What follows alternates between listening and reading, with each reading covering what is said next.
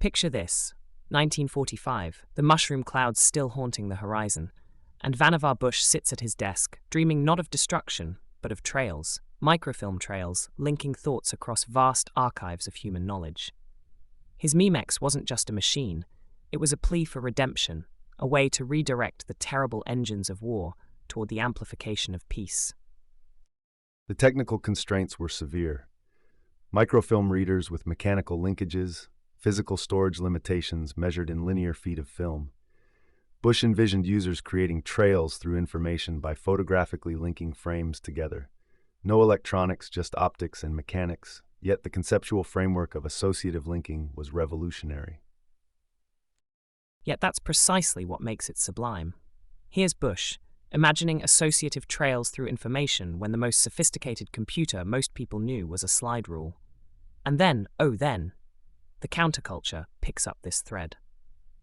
You have Ted Nelson in the 60s, hair down to here, proclaiming that everything is deeply intertwingled. Not just connected, mind you, intertwingled. As if knowledge itself were some cosmic tapestry waiting to be rewoven by human hands. Nelson's philosophical approach directly influenced his technical designs. Project Xanadu wasn't just ambitious, it pushed data structure theory forward. But before we dive into those fascinating technical depths, consider Engelbart's vision, augmenting human intellect. Not replacing it, not automating it away, but augmenting it. He saw computers as bicycles for the mind, amplifiers of our collective problem-solving abilities. When he gave that legendary demo in '68, he wasn't just showing off gadgets, he was evangelizing a new relationship between human and machine. The mother of all demos remains a landmark in computing history. In his legendary demo, Engelbart demonstrated hypertext editing, the mouse, collaborative computing, and online editing, all running on that SDS 940. The engineering required to make it work live was extraordinary. Indeed, but first, Nelson's Xanadu, a magical place of literary memory, he called it. Can you imagine? All human writing, every document ever created, existing in this shimmering space where any text could transclude any other, where versions branched like poetry, where copyright and creativity danced together instead of wrestling in courtrooms. The man was prophesying Wikipedia, GitHub, and the Internet Archive decades before HTTP was a glimmer in Tim Berners-Lee's eye. The 1968 demo ran on an SDS 940 with 96 megabytes of disk space, total, for all data, all documents, all links. Engelbart's team had to implement hypertext linking with manual memory management. Memory management was largely manual in that era. They maintained link indexes as lists of pointer records, carefully balancing what stayed in RAM versus what got paged to disk. Response time mattered. This was live demonstration, not batch processing. Consider the engineering challenge. Every link required careful storage of its metadata within severe memory constraints. With thousands of potential links and only kilobytes of RAM, they developed a tiered caching system. Hot links stayed resident, warm links in a secondary buffer, cold links on disk. The constraints birthed the innovation, didn't they? Like a sonnet's 14 lines forcing the poet to distill meaning to its essence. Exactly. NLS cached recently accessed links to avoid disk lookups. Text buffers were managed in small chunks to fit in available memory. But Xanadu took memory efficiency further with the enfilade data structure, a radical departure from linear document storage. Enfilade. Even the name carries a certain violence, doesn't it? A raking fire down a line of soldiers, transformed into a peaceful tree of knowledge. It's essentially a B-tree variant that stores documents as pieces, not monoliths. Each node maintains displacement and width values, allowing the system to calculate byte positions through tree traversal. This enabled persistent references, move or split content, and links still resolve correctly. Which solves the infamous 404 problem before the web even existed. More importantly, it enabled transclusion and proper version control. Changes only created new nodes for modified pieces. Multiple versions could share most of their structure, memory-intensive for the era, but architecturally efficient. The challenge was implementing this on 1970s hardware where RAM was measured in kilobytes. How did they manage it? Careful balance between in-memory data and disk paging. The enfilade's tree structure meant frequently accessed nodes could stay resident, while rarely used branches got swapped out. Manual memory management again. Developers had to explicitly control what lived where. The real challenge was maintaining performance while supporting Nelson's ambitious feature set. Every transclusion required tree traversal. Every edit meant rebalancing nodes. The vision demanded features that pushed 1970s hardware beyond its limits, which is partly why Xanadu remained forever 2 years away from completion. And so we arrive at the beautiful paradox. Technologies born in the military-industrial complex, Bush working on wartime projects, Engelbart's research emerging from defense-related funding, transformed into instruments of liberation. The very systems designed to coordinate warfare became tools for coordinating human understanding. The technical concepts they pioneered directly influenced modern systems. Their data structures and linking philosophies echo through contemporary software. But something was lost in translation, wasn't it? Transclusion, Nelson's dream of quotation by reference rather than copying, never made it to the mainstream web. Imagine if every time you shared a paragraph, the original author received micropayments, attribution, a thread of connection back to the source. Instead, we got copy-paste culture, a world of orphaned information floating contextless through social media feeds. And bidirectional links. In Xanadu, every link knew where it came from and where it went. You could trace the entire web of connections, see who was citing you, follow conversations backward and forward through time. The web prioritized simplicity over features. HTTP's stateless protocol, HTML's one-way links, technically inferior to Xanadu but implementable on existing infrastructure. Yet the core concepts survived in different forms. Wiki software implements bidirectional linking through what links here pages. Modern version control systems solve similar problems to those Xanadu's version fragments addressed. Modern collaborative editors solve similar synchronization challenges to those the enfilade structure addressed. Yet the humanistic vision survived. Bush's collective memory, Engelbart's augmentation philosophy, Nelson's democratic information space, these ideals infused the early web. When Tim Berners-Lee sat down at CERN, he wasn't just solving a technical problem of sharing physics papers. He was inheriting decades of dreams about liberating human knowledge. The pre-web experiments established both technical patterns and cultural expectations. Link-based navigation, version control, collaborative editing, all prototyped in these early systems. More than prototyped, prophesied.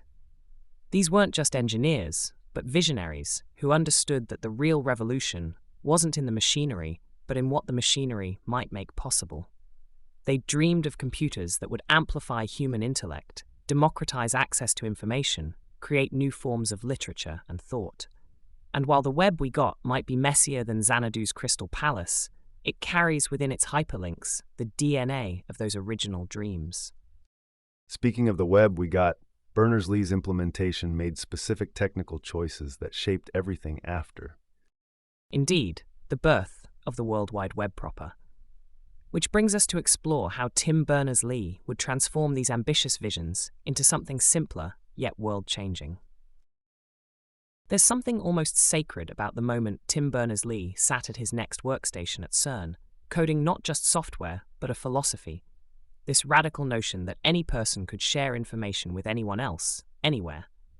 Not authorized users or subscribers, mind you, but anyone. He was synthesizing decades of hypertext dreams, Nelson's Xanadu, Engelbart's NLS, but stripping away their complexity. In the shadow of those Swiss mountains, surrounded by particle physicists accustomed to sharing everything from data to dreams, he birthed a system that was as much social architecture as technical infrastructure. The next machine was crucial. Its object-oriented development environment and interface builder let Berners-Lee prototype rapidly. He built the first web browser, World Wide Web, later renamed Nexus, in just a few months during 1990. But before we plunge into those technical waters, consider the audacity of CERN's decision in 1993, placing the entire web into the public domain. No patents, no licensing fees, no corporate overlords. Just, here, humanity, have this gift. It's yours. Can you imagine Microsoft or Apple making such a choice? Yet for CERN, sharing knowledge wasn't charity, it was muscle memory, bred from decades of international collaboration, where discoveries belonged to everyone. CERN's computing infrastructure already supported distributed collaboration. They had hundreds of incompatible systems, VACs, Unix workstations, mainframes, all needing to share documents. Berners-Lee's genius was recognizing that a simple, universal protocol could bridge these islands. How the counterculture cheered. Information wants to be free, Stuart Brand had proclaimed, and here was CERN, that temple of big science, making it so. When Berners-Lee posted his code to internet newsgroups in 1991, it was like tossing a match into kindling that had been gathering since the summer of love.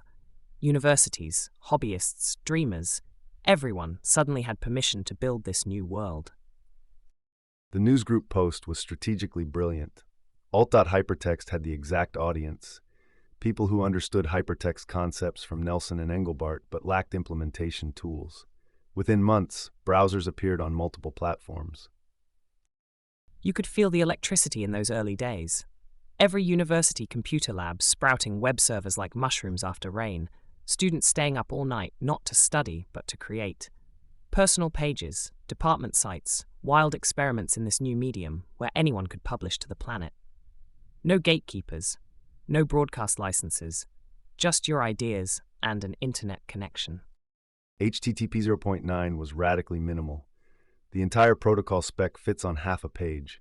Client opens TCP connection, sends get path, server returns raw HTML, and closes connection. No headers, no status codes, no content negotiation. Compare that to contemporary protocols like Gopher with their complex type codes or FTP with its dual connection architecture. Minimalism as philosophy.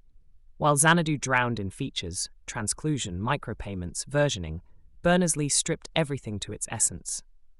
What's the least you need to share a document? A way to ask for it and a way to send it back. Done. This simplicity enabled rapid implementation. A basic HTTP server could be written in just a few dozen lines of code. The URL innovation was equally elegant, combining existing concepts like domain names and Unix paths into a uniform syntax. No need for new infrastructure. URLs leveraged DNS and file system hierarchies everyone already understood.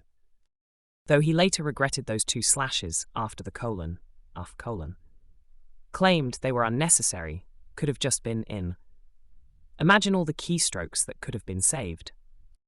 The real technical debt came from HTML parsing. The spec claimed HTML was an SGML application, implying browsers should use formal DTDs and SGML parsers.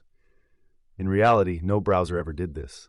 They wrote custom parsers that tried to make sense of whatever markup authors threw at them: unclosed tags, improper nesting, made-up elements.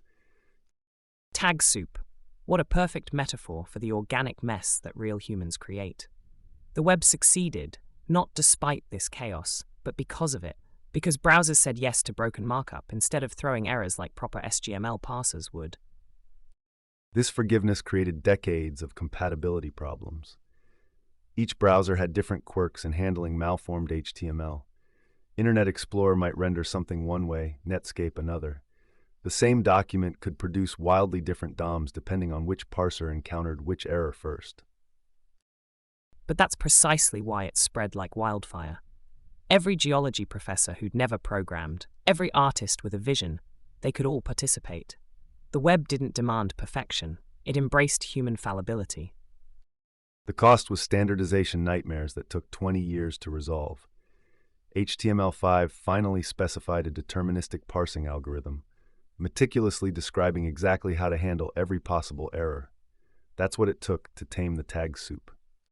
Yet notice how the technical architecture mirrored the social vision.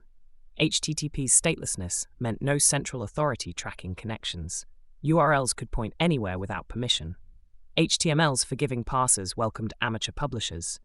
Every technical choice reinforced the philosophy. Information truly wanted to be free. Which brings us to the tensions already visible in those early days. Berners-Lee founds the W3C in 1994, trying to shepherd this anarchic creation towards some semblance of order. But how do you govern something born to be ungovernable? How do you standardize a revolution? The W3C faced immediate challenges. Browser vendors were already adding proprietary extensions, Netscape's Blink tag, Microsoft's Marquee. Each company wanted competitive advantages, but incompatible features threatened the web's universality. And beneath the technical squabbles lay deeper philosophical rifts. Was the web a document platform or an application platform? Should it prioritize readers or publishers? Academic ideals or commercial realities? These weren't bugs to be fixed, but fundamental tensions in the web's DNA. The parsing inconsistencies were already creating problems. Authors would test in one browser, deploy, then receive complaints that their site was broken in another. This would explode into the browser wars, with each vendor's quirks becoming de facto standards that others had to reverse engineer. We were seeing the first fractures in the universal web, incompatible implementations that would soon fragment the very universality Berners-Lee envisioned. Yet perhaps this beautiful chaos was necessary.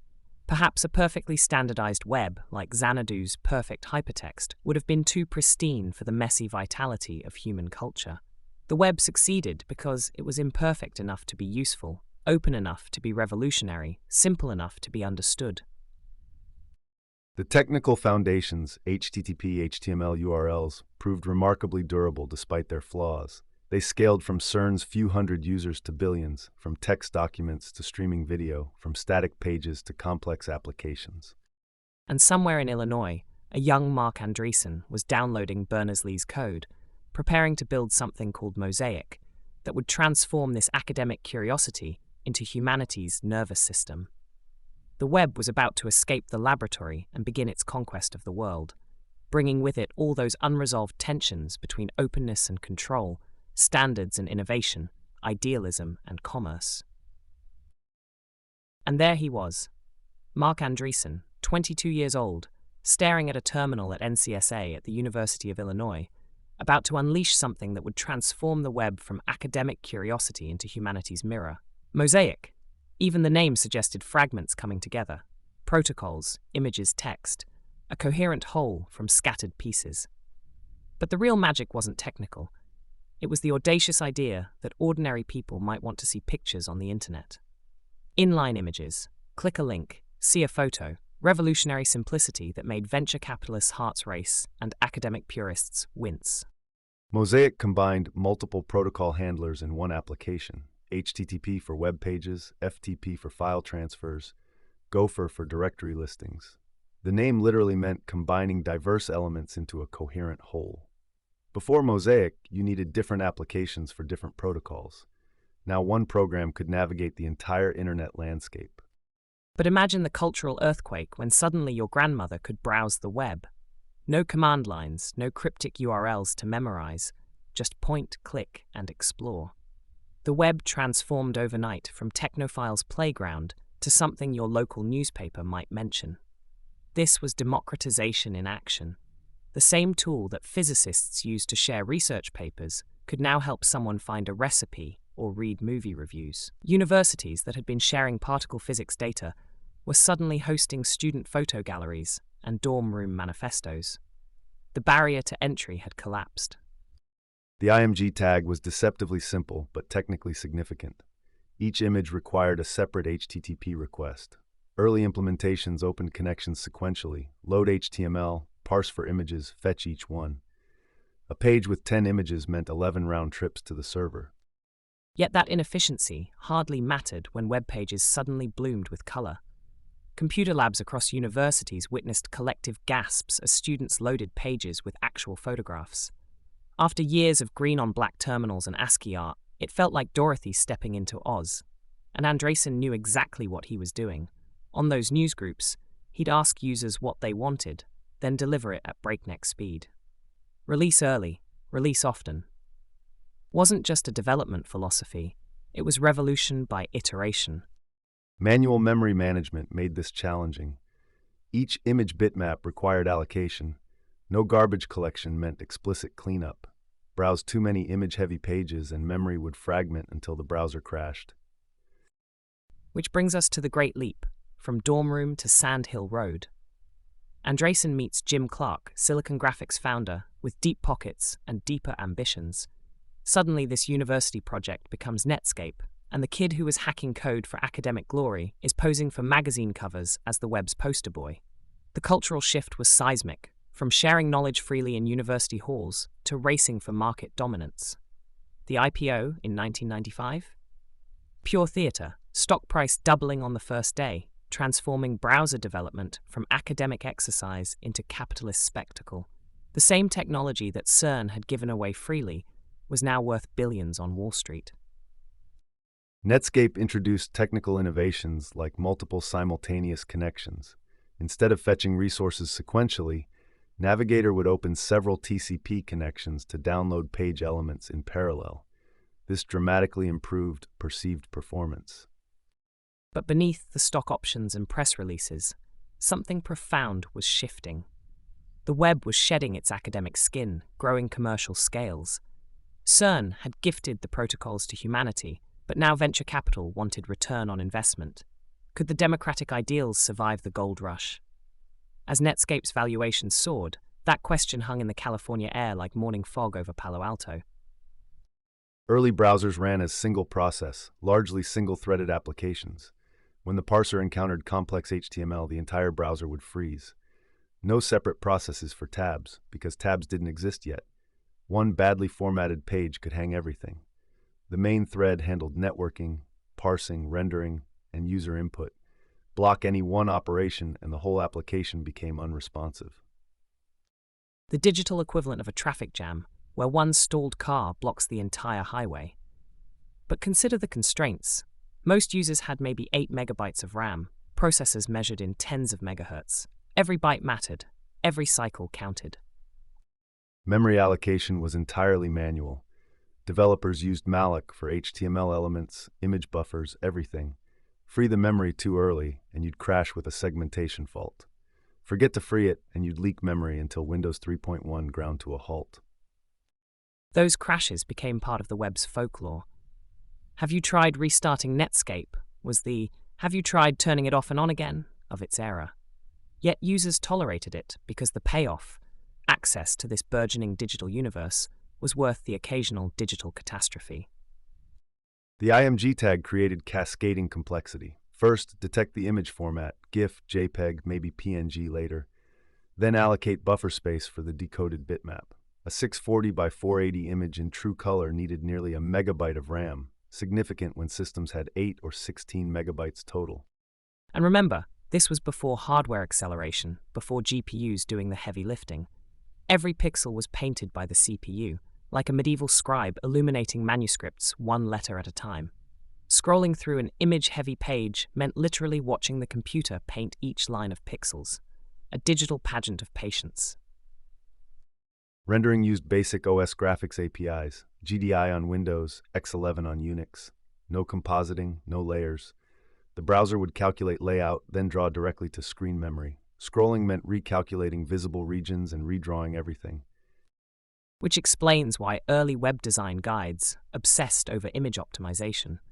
Keep your GIFs under 30K, they'd plead, knowing that each kilobyte meant another second of watching pixels materialize like a Polaroid developing in slow motion. The technical limitations shaped the aesthetic. Those garish backgrounds and tiny icons weren't just bad taste. They were survival adaptations to narrow bandwidth and shallow memory. Browser architecture evolution was gradual but significant. Internet Explorer introduced Trident as a separate rendering engine. Netscape developed Gecko for Mozilla. This modularization separated the rendering engine from the browser Chrome, menus, toolbars, bookmarks. But that modularization came later, after the gold rush taught harsh lessons about code maintenance. In those early days, everything was spaghetti, rendering mixed with networking, mixed with user interface. Beautiful, functional spaghetti that somehow delivered the future to millions of screens. Which brings us to the great acceleration, Netscape's need for speed. Not content with making the web visual, they wanted it fast, or at least the illusion of fast, which in user experience amounts to the same thing. Multiple connections downloading in parallel, progressive rendering showing content before the page fully loaded, tricks worthy of a stage magician. Progressive rendering was clever but complex. Parse HTML as it arrived, render what you could, reflow when new content changed layout. Users saw something happening even while data still downloaded. Perceived performance improved dramatically, even if total load time remained unchanged. And the users became co-conspirators in this evolution. Those newsgroups Andreessen had cultivated during Mosaic's birth now buzzed with feature requests, bug reports, passionate debates about what the web should become. Why can't I bookmark frames? Why does this page look different in Navigator? Every complaint a roadmap, every rant a requirement. The feedback loop was remarkably tight. Newsgroup post on Monday, beta release addressing it by Friday. This rapid iteration came at a cost. Code quality suffered, technical debt accumulated. But shipping fast mattered more than architectural purity. Andreessen would personally respond to user complaints, implement fixes, and push new versions within days. The hacker ethos in full flower. Ship it today, fix it tomorrow, apologize never. This wasn't Microsoft's cathedral with its careful planning and methodical releases. This was the bazaar, messy, vital, alive with possibility. Even the bugs had personality. Remember Netscape's notorious memory leaks? Leave it running overnight and wake to find it had consumed every byte of RAM, like some digital Pac-Man run amok. Those memory leaks stemmed from fundamental architectural decisions. JavaScript's introduction in Netscape 2.0 complicated memory management exponentially. Now you had DOM objects referenced by script variables, creating circular dependencies that primitive reference counting couldn't handle. From Mosaic to Mozilla, even the name evolution tells a story. Mosaic plus Godzilla equals Mozilla, the beast that would devour the old web and birth the new. When Netscape open-sourced their browser in 1998, it was both desperate gambit and prophetic vision. If you can't beat Microsoft's bundling, transform the battlefield entirely. The Mozilla codebase revealed the true complexity. Millions of lines of C++, much written under extreme time pressure. The decision to rewrite from scratch, creating Gecko, took years but produced a genuinely modern engine. Proper memory management, standards compliance, extensible architecture. But before that phoenix could rise from Netscape's ashes, the stage was set for an epic confrontation. Microsoft had awakened to the web's threat, bundling Internet Explorer with Windows, giving away what Netscape needed to sell. David versus Goliath, except Goliath owned the operating system David ran on. The technical competition drove real innovation. Internet Explorer 4 introduced dynamic HTML in 1997, allowing JavaScript to modify page content after loading. Netscape had its own approach with layers. Both pushed boundaries, even if incompatibly. And somewhere in this beautiful chaos, between the venture capital and the valuation bubbles, between the memory leaks and the marketing wars, something precious was crystallizing. The idea that anyone could publish to everyone, that geographic boundaries meant nothing in cyberspace, that a kid in Kansas could reach an audience in Kyoto. The browsers were clunky, crash-prone, limited, but they were windows into a future where information wanted not just to be free, but to be seen, shared, and shaped by anyone with the audacity to learn HTML. Microsoft had noticed this transformation, bundling Internet Explorer with Windows. The stage was set for an epic confrontation between the upstart and the empire. And so from the browser wars emerged a different kind of battle, not for market share, but for the soul of the web itself. Picture this, the late 90s, websites built like digital Rube Goldberg machines, tables nested within tables, spacer GIFs holding layouts together like invisible scaffolding, font tags scattered everywhere like confetti after a particularly messy party. Into this chaos stepped Jeffrey Zeldman, wearing his signature beanie and armed with nothing but righteous indignation and impeccable taste. Through his Web Standards project, launched in 1998, Zeldman would become the eloquent voice of a revolution, preaching semantic markup with the fervor of a digital evangelist. The technical debt was staggering. A simple 3-column layout might require dozens of nested tables, each cell carefully sized with transparent GIF images. The HTML wasn't describing content, it was dictating presentation through brute force. Tag soup, they called it, and the metaphor was apt, a bubbling cauldron of markup where meaning dissolved into visual hacks. But Zeldman and his Web Standards project weren't content to merely criticize. They evangelized, demonstrated, cajoled. Their weapon of choice? CSS Zen Garden, a single HTML file transformed into hundreds of radically different designs, each more beautiful than the last, proving that separation of concerns wasn't just possible, but powerful. The Zen Garden was technically elegant. One semantic HTML file, multiple CSS style sheets. Switch the style sheet link and the entire visual presentation transformed while the content structure remained unchanged.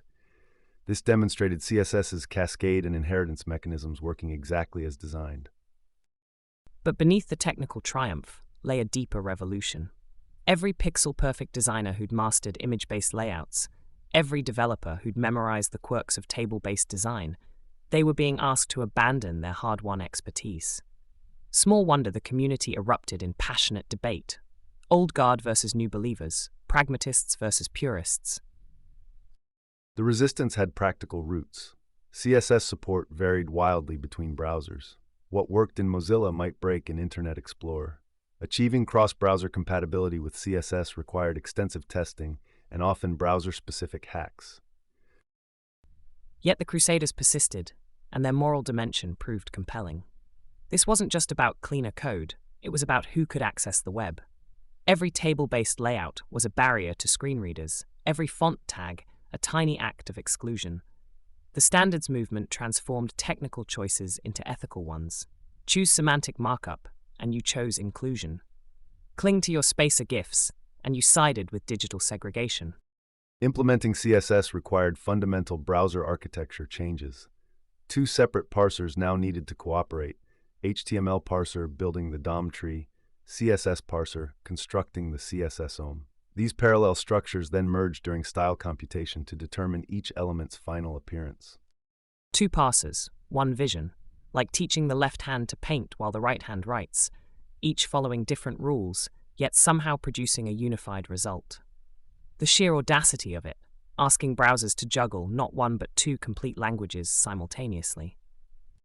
The cascade algorithm itself was algorithmically complex.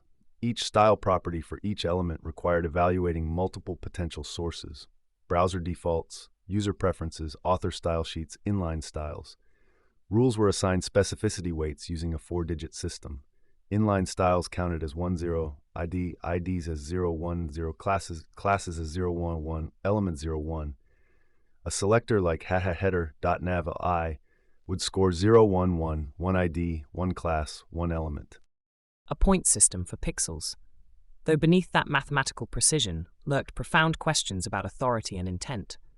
Whose vision should triumph when styles conflicted? The browser maker's defaults, the user's preferences, the designer's artistic vision? CSS answered with its cascade, a waterfall of priorities where author styles generally override user agent defaults, but user preferences marked important could override everything. Democracy through specificity. Performance optimization became critical. Browsers couldn't reparse all CSS for every DOM change. They built dependency graphs, tracking which styles affected which elements.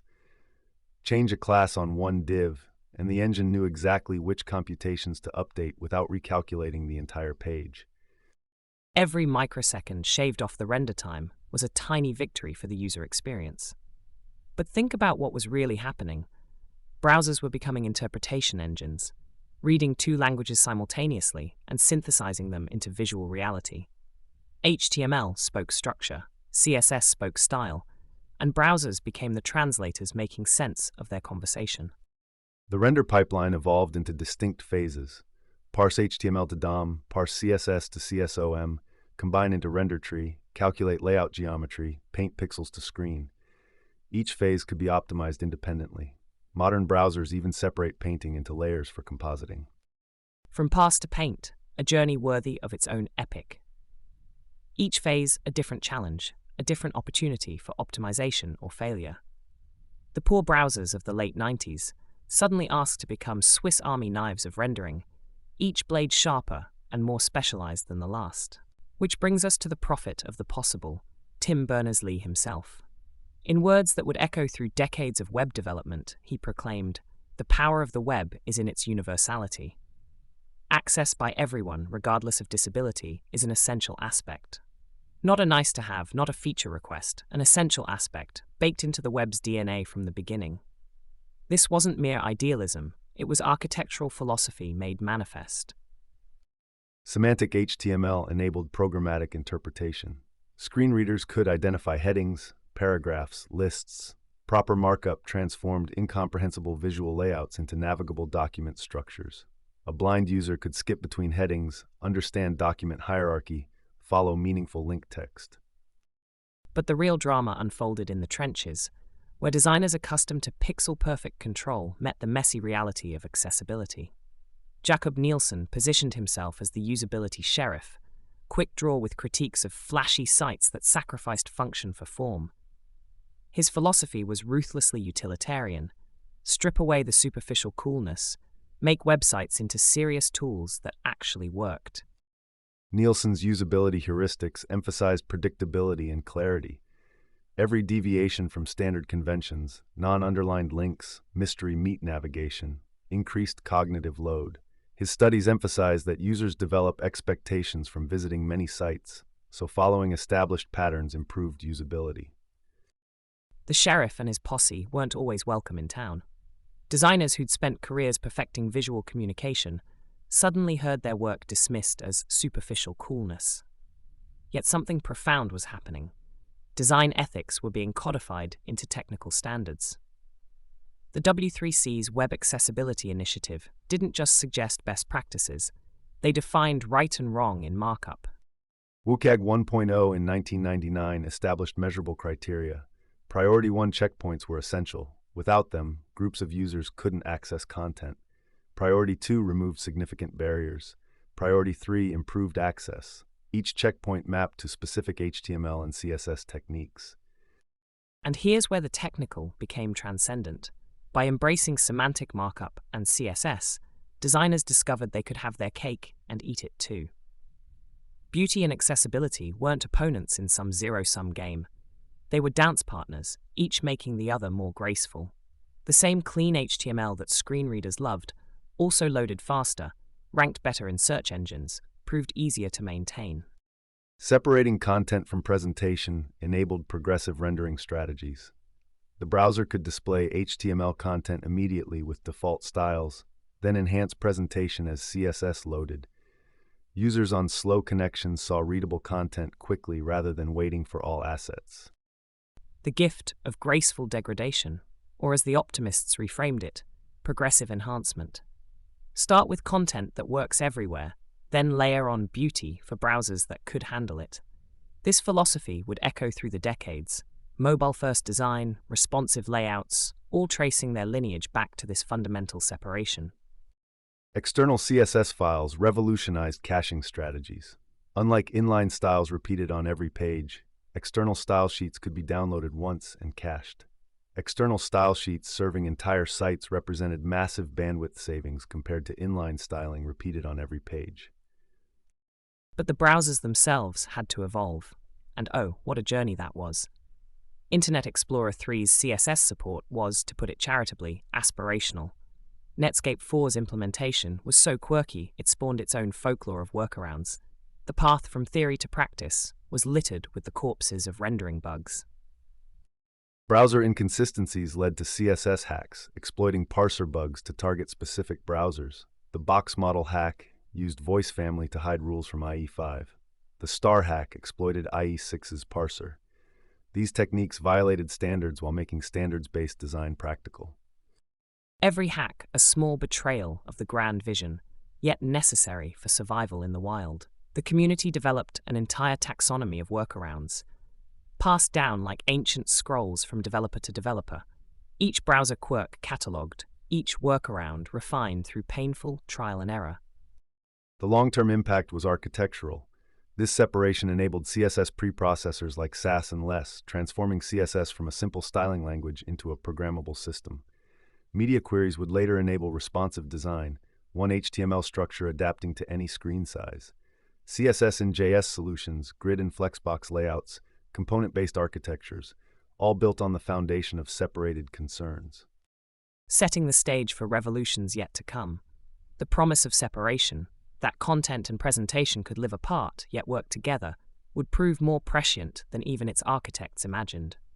As screens multiplied from desktop to laptop to tablet to phone to watch, that separation would become not just useful, but essential. Write once, style everywhere. The dream made manifest through two parsers learning to dance. That brings us to our next great transformation, the shift from static documents to dynamic applications, and the JavaScript revolution that would change everything. And so from static documents, we leap to living pages. JavaScript's birth story reads like Silicon Valley mythology at its finest.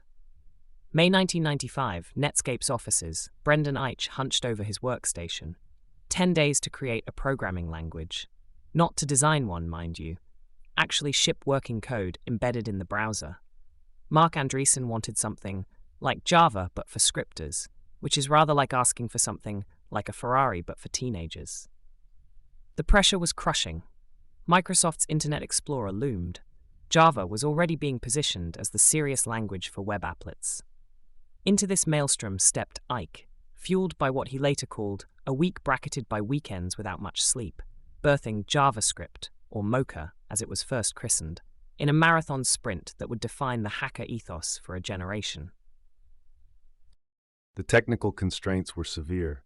The interpreter had to be small enough to ship with the browser, fast enough for basic interactivity, yet safe enough to run untrusted code. Eich built a simple tree-walking interpreter, parse the source into an abstract syntax tree, then recursively evaluate each node.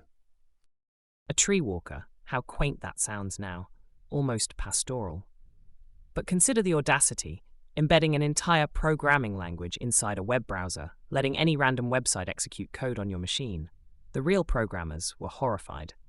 Here was Java with its strong typing and careful design, and alongside it, this hybrid offspring of scheme and self, dressed up in C's clothing, pretending to be Java's little brother. Dynamic typing, prototype-based inheritance, automatic semicolon insertion. The language violated every principle of serious software engineering. The prototype-based object model was unconventional but elegant. Instead of classes, objects could inherit directly from other objects. Every object had a prototype chain. Property lookups traverse this chain until finding a match or reaching null. Yet that very looseness, that slapdash, ship it now, fix it later ethos, baked into JavaScript's DNA, it would prove to be its greatest strength. Because while the Java applet programmers were still configuring their development environments, JavaScript was already out there in the wild. View source, copy, paste, modify. The ultimate democratization of programming had begun. The view source phenomenon was technically straightforward but culturally revolutionary. Unlike compiled languages, JavaScript shipped as human-readable text. Every script on every website became a potential learning resource. No compilation step, no binary obfuscation, just code visible to anyone curious enough to look. And look, they did. Within months, a vibrant ecosystem of script kiddies, as the establishment dismissively called them, was sharing image rollover scripts, form validators, those infamous scrolling status bar messages, JavaScript Alley, Usenet groups, web rings dedicated to trading code snippets. The gift economy in full flower, everyone teaching everyone, no gatekeepers, no prerequisites beyond curiosity and a text editor. This was programming's Gutenberg moment, the means of code production distributed to the masses. Embedding the interpreter required careful API design. The browser's C++ internals had to expose DOM functionality to JavaScript without compromising security or stability. Each DOM method became a native function callable from JS, document.write bridged to the parser, element.style touched the render tree. The host environment provided hooks for window.alert, document forms access, and event handler registration. All carefully sandboxed to prevent scripts from accessing file systems or network resources directly. Building bridges between worlds. The browser as diplomatic translator, carefully chaperoning every interaction between untrusted JavaScript and the sacred DOM. Though carefully might be generous, early implementations were riddled with security holes that crafty scripters gleefully exploited. The single-threaded model simplified both security and programming considerably. All JavaScript for a page ran on the main UI thread. No race conditions, no concurrent access to DOM state. Events queued up, clicks, timers, network responses, and executed one at a time. This eliminated entire classes of concurrency bugs.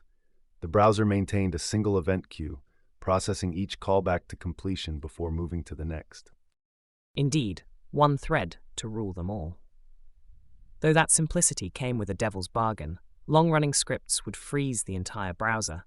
The unresponsive script dialog became every developer's nemesis, every infinite loop a browser-wide catastrophe. Yet this constraint would shape JavaScript's entire evolutionary path, forcing developers toward asynchronous patterns, event-driven architectures, callbacks upon callbacks upon callbacks. The limitation became the language's defining characteristic. The event loop was elegant in its simplicity. Check for pending events, execute the handler, repeat. Timer events from set timeout join the queue. Network events from image loads. User events from clicks and key presses. All funneled through one processing pipeline. Which brings us to the performance cliff. Early JavaScript was painfully, almost comically slow. That tree-walking interpreter, charming in its simplicity, checking every operation, allocating memory with abandon. Complex scripts could bring a Pentium to its knees. The serious programmers pointed and laughed. See, we told you it was a toy. Tree walk interpretation meant traversing the AST for every execution. A loop running 1,000 times would traverse and evaluate the same nodes 1,000 times. No optimization, no caching of compiled code. Memory allocation was equally naive. Every object, every string created fresh with little garbage collection sophistication. But here's where the story takes its most fascinating turn. Those scorned script kiddies, those amateurs mucking about with their toy language, they were busy changing the world. Because while the real programmers debated language purity, teenagers were making images dance across the screen. Designers were adding interactivity without asking IT's permission. The barbarians weren't at the gates. They were inside, redecorating. The barrier to entry was remarkably low. An HTML file, a script tag, immediate results. No compiler, no IDE, no complex toolchain. Change code, refresh browser, see results. This tight feedback loop accelerated learning and experimentation. Compare this to Java applets, requiring the JDK, compilation, proper class structure, deployment. JavaScript democratized programming by removing every unnecessary step between idea and execution. Forums exploded with creativity. Check out this snowflake script. Here's how to make a pop-up that follows your mouse. Password protect your page with this one weird trick.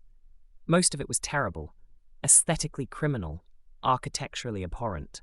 Pop-up windows spawning pop-up windows. Animated GIFs following cursors like digital pets. Right-click disabled because somehow that would stop people from stealing your HTML. But within that chaos, real innovation was happening.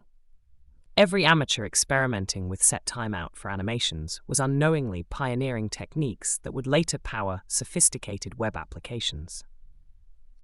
The community discovered techniques the language designers never anticipated. Image preloading for faster rollovers, using set timeout for animation loops, hidden iframes for background data loading, years before XML HTTP request existed. Each hack pushed the boundaries of what was possible. Bottom-up innovation at its messiest and most magnificent. No roadmap, no grand design, just thousands of tinkerers solving their immediate problems and sharing solutions. The same forums that shared scrolling text scripts were incubating the techniques that would eventually become Ajax. Every amateur who figured out how to update part of a page without reloading was laying groundwork for the single-page applications to come. They discovered you could use hidden frames to fetch data, manipulate inner HTML to update content, crude but effective precursors to XML HTTP request. Pattern sharing accelerated through code repositories and tutorial sites. Common problems developed common solutions, form validation patterns, event handling utilities, animation libraries. The community was building a shared toolkit through pure emergence. And perhaps most importantly, JavaScript made programming feel approachable, even playful. You didn't need a computer science degree to make something happen on screen. The language met you where you were, forgiving your syntax errors, coercing your types, guessing what you probably meant. Infuriating to purists, liberating to everyone else. This accessibility wasn't a bug, It was the feature that would make JavaScript the world's most ubiquitous programming language.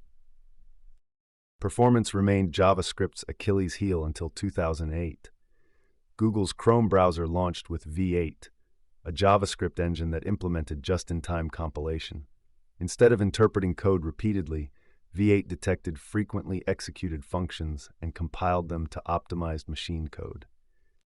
The browser wars had found a new battlefield.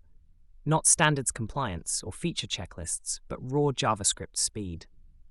Google's V8, Apple's Nitro, Mozilla's TraceMonkey, each promising to run your scripts faster than the competition. The toy language was suddenly racing at Formula One speeds. V8's approach was sophisticated. Hidden classes tracked object shapes. If objects had the same properties in the same order, they shared a hidden class. Inline caching remembered where properties were stored. When code repeatedly accessed object.foo, V8 could jump directly to the memory location instead of searching the prototype chain. The magic of making assumptions. V8 would observe your code's behavior, notice patterns, and optimize accordingly. This function always receives numbers? Let's compile it for numeric operations. Of course, if you later passed a string, the engine would quietly de-optimize and fall back to slower generic code. But most of the time, the assumptions held and JavaScript flew. This speculative optimization, betting on consistency in a dynamic language, was engineering brilliance. JIT compilation introduced speculative optimization. The engine would profile running code, identify hot paths, then generate machine code optimized for the observed behavior. De-optimization handlers allowed falling back when assumptions proved wrong. Modern engines can even re-optimize based on new observations. This adaptive compilation, learning from runtime behavior, transformed JavaScript from one of the slowest languages to competitive with statically typed compiled code for many workloads. From tree walking to machine code generation, JavaScript had grown up, or at least learned to sprint. Those same script kiddies who'd been mocked for using a toy language were now building applications that rivaled desktop software. Gmail, Google Maps, Facebook, all powered by the language created in 10 days. The performance improvements enabled entirely new application categories: real-time collaboration, browser-based IDEs, 3D graphics, video editing. JavaScript engines now rival traditional compiled languages for many workloads. The same dynamic language that once struggled with simple loops now powers complex virtual machines running inside browsers. Which brings us to the next transformation.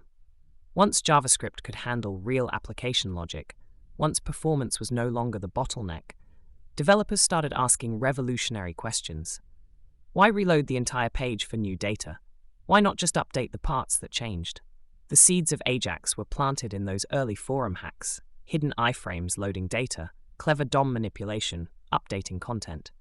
Soon these techniques would crystallize into something that would fundamentally redefine web applications. The static web was about to become something entirely new, responsive, fluid, alive. From JavaScript's client-side revolution, the story pivots to an equally seismic shift happening on the server. The late 90s, Microsoft's iOS costs thousands per server, their SQL Server thousands more, and here come four horsemen of the open-source apocalypse: Linux, Apache, MySQL, PHP. LAMP wasn't just a technology stack, it was a declaration of independence. Every download a tiny act of rebellion against the evil empire. The DOJ had Microsoft in antitrust court, but developers were already voting with their keyboards. Not from Microsoft became a feature, not a bug. Forums sprouted death to Bill Gates websites, juvenile perhaps, but capturing genuine fear that one company might colonize the entire web. The Apache HTTP server dominated by 1999, powering over half of all websites. Its module architecture enabled crucial performance optimizations. Instead of spawning a new process for each request like CGI, modules like mod.php embedded interpreters directly into the server process. Apache, named either for Apache Server or after the Native American nation, depending on whom you ask, birthed by volunteers who refused to let the web's infrastructure fall under corporate control. The Apache Group, initially 8 core contributors who started the project in February 1995, collaborating via email and patches. No corporate backing, no business plan, just the audacious belief that they could build something better together than any company could alone. And they were right. By the time Microsoft realized what was happening, Apache had already won. CGI's process per request model was inherently inefficient. Each request forked a new interpreter process, loading libraries, parsing scripts, establishing database connections, then tearing it all down. 100 concurrent requests meant 100 separate processes. The overhead was catastrophic. Catastrophic and democratic. Because even with that inefficiency, CGI scripts could run on cheap shared hosting. You could rent server space for $5 a month and start competing with Fortune 500 companies. The bedroom revolutionaries had arrived. Teenagers building the next hot startup from their parents' basement, artists creating interactive galleries, activists organizing movements. All on the same technology stack that cost corporations nothing to adopt, but would have cost thousands in Microsoft licenses. The pre-fork model improved things marginally. Apache would pre-spawn child processes, each ready to handle requests, but each child still loaded the entire PHP interpreter. 50 children meant 50 copies of PHP in memory, even when idle. But here's what the efficiency obsessives missed. Those wasteful processes were monuments to possibility. Every unnecessary megabyte of RAM testified that you didn't need permission to innovate. The forums were electric with possibility. Here's a script for a guest book. Check out this photo gallery. Look at this e-commerce system. View source, tweak, deploy. The hacker ethic applied not just to code, but to entire business models. Why pay Oracle when MySQL was free?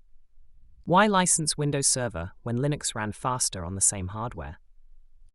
The breakthrough came with embedding interpreters directly into web server processes. With ModHP, Apache loaded the PHP engine once per child process at startup. Requests executed PHP code through function calls, not process spawns. This eliminated the overhead of process creation, library loading, and inter-process communication. A single Apache child could serve thousands of PHP requests, reusing the same interpreter instance. Function calls instead of process spawns, such poetry in optimization. But you've buried the lead. This wasn't just about microseconds saved. It was about democratizing dynamic content. Suddenly, database-driven sites that would have required a dedicated server could run on shared hosting. The same $5 a month account that barely handled CGI could now serve real applications. The trade-off was isolation. CGI's separate processes meant script crashes couldn't affect the server. With ModPHP, everything shared the same memory space. A segfault in PHP code could theoretically crash the entire Apache child. Theoretically, in practice, it worked brilliantly because the community made it work. When something broke, instead of calling vendor support that didn't exist, you'd post to php.general and get 6 responses within an hour. Real developers sharing real solutions, no sales pitch, no upsell, just here's how I fixed that. The gift economy in full flower, every answered question strengthening the entire ecosystem. Apache's evolution continued with the worker MPM, multi-threaded instead of multi-process. One process could spawn many threads, each handling connections. This dramatically reduced memory usage while maintaining concurrency. Later, the event MPM introduced asynchronous handling, allowing thousands of connections with minimal thread count. From processes to threads to events, each iteration making the impossible more possible. But the real revolution wasn't in the server, it was in the mindset. Every optimization meant another barrier fell. Another bedroom coder could compete with enterprise.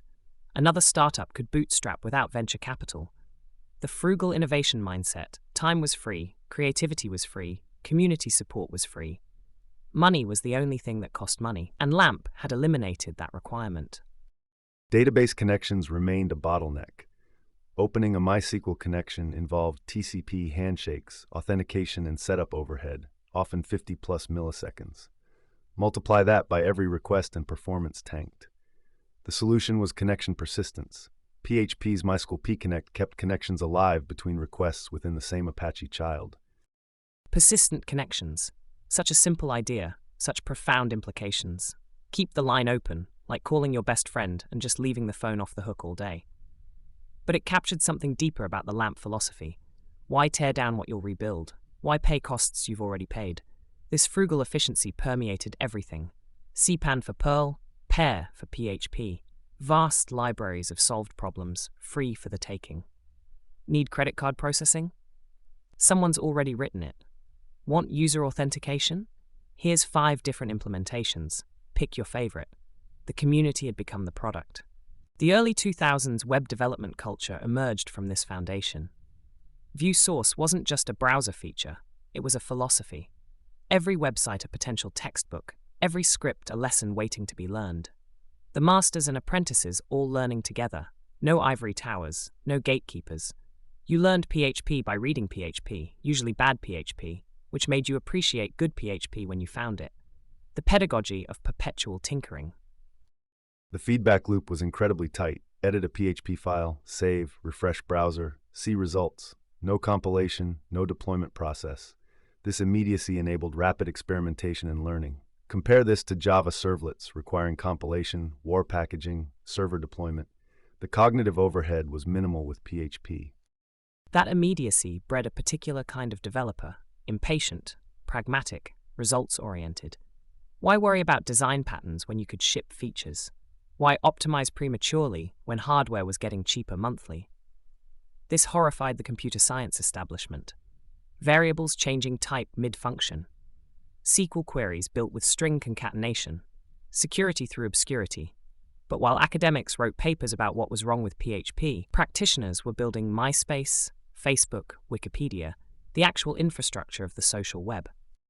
The security issues were real, though. Direct string concatenation in SQL queries enabled injection attacks. Register globals exposed every form input as a variable. Magic quotes attempted automatic escaping, but often caused more problems than it solved.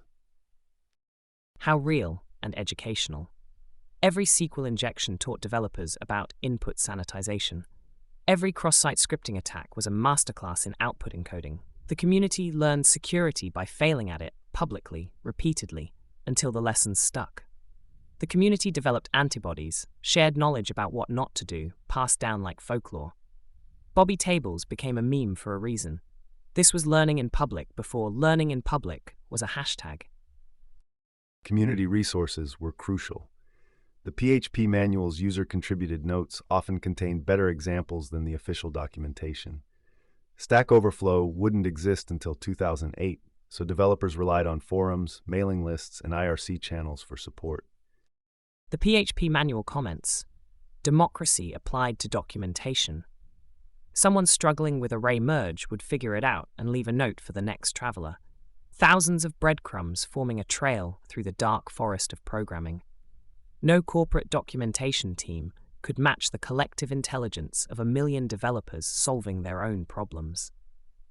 IRC channels offered real-time mentorship from strangers who'd never meet, but would spend hours debugging your code out of pure communal spirit. As LAMP applications grew more complex, optimization became critical. Opcode caching emerged as a key technology. Tools like APC, Alternative PHP Cache, stored compiled PHP bytecode in shared memory. Instead of parsing and compiling PHP source on every request, the server could execute precompiled opcodes directly.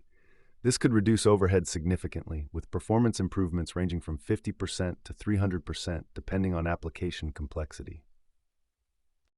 Caching compiled code, the hoarder's approach to efficiency. Why throw away perfectly good bytecode? But this was bigger than optimization. It was about making shared hosting viable for real applications. Suddenly, that $5 account could handle actual traffic. WordPress, Drupal, Joomla, all became possible because the infrastructure evolved to support them. Connection pooling evolved beyond simple persistence.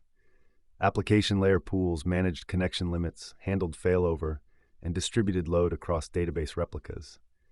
Memcached introduced distributed memory caching, multiple servers sharing a cache cluster. This separated cache from application servers, enabling horizontal scaling. Memcached. Brad Fitzpatrick needed to scale LiveJournal, so he just invented distributed caching, released it for free. No patent, no license fees, just here's a solution to this problem, maybe it helps you too. That spirit, solving one's own problems and gifting the solution to humanity, that was peak LAMP culture. Every optimization shared made everyone's applications faster. Competition through cooperation. The MySQL query cache provided transparent caching for select statements. Identical queries returned cached results without touching disk. Combined with application-level caching, this created multiple defense layers against redundant computation. A well-architected LAMP application might serve 90% of requests from various caches. Layers upon layers of saved work, like sedimentary rock forming from accumulated optimizations. But notice what enabled all this. Open protocols, open standards, open source. You could insert varnish between Apache and clients, replace MySQL with PostgreSQL, swap PHP for Python. The stack was modular, hackable, yours to shape. No vendor lock-in, no licensing gotchas, just technology serving human needs. These architectural patterns, process pools, connection pools, opcode caches, distributed caching, laid groundwork for modern web architecture. The problems LAMP solved at small scale would reappear at Facebook scale, requiring similar but more sophisticated solutions. The toy stack that Microsoft dismissed, the amateur technology that real programmers scorned, it would become the foundation for half the internet. Facebook started as PHP files running from Mark Zuckerberg's dorm room computer. Wikipedia ran on LAMP. The bedroom revolutionaries hadn't just competed with Fortune 500 companies, they'd replaced them. The Commons had won. While expensive iOS licenses gathered dust, the future was being written in free languages by free people on free platforms. The revolution wasn't just open source, it was open possibility. And from LAMP's open rebellion springs another revolution, WordPress. Matt Mullenweg, barely out of his teens, declares he'll democratize publishing. Not digitize, not modernize, democratize. The audacity, as if the printing press itself needed liberating. But oh, he was right. Throughout history, publishing meant power, from Gutenberg's Bible to Hearst's newspapers. Whoever controlled the presses controlled the narrative. WordPress said, "Here, have a printing press. Free. Forever. Install it in 5 minutes. Write your truth in 6. The technical implementation supported this mission. WordPress chose radical simplicity. Upload files, run a 5-minute setup script. No command line, no complex dependencies. The famous 5-minute install became both promise and proof. 5 minutes from silence to voice. While traditional media required investors, printing contracts, distribution networks, WordPress asked only, "What do you want to say?" The phenomenon of mom bloggers emerged, voices from suburbia suddenly influencing millions, political dissidents published from countries where newspapers faced censorship, poets, photographers, philosophers, suddenly everyone owned their own magazine. The gatekeepers didn't just lose their gates, the walls came tumbling down entirely. The community architecture reinforced accessibility. WordPress.org hosted plugins and themes with one-click installation.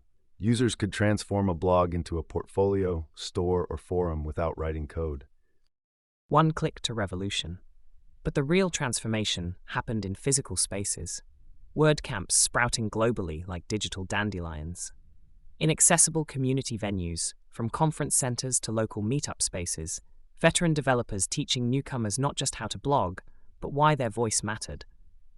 The inclusivity wasn't performative, it was structural. Executives learning from teenagers, professors helping small business owners craft their pages. When your mission is democratization, everyone becomes both teacher and student. Community contributions scaled through systematic processes. The WordPress codex grew through wiki-style editing. Support forums operated on volunteer moderation. This distributed model handled millions of users without corporate infrastructure. Without corporate infrastructure, and without corporate control. Each WordCamp organized locally, funded by small sponsorships and ticket sales. No venture capital dictating direction, no board demanding monetization, just people helping people publish. The gift economy in its purest form. Democratized publishing wasn't marketing copy, it was lived philosophy. When traditional newspapers started closing, their journalists didn't mourn, they started blogs. The revolution had already happened, we were just documenting the aftermath. WordPress's database schema reveals fascinating engineering trade-offs.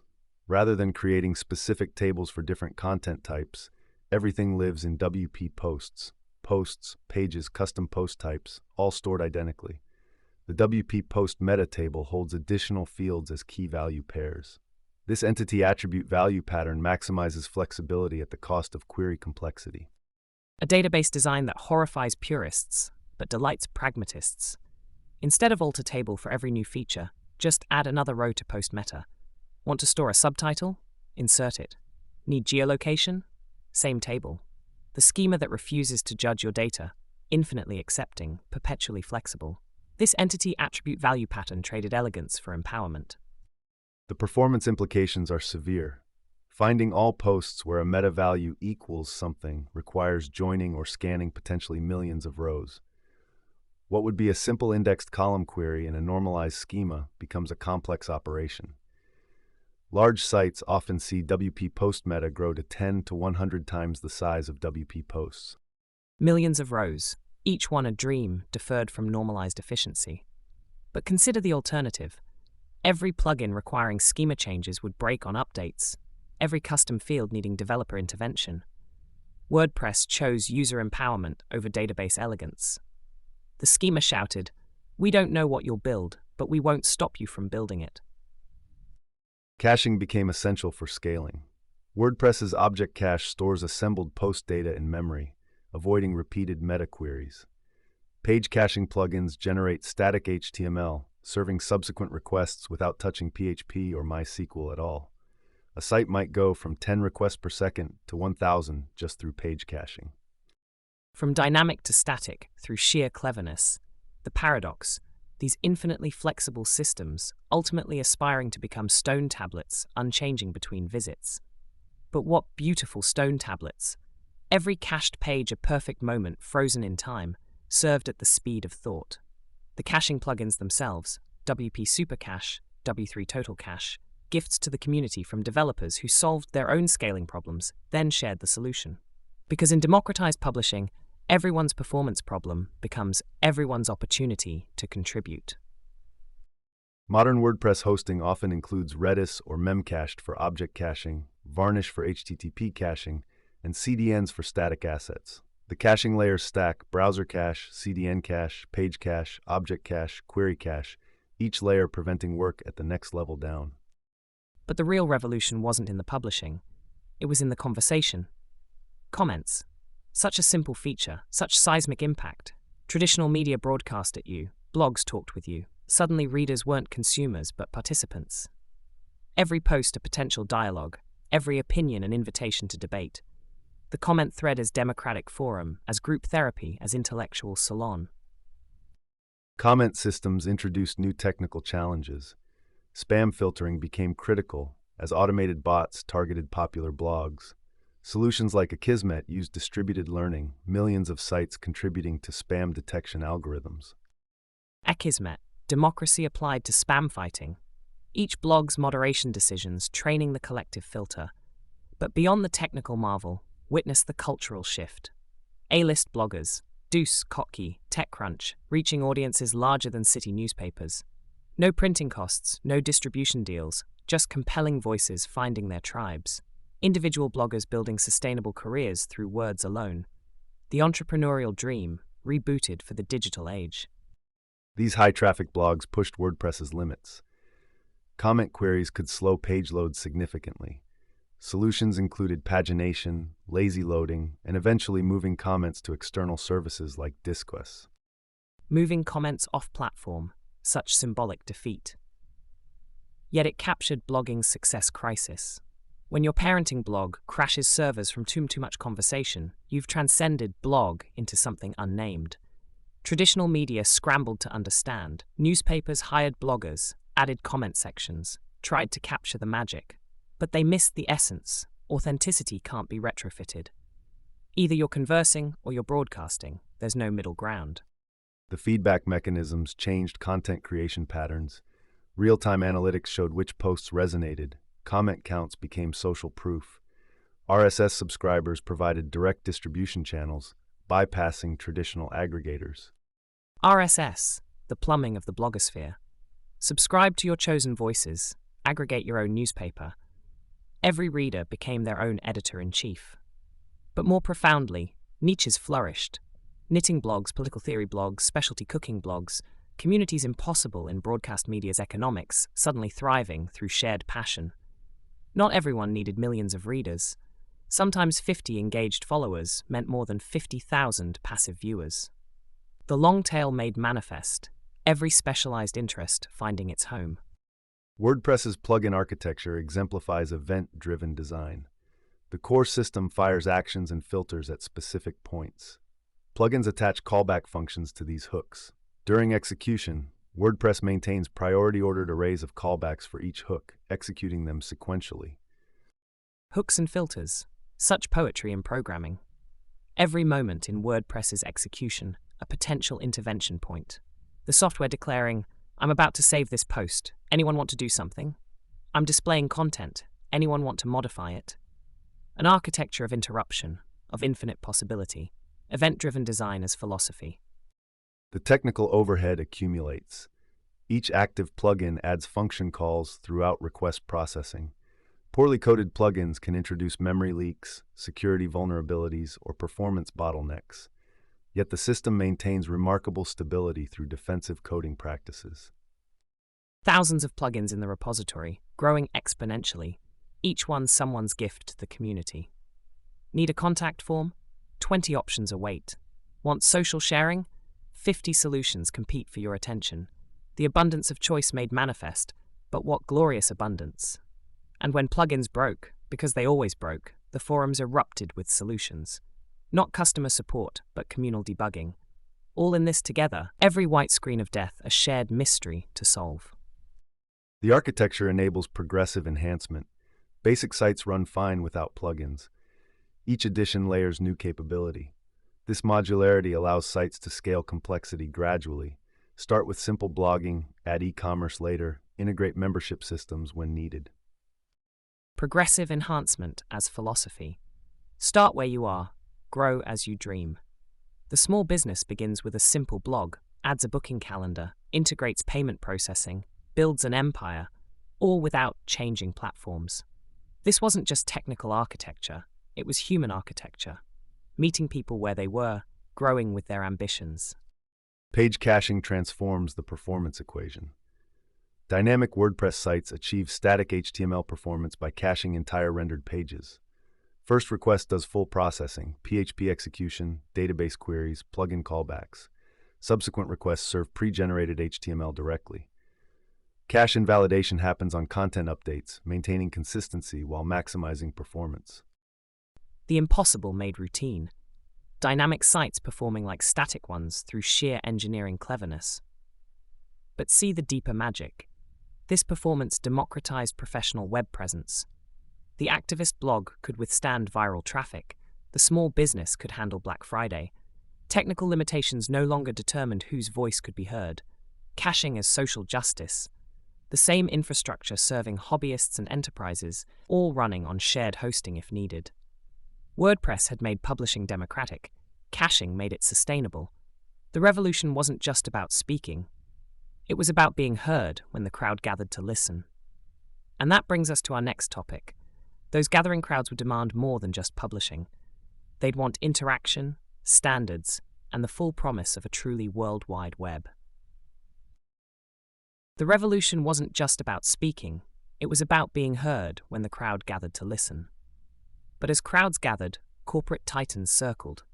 Netscape Navigator, the original portal to the web, asking users to pay for what made the internet magical. Then Microsoft arrived, bundling Internet Explorer with Windows, declaring browsing too essential to charge for. What followed wasn't competition, but annihilation. The browser wars had begun, and they would reshape not just technology, but ideology itself. Microsoft's strategy exploited technical dependencies. Internet Explorer integrated deeply with Windows APIs, sharing DLLs with the operating system. Removing IE literally broke Windows functionality. This wasn't just bundling, it was architectural fusion. System calls that rendered HTML help files used IE's rendering engine. Architectural fusion, such sterile words for corporate strangulation. Netscape fought with innovation, SSL for secure transactions, JavaScript for interactivity, plugins for rich media. Microsoft responded with embrace, extend, extinguish, copy Netscape's features, add proprietary extensions, then leverage OS dominance to make IE the default everywhere. PC manufacturers signed exclusive deals or lost Windows licensing. The antitrust trial revealed emails calling it a jihad against Netscape. The US government intervened, but the damage was done. The technical divergence accelerated rapidly. Each browser implemented proprietary DOM methods. Netscape had document.layers for positioning. IE used document all for element access. The same JavaScript code required completely different approaches. Developers maintained separate code bases or picked sides. Picking sides became tribal warfare. Best viewed in Netscape or Internet Explorer required badges turned websites into loyalty oaths. Your browser choice declared your ideology. Netscape users saw themselves as supporting innovation and the open internet. IE users were either pragmatists or corporate drones, depending on who you asked. Developer forums erupted with holy wars. The technical became political, the political became personal.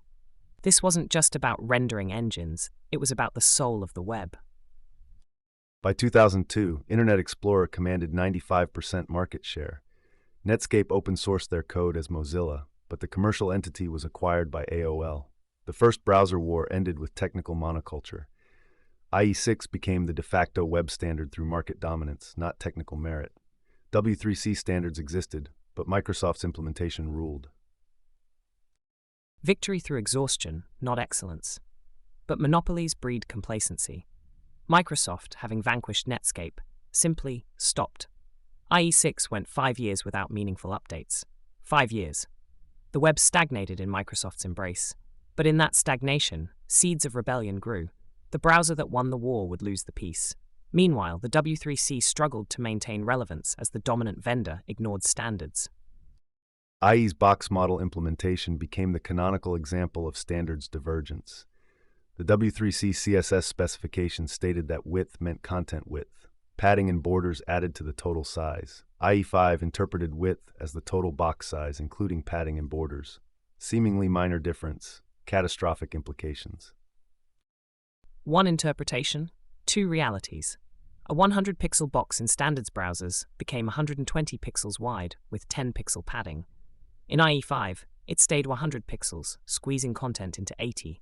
Layouts that worked in one browser exploded in another. Pixel-perfect designs became pixel-perfect nightmares. Designers cursed both specifications and implementations, wondering how something so simple could go so wrong. The solution was doctype switching. Browsers examined the doctype declaration to determine rendering mode. Missing or outdated doctypes triggered quirks mode, maintaining backward compatibility. Valid doctypes activated standards mode. This let browsers fix compliance without breaking existing sites. Schizophrenic browsers, switching personalities based on ancient incantations. But it worked. The humble doctype, once just metadata, became a magic spell. Speak the right words and your browser transformed from quirky jester to standards-compliant scholar. Forget the incantation and suffer in quirks mode purgatory forever. Backward compatibility through controlled multiple personality disorder. Feature detection replaced browser detection as best practice. Instead of checking navigator.userAgent strings, code tested for specific capabilities. If document.addEventListener used standards event handling. If document_attachEvent used IE's approach. Graceful degradation through capability testing. From identification to interrogation, don't ask who they are, ask what they can do. Modernizer emerged as the great equalizer, probing browsers for hundreds of capabilities. Canvas support, check. Flexbox, check. Web audio, check. Each feature a separate question, each answer shaping possibility. Democracy through feature detection, every browser judged by its capabilities, not its corporate parentage. The shift from browser sniffing to capability testing marked a philosophical evolution. Rendering engines diverged architecturally. Gecko prioritized standards compliance and extensibility. WebKit emphasized speed and simplicity. Trident carried legacy compatibility burdens. Presto optimized for small memory footprint. Each engine reflected different engineering priorities and trade-offs. 4 engines, 4 philosophies. Gecko the idealist, pursuing standards with monastic devotion.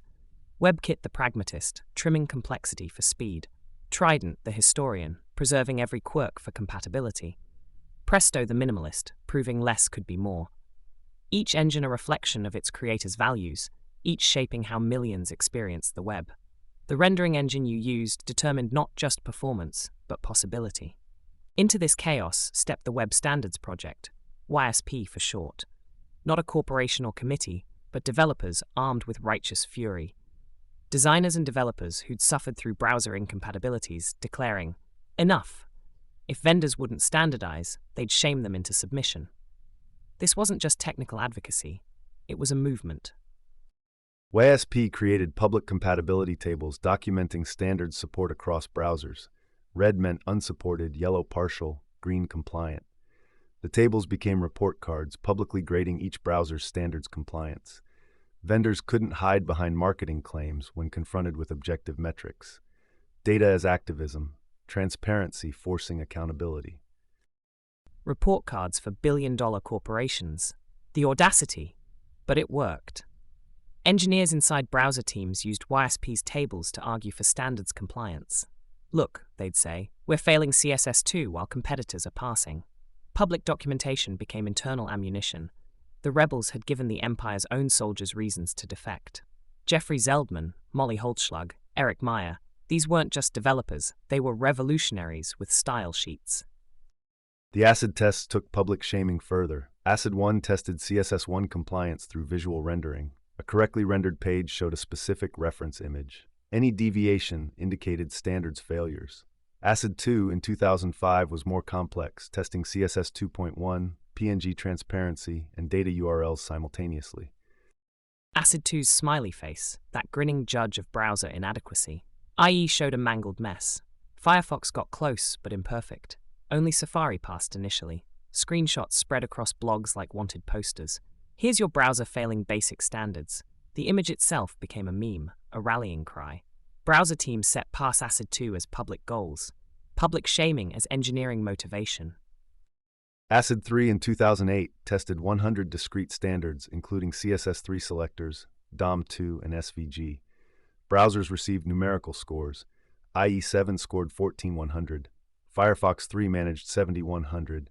The new WebKit-based Chrome hit 78100. These weren't subjective opinions, but quantifiable failures. Internet Explorer exposed as the standards dunce it had become. But numbers motivated where ideology couldn't. Microsoft's IE team, previously insulated by market dominance, suddenly faced metrics they couldn't spin. Chrome's arrival, with high scores, raised stakes further. The browser wars had become standardized testing, and everyone could see who was failing. The IE6 Must Die campaign emerged around 2009. Developers organized to deprecate IE6 support, displaying warning messages to users. Major sites like YouTube showed banners urging upgrades. Even Microsoft eventually joined, launching their own IE6 countdown site tracking global usage decline. When developers organized, corporations trembled. IE6 must die, not a technical requirement, but a battle cry.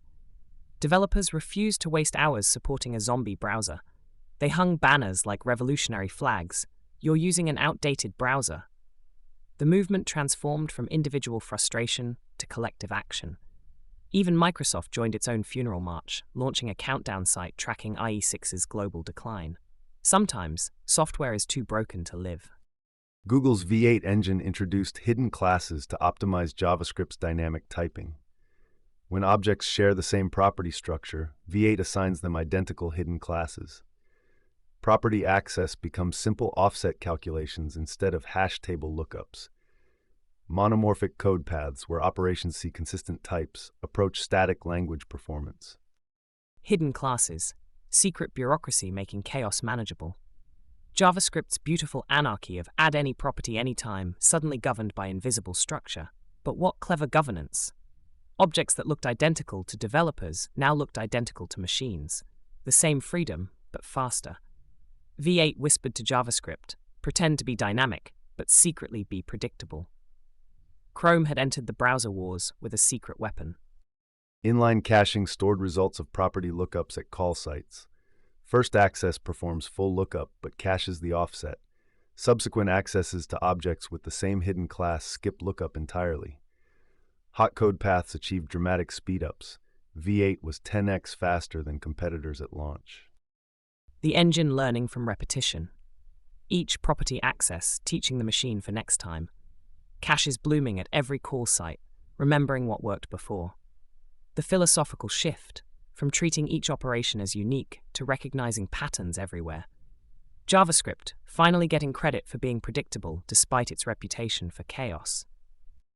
Firefox responded with TraceMonkey, tracing hot code paths during execution. Instead of compiling entire methods, it recorded actually executed paths.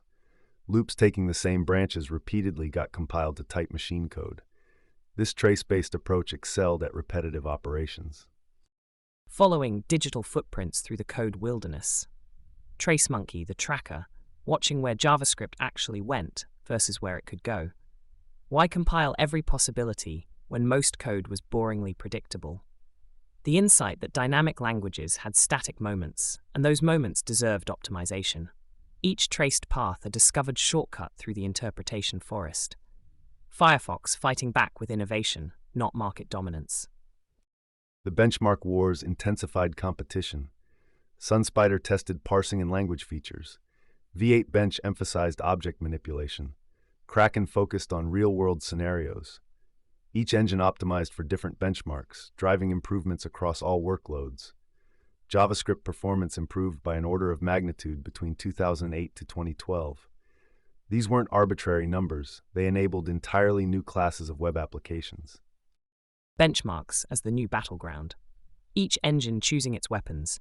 V8 dominating object creation, SpiderMonkey crushing mathematical operations, JavaScript core excelling at property access. The numbers became marketing bullets. 50x faster, beats competitor by 300%. But beneath the hype, real progress. JavaScript transformed from toy language to performance powerhouse. The same code that once crawled now flew. Gmail and Google Maps had shown JavaScript could build real applications. The speed wars ensured those applications could actually run. Multi-tier compilation emerged as the optimal strategy. Initial execution used fast baseline compilers. Hot functions triggered optimizing compilers. Some engines added third tiers for extremely hot code. This adaptive approach balanced startup time with peak performance. Compilers all the way down. The engine as talent scout, watching for star performers deserving premium treatment. Each tier a bet on code importance, a prediction about the future. The machines had learned to gamble on performance, and JavaScript developers reaped the rewards. The browser wars had evolved from corporate combat to engineering excellence, from proprietary lock-in to standardized speed. The web had won. Next, we'll explore how this performance foundation enabled the social web revolution, when optimization met user-generated content at massive scale. Three schools of thought battled for the soul of web design. David Siegel preached visual control through spacer GIFs and table hacks, turning HTML into a pixel-perfect canvas. Jakob Nielsen thundered from his usability pulpit, "Content is king. Eliminate the gimmicks." And between them, Jeffrey Zeldman sought synthesis, beauty with brains, style with standards. His Web Standards project advocated for semantic markup that could be beautiful, accessible code that didn't sacrifice aesthetics. The web design community wasn't just choosing techniques, they were choosing philosophies. Would the web be a designer's canvas, a usability lab, or something entirely new? Siegel's techniques exploited browser rendering quirks. Single-pixel transparent GIFs stretched to create precise spacing. Nested tables controlled layouts down to individual pixels. These weren't HTML semantics, they were visual programming through markup abuse. A typical Siegel-inspired page contained hundreds of table cells for pure presentation. Visual programming through markup abuse, poetry through broken syntax. Designers sliced beautiful Photoshop mockups into intricate table puzzles, each cell a piece of their vision. The code was horrific, but the results? Stunning. For the first time, the web looked designed rather than documented. Page weights ballooned from 10 kilobyte to 100 kilobyte just for layout tables. Screen readers choked on endless nested cells, reading table, table, table instead of content. Maintenance became archaeological excavation. Changing one design element meant reconstructing the entire table structure. Yet designers persisted, because finally, they could control their medium. Nielsen's approach prioritized measurable usability metrics. His studies showed users spent 80% of their time above the fold. They scanned rather than read, following an F-shaped pattern. Blue, underlined links showed significantly higher click-through rates than stylized alternatives. Data drove every recommendation. The F pattern. Humans reduced to heat maps. Nielsen turned poetry into science, intuition into data points. Designers who spent years developing aesthetic sensibilities suddenly faced users who scanned rather than read. The humiliation. Your carefully crafted prose, your elegant typography, all reduced to bullet points because that's what the eye tracking said. Yet Nielsen's disciples multiplied. Why? Because their sites worked. Users found what they needed. Tasks got completed. The metrics didn't lie, even if they stung. Design thinking methodology entered web agencies around 2005. Teams adopted 5-stage processes: empathize, define, ideate, prototype, test. Sticky notes covered walls during ideation sessions. User journey maps tracked interactions across touchpoints. Personas gave statistical user segments, human faces, and stories. Sticky notes conquered conference rooms like colorful invasions. Let's understand soccer mom Susan, they'd say, crafting fictional users with 3 kids, a minivan, and exactly 4.5 minutes to complete any online task. These personas got birthdays, favorite stores, even pet peeves about slow-loading images. Designers who once worked in aesthetic isolation now performed empathy theater. Journey maps traced Susan's path from Google search to checkout, each step annotated with her mounting frustration when forms didn't save her progress. Post-it notes clustered into affinity diagrams, pain points became opportunities, and suddenly everyone cared about Susan's success more than their own creative vision. The transformation was profound, designers thinking beyond pixels to experiences, beyond screens to human needs. Design thinking didn't just change process, it changed identity. Web designers became experience architects, user advocates, problem solvers. Steve Krug's Don't Make Me Think distilled usability to a single principle: obvious choices. His testing protocol embraced Nielsen's principle that 5 users could uncover most usability issues and could be completed in a morning. This discount usability testing democratized UX research. Small teams could validate designs without expensive labs or large sample sizes. Don't make me think, the battle cry that slayed 1,000 clever interfaces. Krug's genius wasn't the principle, but the permission. Finally, someone said what everyone felt: cleverness was the enemy. Those mystery meat navigation systems, those artistic but ambiguous icons, all condemned by 4 simple words. His book became a talisman developers wielded against overzealous designers. Would Steve Krug approve? The man who made thinking about not thinking into a philosophy. And his discount usability testing? Revolutionary. No more excuses about budgets or time. Grab 5 people from the hallway, watch them use your site, and prepare for humiliation. Democratize debugging of human interfaces. HTTP 1.1's persistent connections transformed page loading dynamics. HTTP 1.0 opened new TCP connections for each resource: HTML, images, style sheets. Connection overhead dominated load times. HTTP 1.1 reused connections, but browsers still limited concurrent connections to 6 per domain. This spawned domain sharding techniques. 6 connections, the magic number that launched 1,000 subdomains. Suddenly, images1.example.com, images2.example.com proliferated like digital mitosis. Developers gained browser limits through infrastructure complexity. The protocol that promised simplicity drove architectural contortions. Each subdomain a confession that HTTP 1.1 couldn't handle modern web complexity. And the users? They never knew their faster page loads came from this elaborate DNS dance, this multiplication of server names to satisfy browser connection limits. The minification movement emerged from pure necessity. JavaScript libraries grew from kilobytes to megabytes. YUI compressor removed whitespace, shortened variable names, and eliminated comments. File sizes dropped 60 to 80%. A 100K query library compressed to 30 kilobytes. Every byte saved meant faster downloads. Code put through the compression chamber, emerging lean and unreadable. Variable names reduced from meaningful words to single letters. Beautiful formatting collapsed into dense walls of text. Developers wrote for humans, then machines translated for machines. The source-to-serve transformation became standard practice. We sacrificed readability at the altar of performance, and performance won. Page weight statistics tell a troubling story. Average page size grew from 100 kilobytes in 2003 to 2.2 megabytes by 2021. Mobile pages made 22 separate JavaScript requests on average. Largest contentful paint averaged 2.7 seconds. Despite faster networks and protocols, pages got heavier faster than connections improved. The obesity epidemic of the web. Each new optimization enabled greater excess.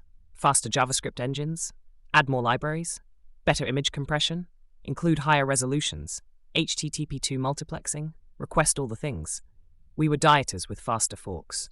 The very improvements meant to solve performance created permission for poor practices. 2 megabytes for a news article, insanity normalized through incremental excess. TLS handshake optimization became critical as HTTPS adoption grew. SSL TLS 1.2 required 2 round trips before data transfer. On mobile networks with 100 millisecond latency, that meant 200 milliseconds before the first byte. TLS 1.3 reduced this to 1 round trip, cutting handshake time by 30%. Security's tax on speed, negotiated down through cryptographic cleverness. Those handshakes, invisible to users but felt in every interaction. The ceremony of establishing trust before communication could begin. Each protocol version struck a careful balance, strong enough to stop attackers, fast enough to not frustrate users. TLS 1.3's single round trip felt like diplomatic breakthrough. Privacy and performance finally shaking hands, faster. The engineers who shaved that round trip probably saved millions of collective human hours of waiting. Nielsen's 10 heuristics spread through design teams like commandments from the usability mountain. Visibility of system status. Users must know what's happening, match between system and real world, speak their language. User control and freedom always provide an exit. These weren't suggestions but laws, and violating them meant usability damnation. Designers memorized them, invoked them in meetings, used them as shields against bad ideas. The heuristics mapped directly to implementation patterns. Visibility of system status meant loading indicators and progress bars. Consistency required style guides and component libraries. Error prevention drove form validation and confirmation dialogues. Each principle translated to concrete code patterns that developers could implement. From philosophy to practice, through engineered empathy, those loading spinners weren't just technical necessities, but promises to users. We haven't forgotten you. Confirmation dialogues asked, "Are you sure?" because the heuristic demanded user control. Style guides enforced consistency, like aesthetic legislation. Component libraries enshrined the patterns, every button, every form field carrying Nielsen's DNA. The principles became code, and code became culture. Developers who'd never read Nielsen unconsciously followed his laws because the patterns had permeated everything. Mystery meat navigation, hovering to reveal destinations, violated multiple heuristics simultaneously. Users couldn't see available options, breaking visibility principles. The mental model didn't match real-world expectations. Eye-tracking studies showed users spent significantly more time finding navigation elements when labels were hidden. Mystery meat. What perfect nomenclature for navigation that required investigation before consumption. Designers loved the clean aesthetics of hidden menus, the surprise of hover reveals. Users hated the guessing games. That significant increase in finding time? That's frustration quantified, confusion measured in milliseconds. The term itself became a weapon. Your design has mystery meat navigation, ended arguments. Vincent Flanders. Web pages that suck showcased these disasters, turning bad design into cautionary entertainment. The F-pattern discovery through eye tracking fundamentally changed layout conventions. Users scanned the top horizontally, then down the left side, with occasional rightward forays. Important content placed outside this F shape had dramatically lower engagement rates. Designers adapted by putting key information in the pattern's path. Humans reduced to predictable scanners, their eyes tracing letters across our layouts. The F pattern revealed uncomfortable truths about reading on screens. We didn't read, we hunted. Those careful paragraphs of body copy? Skipped. The sidebar lovingly designed? Invisible. But from this humbling came wisdom. Designers learned to work with human behavior rather than against it. Key messages moved up and left. Calls to action aligned with natural scanning patterns. We designed for humans, as they were, not as we wished them to be.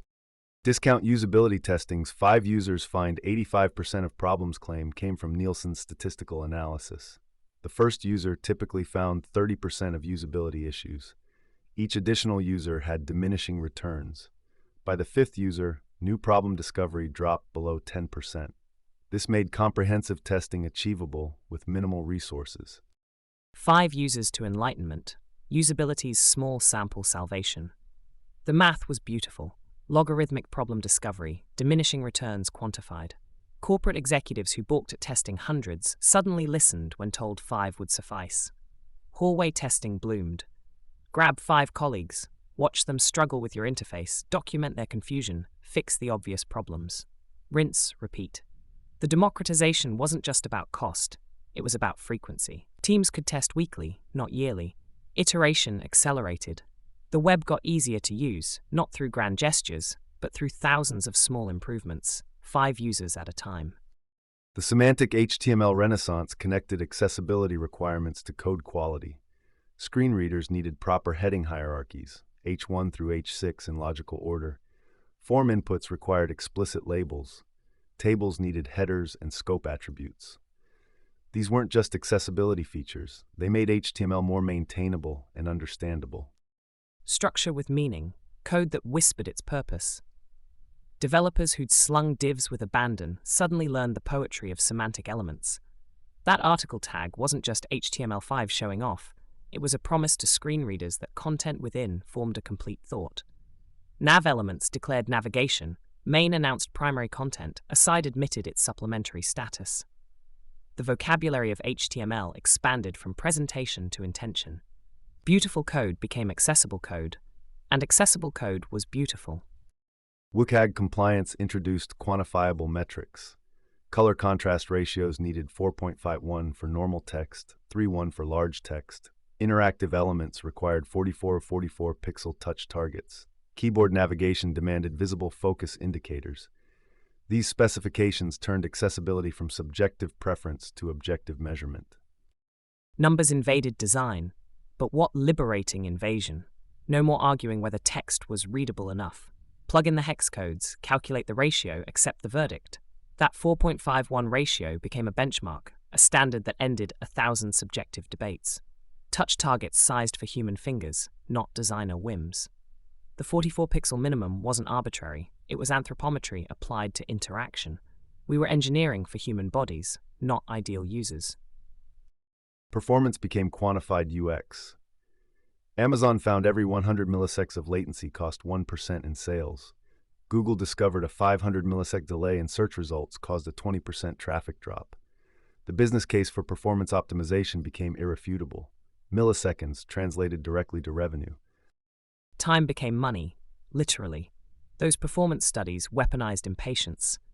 A half-second delay, barely noticeable, caused 1 in 5 users to abandon Google. Amazon's customers, conditioned to instant gratification, punished latency with closed wallets.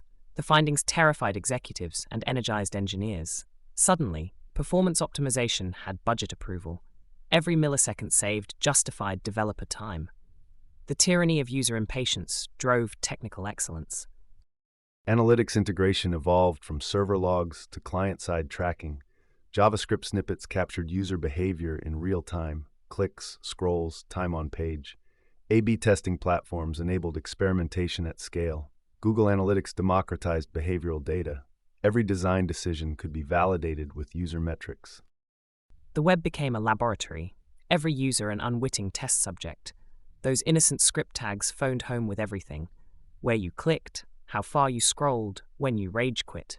Privacy implications aside, the data transformed design from opinion to experiment. I think users prefer blue buttons. Let's test it. A/B testing settled arguments with statistical significance. Design committees couldn't argue with conversion rates. The gut feelings of hippos, highest paid person's opinions, finally faced empirical challenge. Data didn't always lead to better design, but it ended the tyranny of aesthetic authority. The users had voted with their clicks, and their clicks were counted. The web had become measurably usable, which meant it could become progressively better. That brings us to our next topic: how this foundation of usability and performance enabled Ajax and the Web 2.0 revolution, when the web stopped being pages and started being applications. XML HTTP requests started as ActiveX control in Internet Explorer 5. Microsoft needed asynchronous data loading for Outlook web access in 1999. The object let JavaScript fetch data without page refreshes. Mozilla reverse engineered it by 2002. Safari and Opera followed. By 2004, every major browser supported the same basic API. An accidental standard born from email envy. Microsoft, trying to make webmail feel like desktop Outlook, accidentally handed the web its future. They called it XML HTTP request, such a mouthful for something so transformative, like discovering fire while trying to keep warm. The competitors didn't just copy, they canonized it, reverse engineering as a form of flattery. What began as proprietary ActiveX became the web's shared heartbeat. Google Maps launched February 2005. Users could drag the map continuously, no page reloads. Behind the scenes, JavaScript fetched new map tiles as needed. The browser became a viewport into a much larger dataset. Maps used 100 kilobytes of JavaScript, revolutionary for the time. The moment the web learned to scroll infinitely in all directions. Before maps, online cartography meant clicking arrows, waiting for reloads, losing context. Suddenly, you could glide across continents with mouse drags. That viewport metaphor changed everything. The browser wasn't showing pages anymore, but providing windows into vast data oceans. Those 100 kilobytes of JavaScript performed miracles. Users didn't understand the technology. They just knew the web had fundamentally changed. Gmail launched April 2004 with 1 gigabyte storage when competitors offered 2 to 4 megabytes. But storage wasn't the revolution. It was the interface. Conversations loaded instantly. Search happened as you typed. JavaScript maintained application state between interactions. The entire interface occupied a single URL. A single URL containing an entire universe. While Hotmail made you navigate through pages like flipping through filing cabinets, Gmail presented email as a fluid application. That instant search felt like mind reading. Type JAR and see every email from James, Jane, and January appear before you finished thinking. The interface responded faster than desktop mail clients. The psychological shift was profound. People stopped thinking of web apps as inferior substitutes. Gmail users became evangelists, those invites coveted like golden tickets. Google had proven that web applications could exceed, not merely match, desktop software. Jesse James Garrett coined Ajax in February 2005, asynchronous JavaScript and XML. The name gave developers common vocabulary for techniques they'd been exploring. Within weeks, Ajax became the industry buzzword.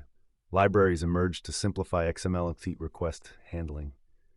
Prototype.js abstracted the cross-browser differences. Naming as an act of creation. Garrett didn't invent the technology, he invented the conversation about it. Before Ajax, developers described the same techniques differently, fumbling for words.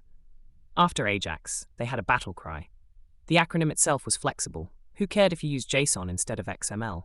Ajax sounded fast, aggressive, modern, like the warrior cleaning up the web's messy user experience. Prototype.js arrived right on time, Sam Stevenson making Ajax accessible to mortals. Suddenly, every web developer could add desktop-like interactions. Tim O'Reilly's Web 2.0 conference in October 2004 rebooted Silicon Valley's optimism. The dot-com crash had left the industry shell-shocked, questioning the web's commercial viability. O'Reilly reframed the narrative. Web 1.0 had failed because it merely digitized old models. Web 2.0 would harness collective intelligence, treat users as co-developers, embrace perpetual beta. The conference sold out. Attendees felt they were witnessing a renaissance. Venture capitalists who'd been licking their wounds since 2000 started writing checks again. The mood shifted from funeral dirge to gold rush anthem.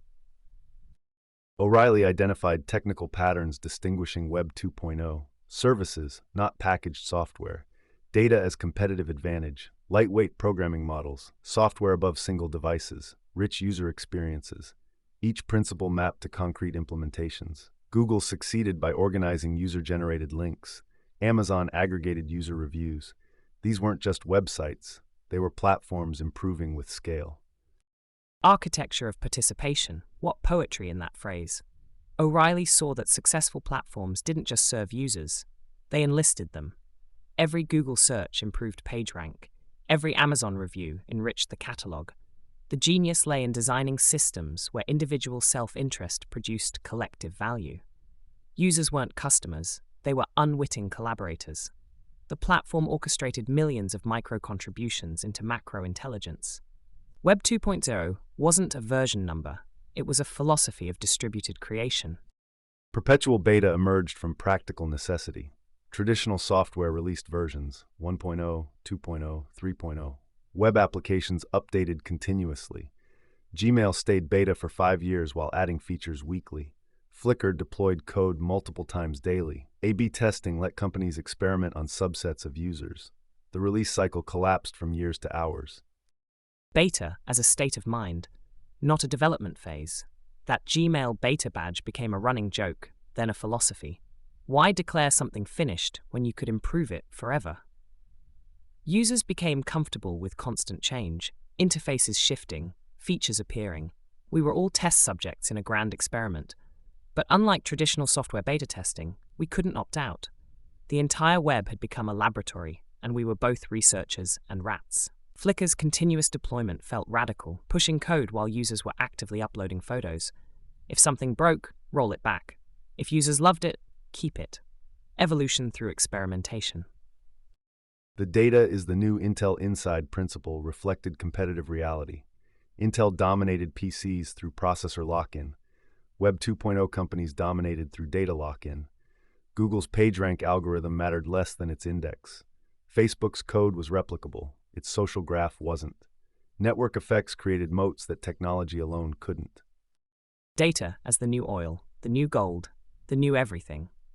O'Reilly's Intel analogy captured a profound shift.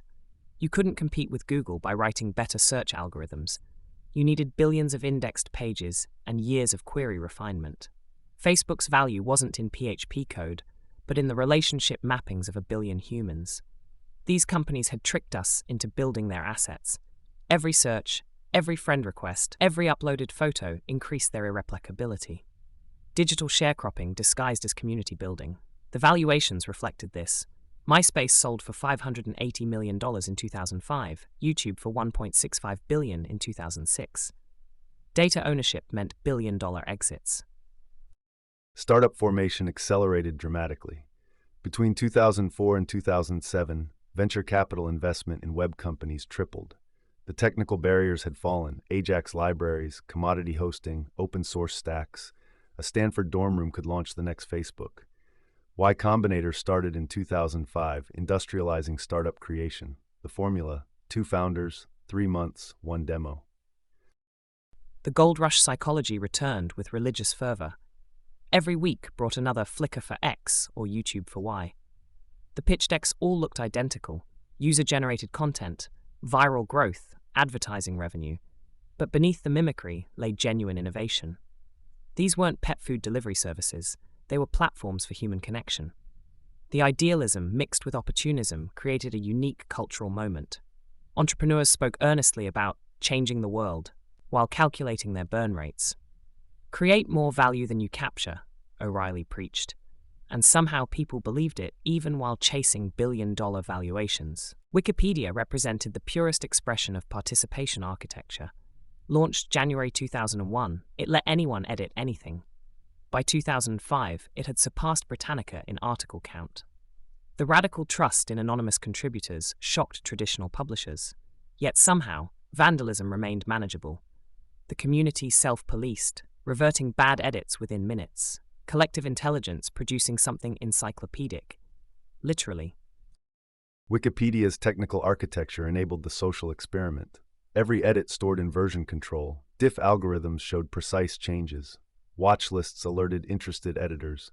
Recent changes page aggregated all activity. The MediaWiki software made transparency mandatory. Bad actors couldn't hide. Good actors could easily undo damage. Transparency as a weapon against chaos. That recent changes page was like civilization's heartbeat, thousands of edits flowing past, each one immediately reviewable. The vandals came, of course, 12-year-olds replacing articles with profanity. But the design ensured they were outnumbered by the earnest. One click to revert vandalism, one click to ban repeat offenders. The technical architecture encoded optimism about human nature, and miraculously, humans rose to meet it. Britannica's experts scoffed, then watched in horror as Wikipedia became the world's reference default. Folksonomy emerged through Delitio.us and Flickr tagging. Users created their own categorization systems. No central taxonomy, just emergent organization through collective tagging. Tag clouds visualized popular terms. The most used tags surfaced naturally. Machine learning wasn't needed. Human behavior created the algorithm. Democracy applied to the Dewey Decimal System. Those tag clouds looked like word poetry. Larger words shouting their popularity, smaller ones whispering niche interests. Folksonomy challenged centuries of library science. Who needed expert categorization when the crowd could organize itself? Delitio use users bookmarking with awesome and useful and WTF created more honest taxonomy than any committee could. Flickr photos tagged sunset and orange and romantic told stories that formal categories never could. The mess was the message, human classification reflecting human messiness. Dig launched December 2004 with a simple premise: users vote on stories. The algorithm was basic arithmetic. More digs meant higher ranking. By 2006, Dig drove more traffic than traditional news sites. Publishers discovered their fate lay in the hands of the Dig community. Gaming attempts emerged immediately. Voting rings, paid promotions. The crowd as editor-in-chief. Dig inverted traditional media gatekeeping. No editors deciding newsworthiness, just the collective wisdom of nerds with voting buttons. That basic arithmetic created a new power structure.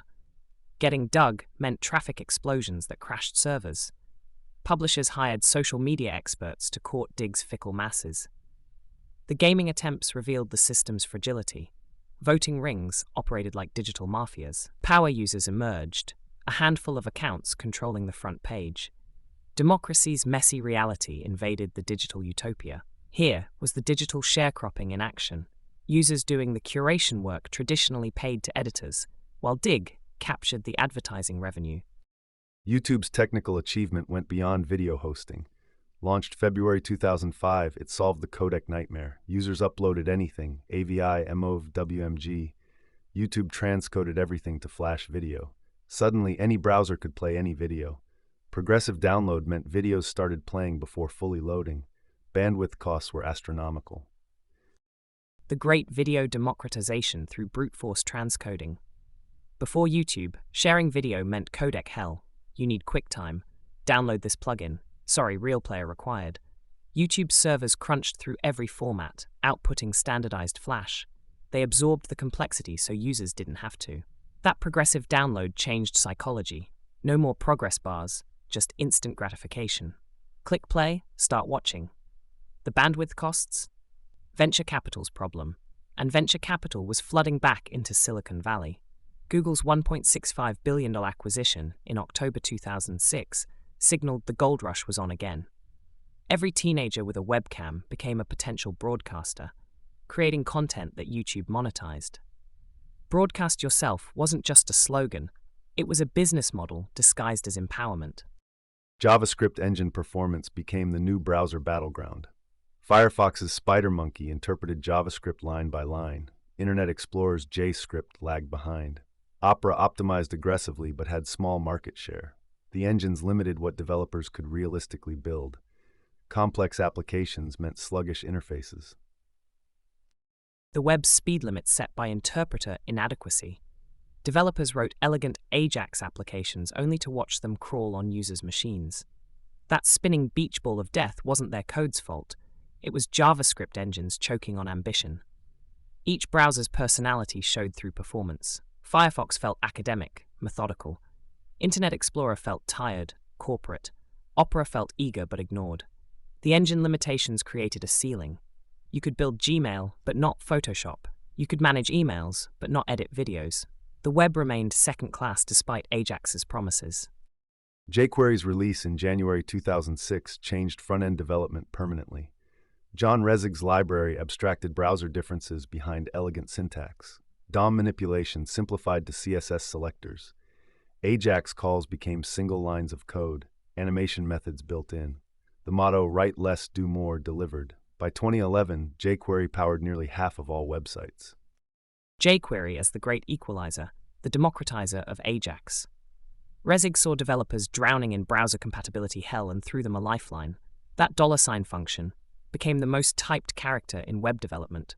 What took 20 lines of cross-browser code collapsed to one elegant chain.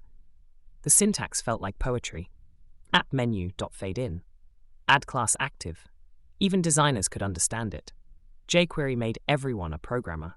The library spread like wildfire because it solved real pain. No more checking if add event listener or attach event existed. jQuery handled the ugly parts. Developers could focus on building, not compatibility archaeology. DOM performance bottlenecks emerged as applications grew complex. Every DOM manipulation triggered browser reflow calculations. Adding 100 elements individually meant 100 reflows. jQuery's abstraction helped, but couldn't eliminate the underlying issue. Developers learned to batch operations, build HTML strings, insert once. The browser's rendering pipeline became critical knowledge. The hidden cost of every append child call.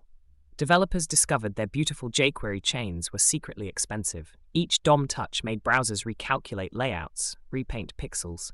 Those smooth animations stuttered when too many elements moved. The reflow revelation changed coding patterns. Build everything off-screen, then insert. Manipulate document fragments, not live DOMs. Performance profilers became essential tools. Browser developer tools evolved from basic consoles to performance archaeologists. The innocent-looking append carried secret weight. Optimization became a dark art of understanding browser internals. Service-oriented architecture replaced monolithic applications. Amazon's Jeff Bezos mandated internal services communicate only through APIs. No direct database access, no shared memory. Every team became a service provider. This constraint forced clean interfaces. The same APIs powering internal tools could serve external developers. Web services architecture emerged from organizational necessity. Bezos's mandate as architectural revolution through corporate decree. That famous email, all teams will henceforth expose their data and functionality through service interfaces, seemed draconian. Teams grumbled about overhead, complexity, latency, but the constraint bred innovation. When you can't reach into another team's database, you design better APIs. When every interaction crosses service boundaries, you think about interfaces obsessively. Amazon accidentally created the blueprint for modern microservices. The internal friction produced external gold. AWS emerged from eating their own service-oriented dog food.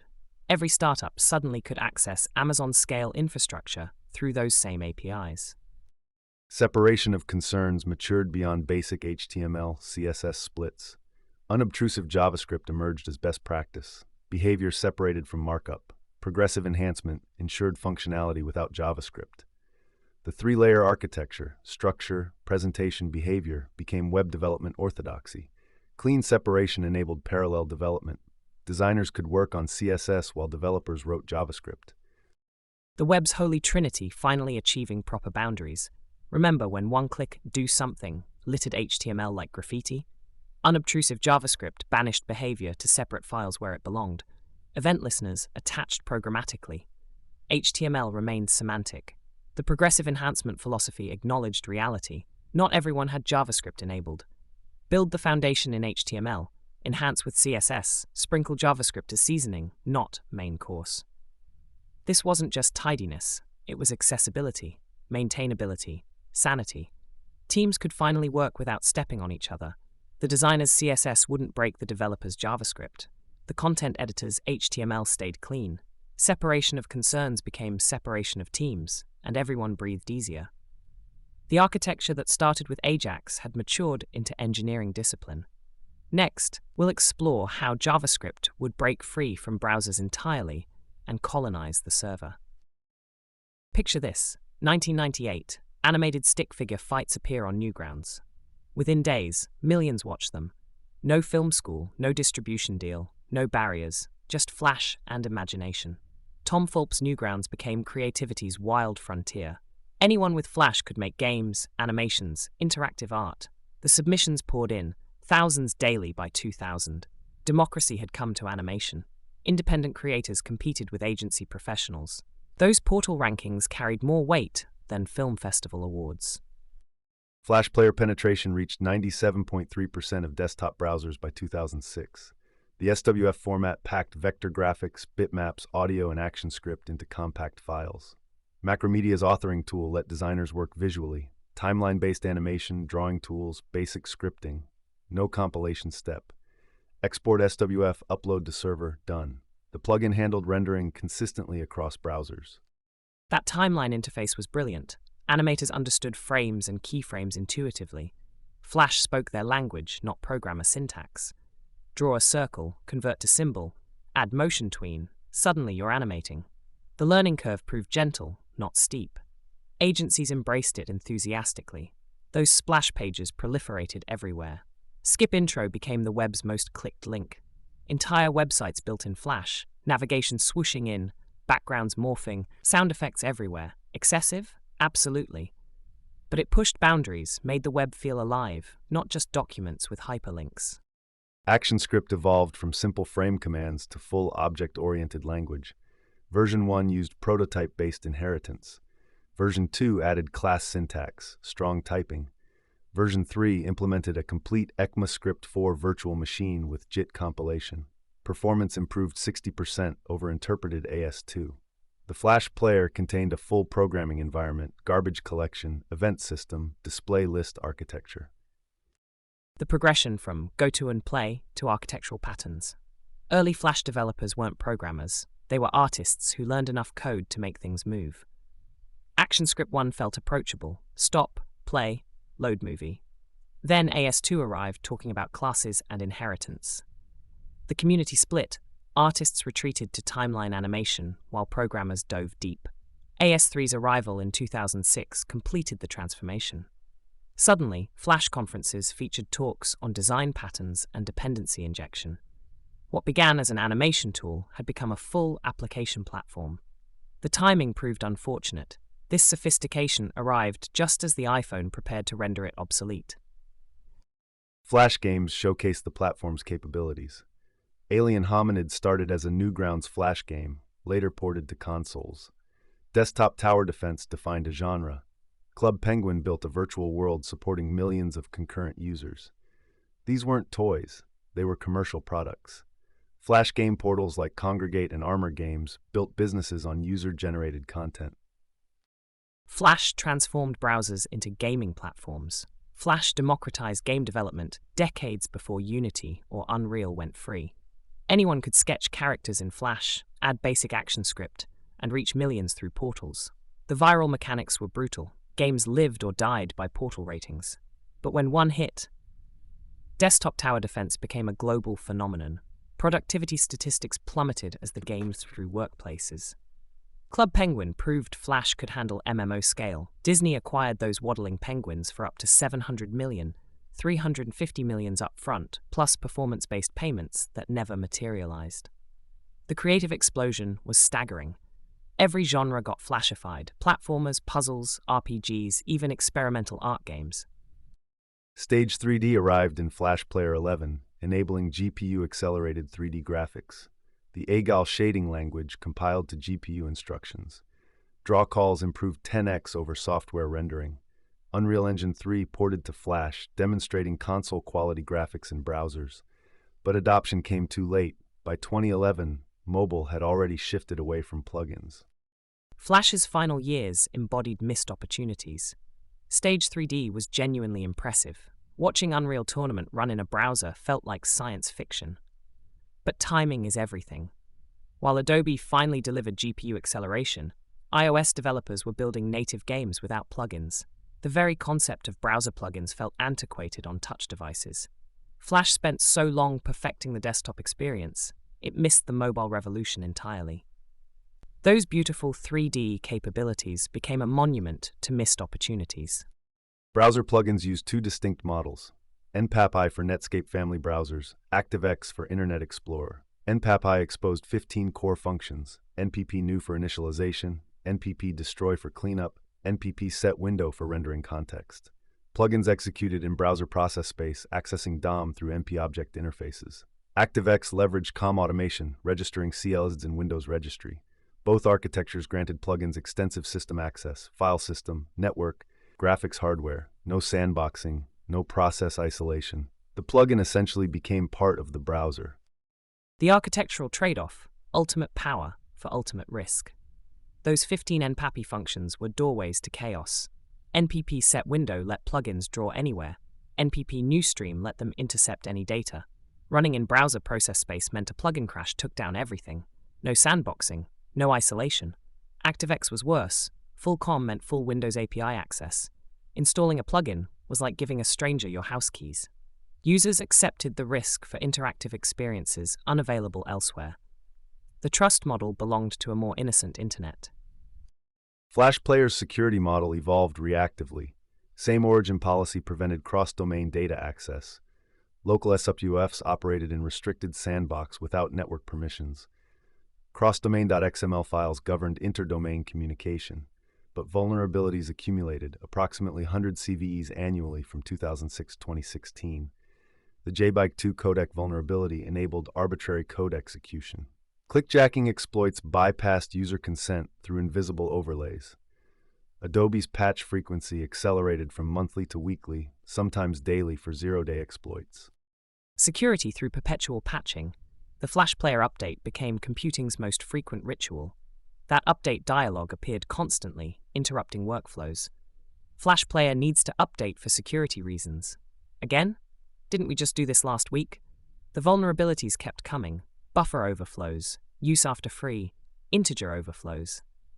Security researchers treated Flash like a piñata, guaranteed to spill exploits when hit. The cross-domain.xml system tried to impose order, but developers misconfigured them, opening wide security holes. One misplaced allow access from domain extra, and your data was everyone's data. Flash became synonymous with vulnerability. Memory management plagued plugin stability.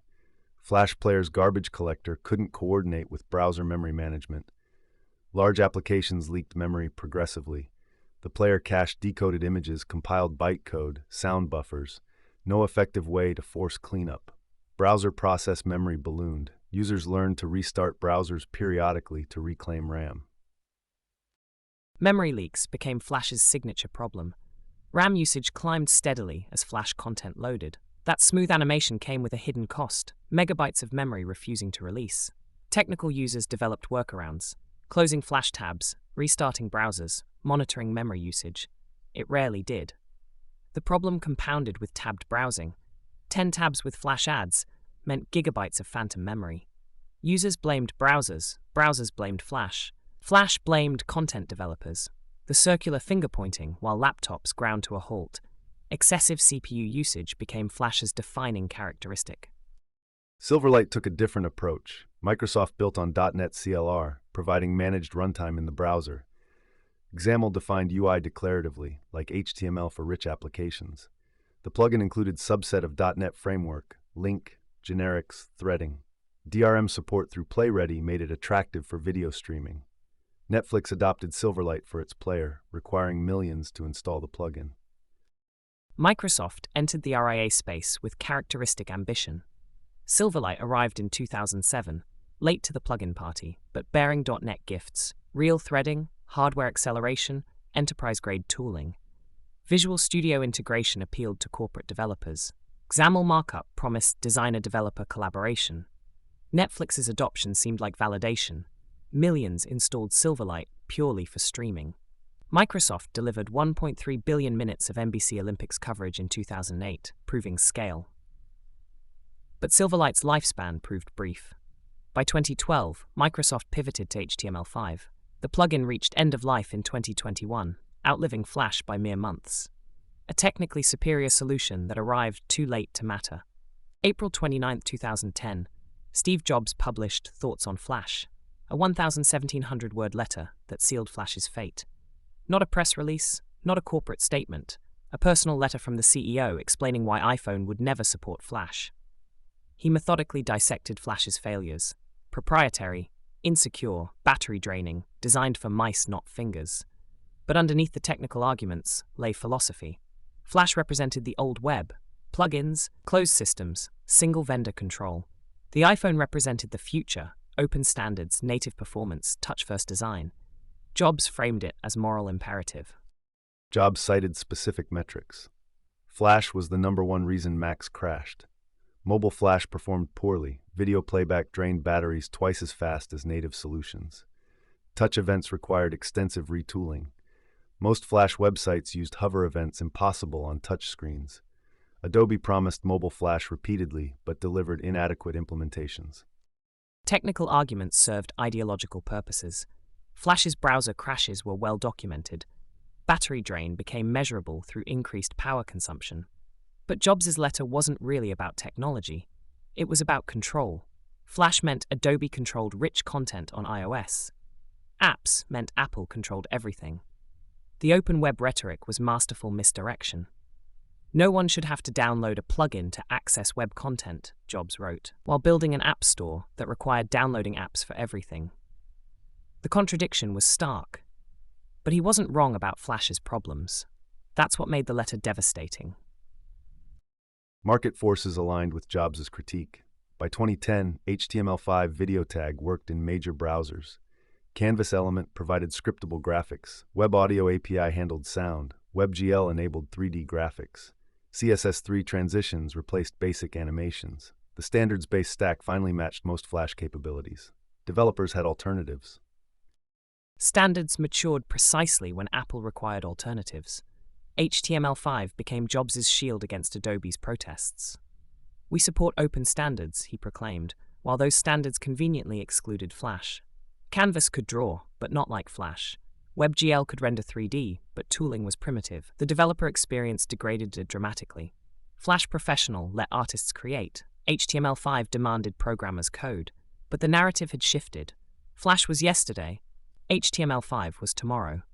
Developers who'd spent years mastering ActionScript suddenly looked obsolete. The gold rush moved to native apps and JavaScript frameworks. Browser vendors coordinated Flash's deprecation systematically. Chrome integrated Flash through Pepper API, PPI, for sandboxing, then blocked it by default in 2015. Firefox followed in 2017. Edge abandoned plugin support entirely. Adobe announced end of life for December 2020. The synchronized timeline gave developers clear migration deadlines while ensuring no browser became the Flash holdout. Google orchestrated a gradual phase-out through permission restrictions. Chrome kept Flash on life support while publicly planning its funeral. Each browser update tightened the noose.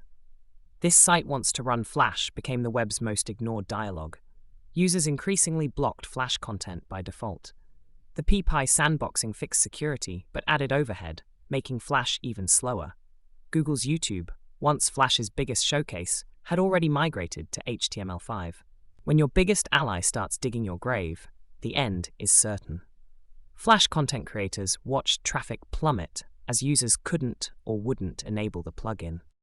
The ecosystem impact was severe. Flash game developers lost distribution channels. Interactive agencies rebuilt portfolios. Educational content became inaccessible. Artists' work vanished. Preservation efforts emerged. Flashpoint archived over 200,000 games and animations. Ruffle Project created Flash emulator in Rust and WebAssembly, but much was lost permanently. Cultural preservation became casualty of technological progress. Thousands of creative works gone. Not just games, but interactive art, educational experiences, cultural artifacts. Homestar Runner, Salad Fingers, countless Newgrounds classics, erased from the accessible web. The Internet Archive scrambled to preserve what they could, but Flash content was often dynamic, requiring specific server endpoints long dead. The Flashpoint project became a digital refugee camp, housing displaced content. But preservation couldn't replace accessibility. A generation's creative output locked in digital amber, viewable only through emulators. The web traded spontaneous creativity for stable standards. The web became more stable, secure, standardized, and less weird. HTML5 Canvas provided immediate mode 2D graphics API. Context object exposed drawing methods: fill rect, stroke path, draw image. No retained scene graph like Flash's display list. Developers managed rendering manually. Performance required careful optimization. Redraw only changed regions, use off-screen buffers, batch operations. Libraries like Create.js ease transition for Flash developers. Scene graphs gave way to manual rendering, a significant step backward. Flash developers accustomed to display lists now managed draw calls manually. That elegant object hierarchy replaced by imperative commands.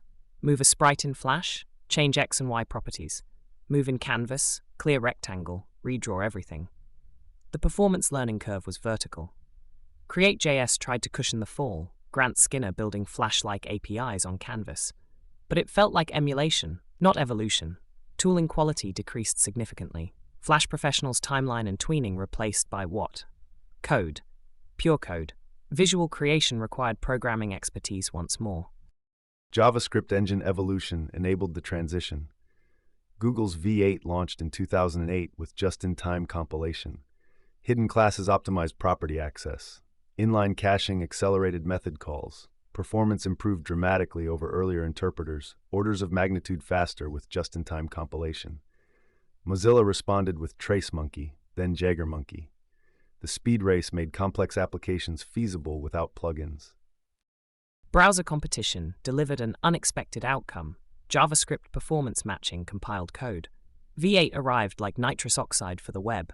Suddenly, those interpreted scripts could compete with compiled ActionScript. The engine names told the story. V8, TraceMonkey, Nitro, speed was everything. Each benchmark war pushed performance higher. What took Flash Player years of optimization, JavaScript engines achieved through competition. The outcome proved paradoxical. Flash had driven JavaScript improvements. Developers wanted Flash-like performance without plugins. The student surpassed the master, then killed him. WebGL shipped in 2011, exposing OpenGL ES 2.0 to JavaScript. Shaders, textures, vertex buffers, full GPU access without plugins. 3JS library abstracted the complexity. But WebGL required deep graphics knowledge. Flash developers accustomed to high-level APIs faced steep learning curves. The tooling gap remained enormous. Flash's accessibility contrasted sharply with WebGL's complexity. Want to draw a rectangle? Here's shader code, matrix math, and buffer management. The democratization reversed overnight. Flash let artists play. WebGL demanded engineers. 3JS helped, but even simple 3D required understanding scene graphs, materials, lighting models. The frameworks proliferated: Babylon.js, PlayCanvas, A-Frame, each trying to recapture Flash's accessibility. None succeeded fully. The visual tooling especially lagged. Flash Professional's WYSIWYG editing had no WebGL equivalent. Adobe Animate eventually exported to HTML5, but it felt like dancing in shackles. The creative spontaneity was gone. Migration patterns varied by content type. Video transitioned to HTML5 video element with H.264 codec, the smoothest path. Games faced harder choices: rewrite in JavaScript, port to Unity WebGL, or abandon web distribution for app stores. Banner ads adopted IAB HTML5 specifications, though file sizes ballooned from compact SWFs to multi-megabyte JavaScript bundles. Rich applications transformed into single-page apps using Angular, React, or Vue. Each path involved trade-offs: performance degradation, platform inconsistencies, primitive tooling compared to Flash Professional. Flash content scattered across platforms, some surviving migration, others lost forever. Video had the smoothest transition. HTML5 video tag was Flash Video's natural heir. But even that brought codec wars, DRM complications. Games scattered to app stores or disappeared. Banner ads became bloated JavaScript monstrosities, making us almost miss Flash ads. Rich internet applications morphed into SPAs, gaining framework complexity while losing authoring simplicity. The migrations revealed Flash's hidden value. It had solved problems we'd forgotten were problems. Cross-browser consistency? Gone. Small file sizes? History. Visual authoring tools? Still waiting. Progress had its price, paid in developer productivity and creative accessibility. The web won its standards war, but sacrificed the democratized creativity Flash had enabled. That brings us to consider how JavaScript frameworks attempted to fill the void Flash left behind. Flash's demise left developers with raw JavaScript and browser inconsistencies. Consider event handling. Attaching a click listener required different code for Internet Explorer versus Firefox. IE used attach event, Firefox used add event listener. jQuery solved this with one method, haElement.click. The library normalized these differences through feature detection, not browser detection. That transition from Flash to JavaScript felt like moving from a luxury sedan to assembling your own car from parts. Flash Professional gave you visual tools, timeline animation, integrated development, JavaScript, text editor, browser console, and prayer. Then jQuery arrived in 2006, a 22-year-old John Resig's gift to struggling developers. Write less, do more wasn't just marketing, it was salvation. Those 10 lines of cross-browser compatibility code collapsed into one elegant chain. The philosophy shifted everything. Libraries could handle browser differences, freeing developers to focus on features. The Sizzle selector engine transformed DOM queries. Native getElementById worked fine for single elements, but complex selections required loops and conditionals. Sizzle parsed CSS selectors into optimized JavaScript. Performance tests showed 50% speed improvements over manual DOM traversal. jQuery 1.3 integrated Sizzle, processing selectors right to left for efficiency. Sizzle made JavaScript feel like CSS, suddenly familiar territory for designers. Want all paragraphs inside divs with class content? Write it like CSS, div.contentP. No loops, no node traversal, just declarative selection. Designers who'd learned CSS could now manipulate those same elements with JavaScript. The barrier between styling and scripting dissolved. This democratization echo would define jQuery's cultural impact. Not everyone needed to understand prototype chains or closures. They just needed to select elements and make them dance. Method chaining defined jQuery's API philosophy. Each method returned the jQuery object, enabling fluent interfaces. Hide an element, change its text, then fade in, element.hext, new content.fadeIn. This pattern influenced JavaScript API design broadly. Developers expected chainable methods. Libraries adopted similar patterns. That chaining syntax was poetry compared to traditional JavaScript's prose. Read it aloud, select element, hide, change text, fade in. The code described intent, not implementation. Compare that to vanilla JavaScript's verbosity. Get element, set display none, change inner HTML, create interval for opacity changes. jQuery code looked like what you wanted to happen, not how to make it happen. This linguistic elegance attracted developers from other languages. Ruby developers especially loved jQuery. It felt like their blocks and chains. Even back-end developers could write front-end code without feeling lost in callback hell. CDN distribution transformed library delivery. jQuery partnered with CloudFront in April 2008. The network served jQuery from edge locations globally. Latency dropped from 105 milliseconds average to 17 milliseconds. First-day statistics showed 2.5 million requests, 50 GB transferred. Browsers cached the library across sites. If users visited any site using jQuery's CDN, subsequent sites loaded instantly. The CDN strategy was brilliant psychological engineering. Every site using jQuery made every other site faster. Network effects. But for performance, developers gained speed without configuring anything. Just linked to Google's or Microsoft's jQuery CDN. Free hosting, free bandwidth, free performance. The communal caching created an implicit argument for standardization. Custom libraries couldn't compete when jQuery was already in everyone's browser cache. The ecosystem reinforced itself. More adoption meant better caching, meant faster sites, meant more adoption. jQuery didn't just solve technical problems. It created beneficial network effects that encouraged unity over fragmentation. John Resig was 22 when he released jQuery, barely out of college, working at a startup. The library emerged from frustration, not grand vision. He needed consistent DOM manipulation for a project. Browser quirks consumed more time than features, so he abstracted the pain points into reusable functions. The first version was compact, around 20-30 kilobytes. Not a framework, not a platform, just a tool that solved real problems. Write less, do more. Captured this pragmatism perfectly. The motto came later, but it crystallized what developers felt using jQuery. Less fighting browsers, more building features. The motto reflected quantifiable improvements. Common tasks showed dramatic code reduction using jQuery, often 50% or more in line count. Form validation shrank from 50 lines to 5. Ajax requests dropped from 25 lines to 3.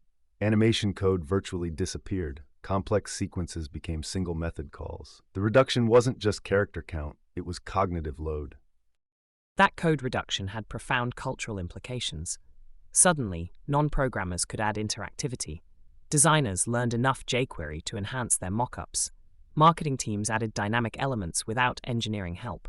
The jQuery developer emerged, not quite programmer, not just designer, but something in between. Agencies loved this. One person could handle design and basic interactions. Job postings for jQuery developers exploded. It became the entry point to web development. Learn HTML, CSS, then jQuery. You didn't need computer science degrees anymore. Boot camps taught jQuery as primary curriculum. The democratization was real and measurable. Plugin architecture drove ecosystem growth. jQuery.fn exposed the prototype for extensions. Developers added methods without modifying core library.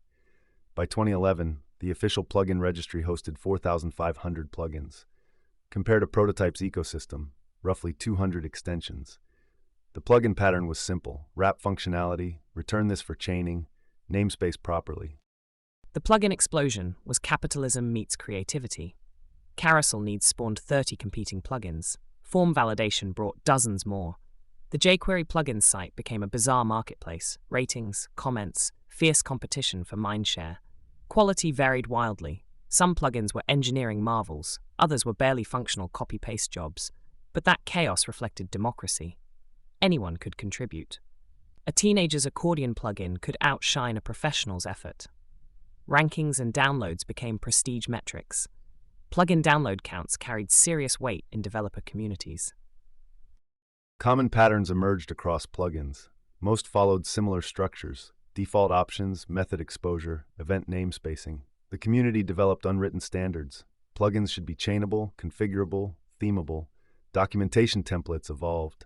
Good plugins included demos, API references, migration guides.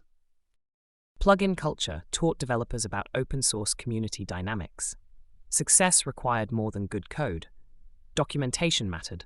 Responsiveness to issues mattered. Marketing mattered. The best plugin wasn't always the winner. The best documented, most responsive, cleverly named plugin won.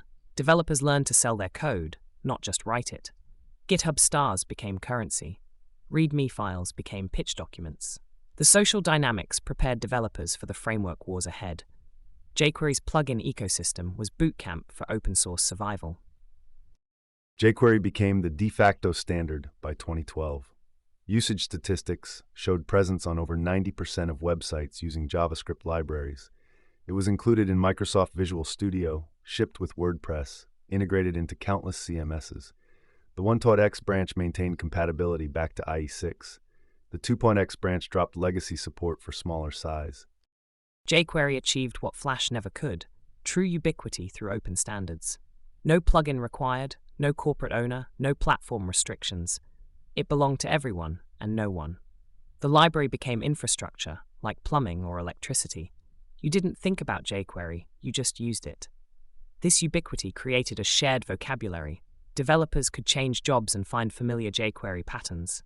Stack Overflow answers assumed jQuery knowledge. Tutorial sites taught JavaScript, but meant jQuery. The conflation was problematic but understandable. For many, jQuery was JavaScript. Prototype took the opposite approach, extending native prototypes. Array gained methods like each and map. String received strip and truncate.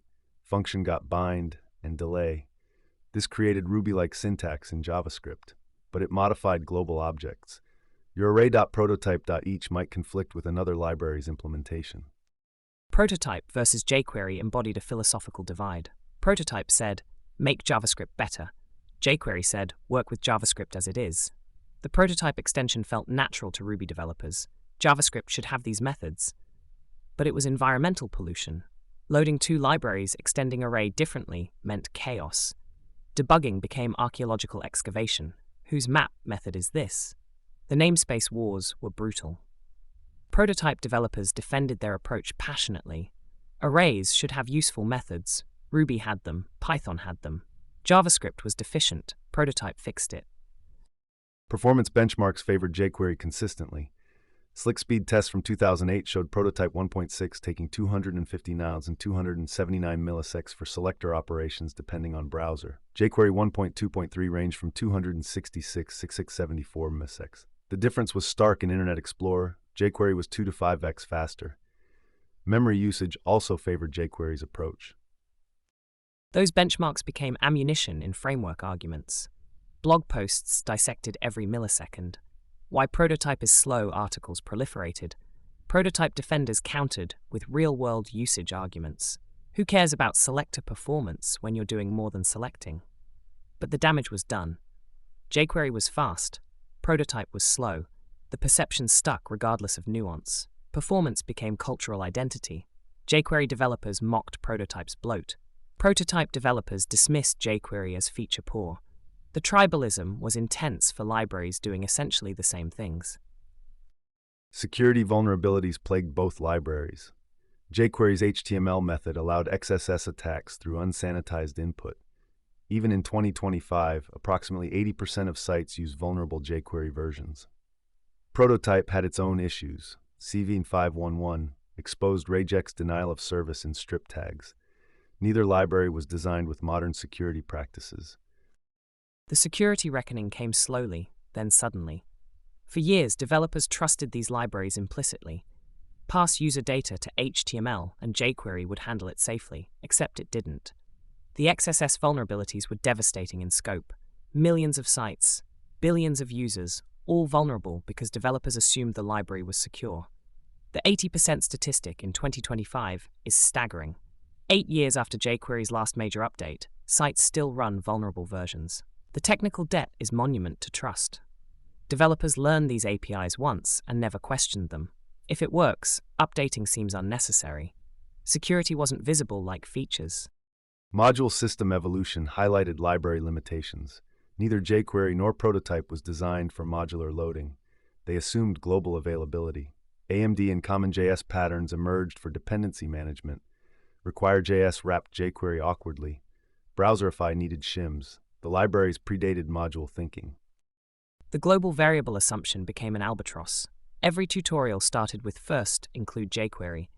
Specific version needs or plugin conflicts meant trouble. The script tag parade began.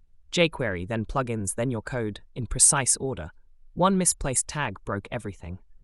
Module systems exposed how antiquated this was. Other languages had package management, namespaces, version control. JavaScript had script tags and prayer. Require.js felt like retrofitting seatbelts onto horse carriages. The impedance mismatch was fundamental.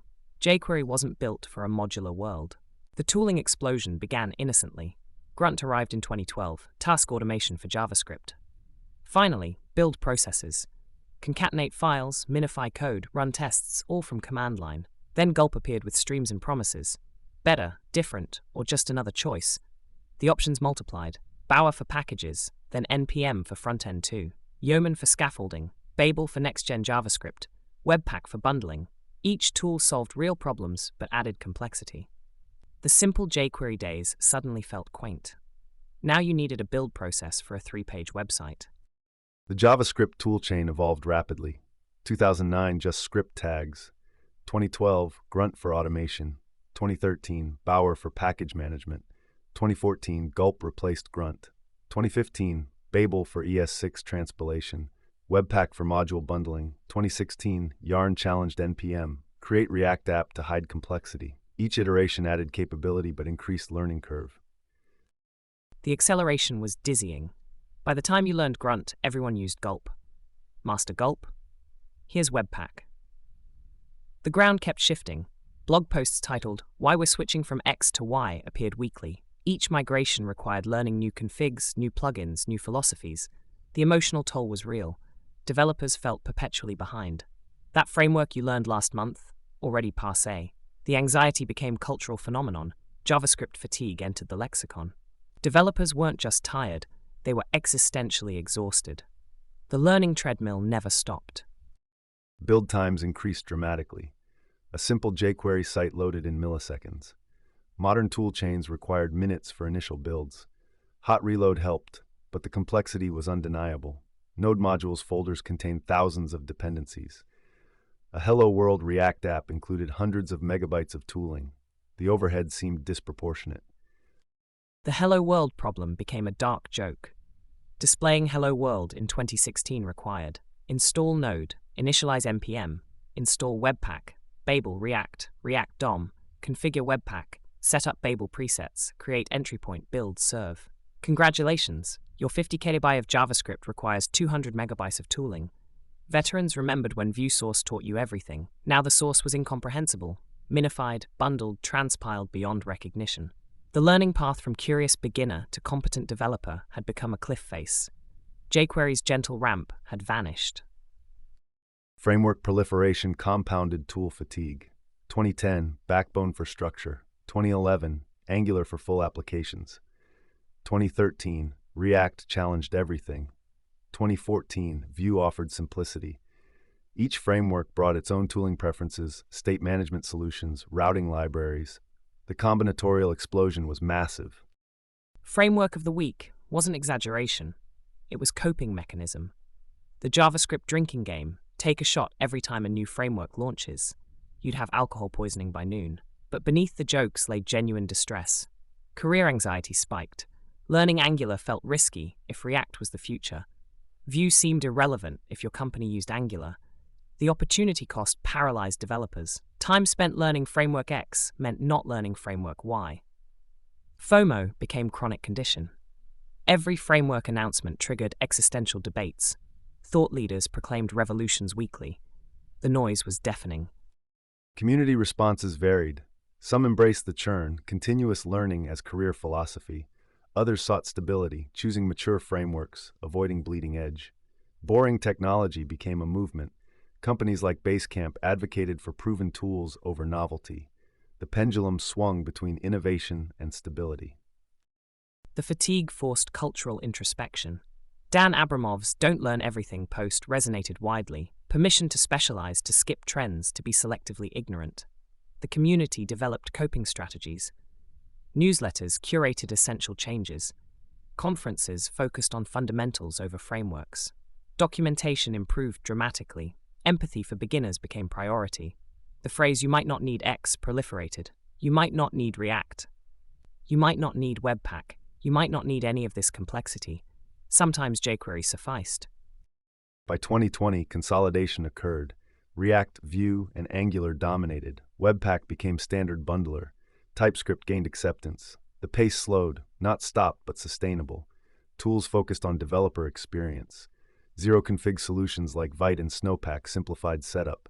The lessons from fatigue era influenced design. The survivors of JavaScript fatigue emerged changed. Developers learned to evaluate tools critically, not chase every shiny object. Documentation, stability, community health gained priority over pure technical merit. The community recognized the human cost of relentless innovation. The era taught empathy. Behind every sarcastic framework of the week joke was a developer trying to stay employable. The community grew more supportive, less judgmental about technology choices. JavaScript fatigue became shared experience that fostered collective growth. The culture that emerged was more mature, more thoughtful about change. Innovation continued, but with wisdom earned through exhaustion. That journey from jQuery's simplicity through tooling chaos prepared the stage for what came next, the component revolution that would reshape how developers think about web applications. jQuery's dominance couldn't solve architecture problems. Complex applications needed structure beyond DOM manipulation. The model view controller pattern, conceived at Xerox PARC for Smalltalk 80, found new life in web frameworks. Apache struts brought MVC to Java in 2000, action servlet routing requests, action classes processing input, JSPs rendering views. Ruby on Rails perfected it in 2004 with convention over configuration. The migration from server to client was philosophy made manifest. MVC wasn't just a pattern, it was an admission that web applications had grown beyond scripts. They were real software now, demanding real architecture. When XML HTTP request made round trips feel antiquated, the entire MVC machinery needed transplanting into browsers. But browsers weren't servers. They lacked file systems, databases, the infrastructure MVC assumed. So JavaScript developers performed architectural transmutation, converting server patterns into client-side gold. The result was neither purely server nor client, but something entirely new, hybrid architectures living between worlds. Backbone.js cracked the problem in October 2010. Jeremy Ashkenas packed models with change events, collections, views with event binding, and routers into roughly 8 KB minified and gzipped. The library stayed minimal. No templating engine, no data binding, just structure. Models fired change events when attributes updated. Views listened and re-rendered. Simple, explicit, performant. 4 kilobytes. The entire architecture of enterprise applications compressed into less space than a low-resolution photograph. Backbone was haiku to enterprise poetry, every character essential, nothing wasted. It trusted developers to fill gaps, to choose templating engines, to handle rendering. This minimalism birthed 1,000 patterns. Every team developed their own backbone conventions, their own view hierarchies, their own event strategies. The framework became a mirror reflecting each team's architectural philosophy.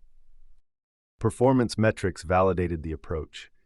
Traditional page refreshes involved noticeable delays for even simple updates, network latency, server processing, full DOM reconstruction. Client-side rendering with Backbone made updates feel nearly instantaneous. Views only re-rendered changed portions. Memory usage stayed predictable through explicit event unbinding. The numbers were compelling. Those milliseconds represented more than performance. They were perception shifts. Users stopped experiencing the web as discrete pages. Applications flowed, responded, anticipated. The loading spinner became an endangered species. Gmail had shown the possibility. Backbone democratized it. Every startup could build desktop-class experiences in browsers. The psychological impact was profound. Users expected immediacy. Patience for page refreshes evaporated.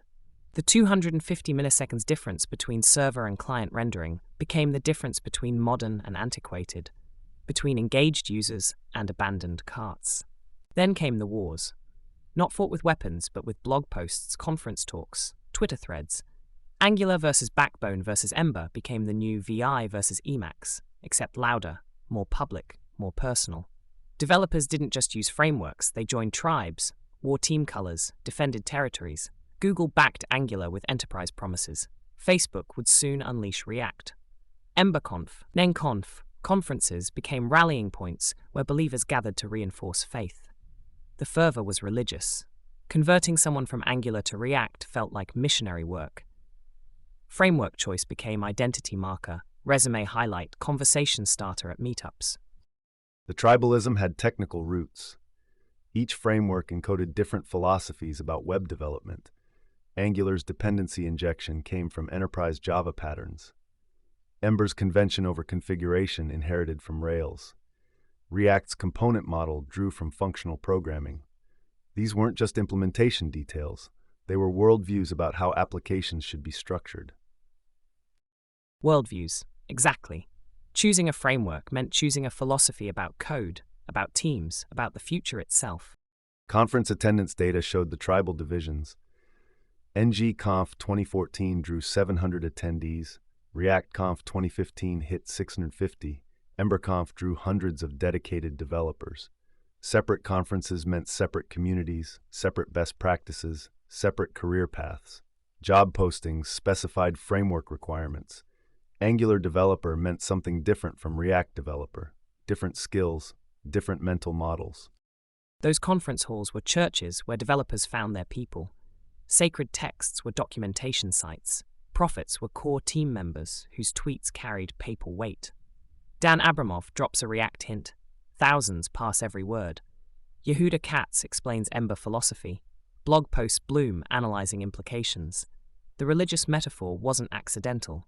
Frameworks provided certainty in uncertain times. They answered the existential question, how should I build web applications? Following a framework meant not having to answer that question alone. The community had answers. The core team had vision. You just had to believe. Data from NPM downloads showed React's gradual dominance. By the mid-2010s, React began surpassing competitors in adoption. By 2017, React had become the clear leader while Angular maintained strong enterprise presence and Ember retained its dedicated community. The winner was emerging, though battles continued. But those numbers tell only part of the story. Ember's smaller community was fiercely loyal, producing innovations that influenced everyone. Angular's failure still meant powering thousands of enterprise applications. The framework wars taught the community that there's no single winner, just different tools for different philosophies. The real victory was the conversation itself. Developers learned to articulate architectural preferences, to defend technical choices with more than "it works." The wars forced sophistication. You couldn't just build, you had to explain why you built that way. React's virtual DOM changed everything. Jordan Walk's 2010 Fax.js prototype at Facebook laid groundwork. The concept was simple: maintain a JavaScript representation of DOM in memory. When state changes, create new virtual DOM tree. Diff against previous tree. Apply minimal set of changes to real DOM. The naive approach to tree diffing is ON-TOR, unusable for interactive UIs. React's algorithm achieved ON through clever heuristics. The virtual DOM was philosophy disguised as performance optimization. It said, "The DOM is broken, we'll create our own." This audacity. Rather than work within browser limitations, React developers built an entirely parallel universe where JavaScript reigned supreme. The hubris was breathtaking, and it worked. Consider the metaphor: virtual reality for web rendering. Developers stopped thinking about DOM manipulation. They described what UI should look like for given state. React handled the messy translation. The mental model shifted from imperative, "find this element, change that property," to declarative, "here's what I want." The algorithm made specific assumptions. Different component types produce different trees, safe to unmount and remount. Elements with different keys are different elements. Children should maintain stable keys across renders. These heuristics eliminated most expensive comparisons. Benchmarks showed 60 FPS interactions were achievable with thousands of components. Those heuristics encoded human truths about interface design. Lists usually contain similar items.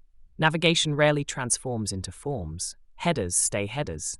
React's genius was recognizing these patterns and optimizing for them. The key prop became a sacred incantation. Forget it, and performance crumbled. Include it, and React's magic flowed. Developers learned through pain. Console warnings about missing keys, janky scrolling in long lists. The virtual DOM wasn't free optimization. It demanded discipline.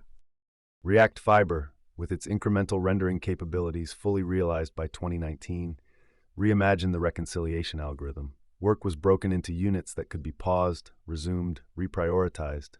High-priority updates like user input jumped ahead of low-priority renders. The main thread stayed responsive even during large updates. Time slicing kept frames under 16 milliseconds budget. Fiber was React admitting that even virtual DOM wasn't enough. Real applications had competing priorities. Animations needed smoothness, inputs needed responsiveness, data fetching could wait. The scheduler became choreographer, orchestrating an update ballet. The technical achievement was staggering, but more impressive was the vision that JavaScript frameworks could rival native application performance. React wasn't just competing with other frameworks anymore. It was competing with iOS, with Android, with decades of native UI wisdom. The audacity remained breathtaking. David Heinemeier Hansen's shadow loomed over client-side frameworks. His Rails philosophy, convention over configuration, spawned religious debates. "Too much magic," cried the explicit code advocates. "Developer happiness," responded the convention believers. The divide ran deep. Was code better when every connection was visible, or when smart defaults eliminated boilerplate? The question touched something fundamental about how developers prefer to work. Rails had revolutionized server-side development by eliminating repetitive decisions. If you have a book model, of course the database table is named books. Why configure what was obvious? This philosophy infiltrated client-side thinking. Ember embraced Rails philosophy wholesale. Name your rote, controller, and template correctly, and Ember wired them together. Magic. Or was it just sensible defaults? The distinction mattered desperately to developers who'd spent careers writing explicit configuration. The numbers favored convention approaches for initial development. Rails applications often reached MVP significantly faster than traditional Java Spring applications. Similar patterns emerged client-side. Ember applications typically required substantially less boilerplate than backbone equivalents, but maintenance told different stories. Debugging implicit connections proved challenging when conventions weren't documented. Those studies missed the human element. Python developers, raised on explicit is better than implicit, suffered writing Ember applications. The magic felt like betrayal of core principles. They wanted to see the wiring, to trace connections with their eyes. Meanwhile, Rails developers felt at home. Of course, the posts controller handled the posts route. Why write what was obvious? The framework wars were actually culture wars, different programming traditions colliding in JavaScript's neutral territory. Framework adoption correlated with back-end language preference. Ruby shops showed a strong preference for Ember, given its Rails-inspired conventions. Java developers preferred Angular's explicit dependency injection. React's middle ground attracted developers from all backgrounds. The correlation wasn't perfect, but statistically significant across thousands of job postings analyzed. The middle ground was React's genius, or luck. Neither too magical, nor too explicit. Components were just functions. Programmers from any tradition understood functions. State was explicit but managed by React's machinery. You could see enough wiring to feel safe, but not so much that you drowned in it. The debate educated everyone. Developers learned to recognize their preferences, to articulate why certain patterns felt natural or alien. Teams developed vocabulary for these discussions. Too much magic became shorthand for implicit behavior. Ceremony described excessive configuration. The language evolved to capture nuance. Even frameworks evolved toward middle ground. Angular 2+ reduced boilerplate while maintaining explicitness. Ember added escape hatches for breaking conventions. Vue.js succeeded partly by offering both template-based and render function approaches. The ecosystem learned that flexibility trumped purity. But the scars remained. Developers who'd been burned by too much magic approached new frameworks skeptically. Those who drowned in configuration sought convention-heavy solutions. Past trauma influenced future choices. The framework wars weren't really about frameworks. They were about how we think, how we organize thoughts into code, how we balance explicitness with efficiency. Every developer had to answer these questions for themselves. The frameworks just provided different answers.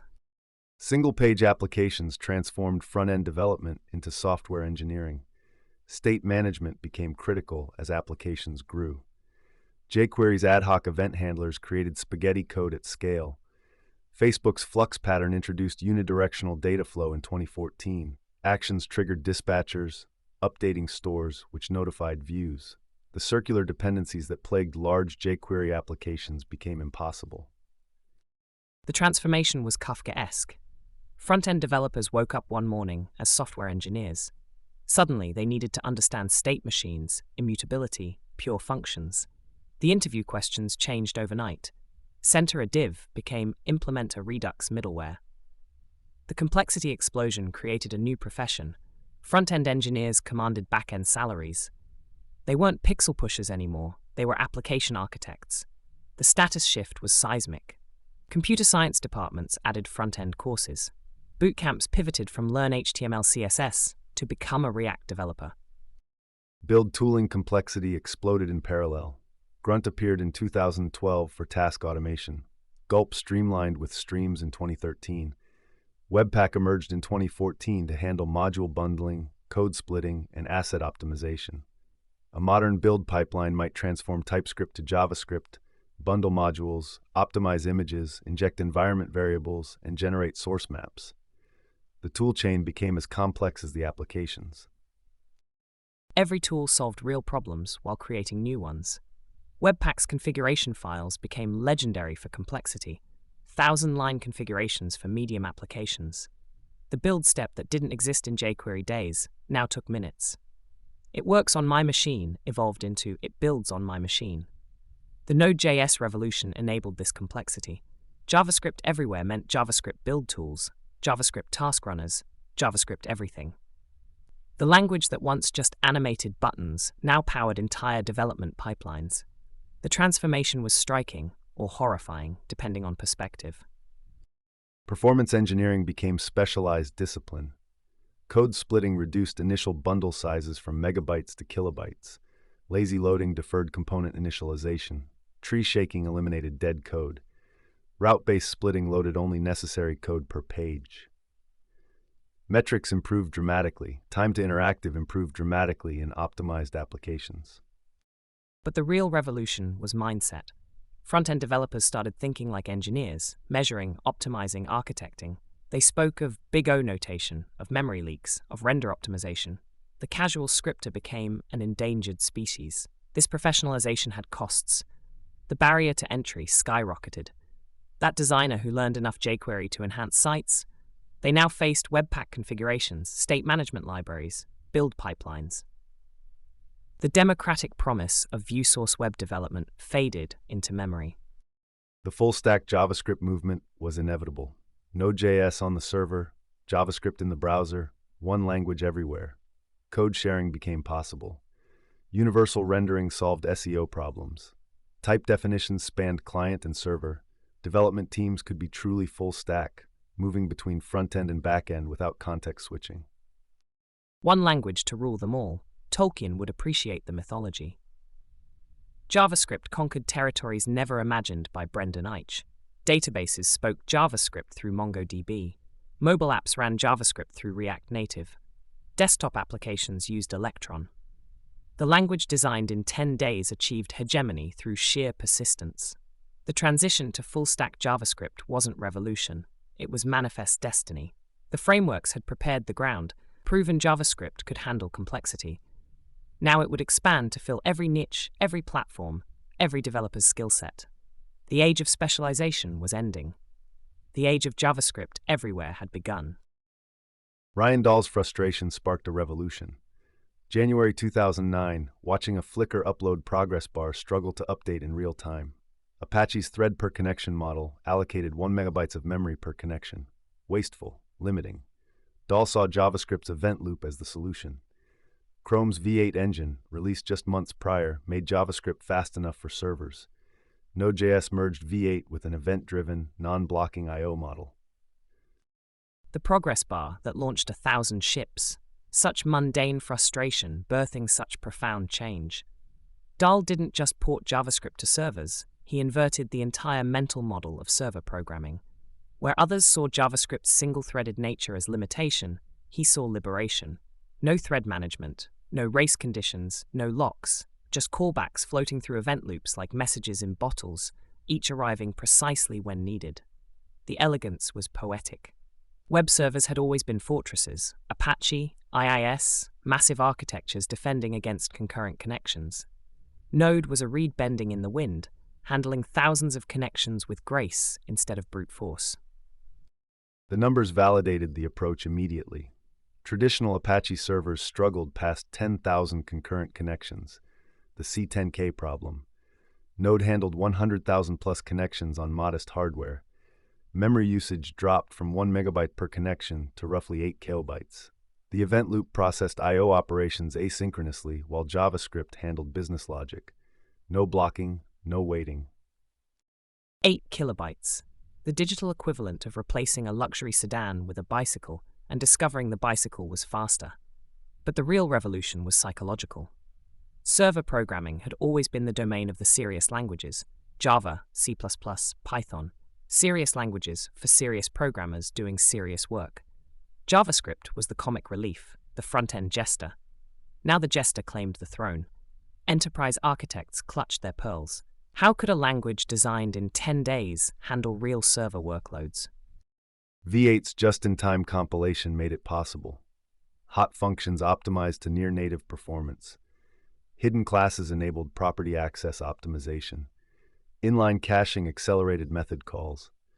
The performance gap between JavaScript and traditional server languages narrowed dramatically. PayPal's 2013 comparison showed their Node application had 35% faster response times than their Java equivalent while using 33% fewer lines of code.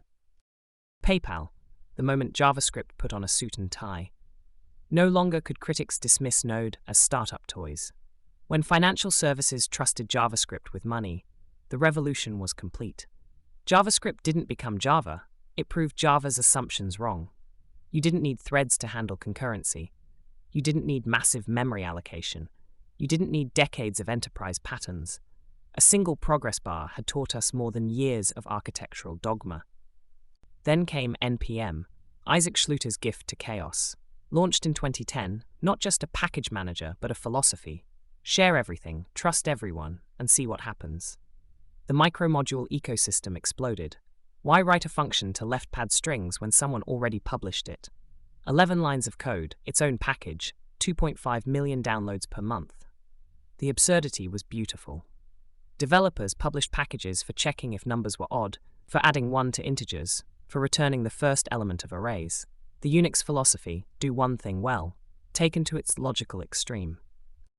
NPM's growth trajectory defied all precedent. From its 2010 launch, the ecosystem grew exponentially. By 2019, it had surpassed 1 million packages, and by 2025, over 3 million packages.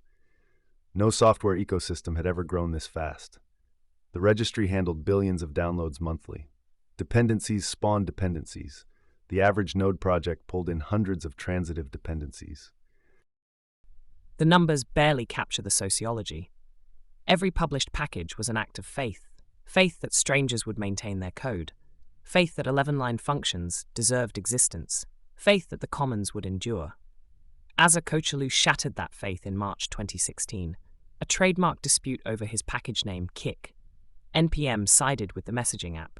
Kochelu's response? He pulled all 273 of his packages from NPM, including LeftPad. The internet broke. Thousands of builds failed. React, Babel, Node itself, all depended on those 11 lines. The comedy was sublime. The most sophisticated software projects in the world couldn't function without a string padding function maintained by one angry developer. NPM's response was unprecedented. They restored LeftPad against Kochelu's wishes, unpublishing code. The technical solution was simple: prevent unpublishing of packages depended on by others. But the precedent was profound. The commons now had guards. The registry could override authors' wishes for the greater good.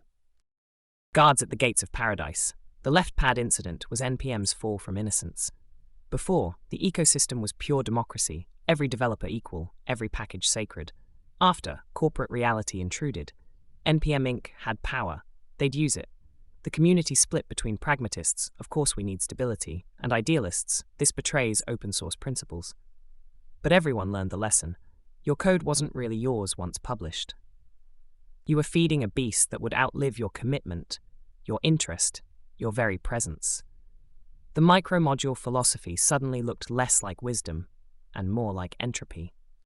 Corporate tensions intensified as NPM grew.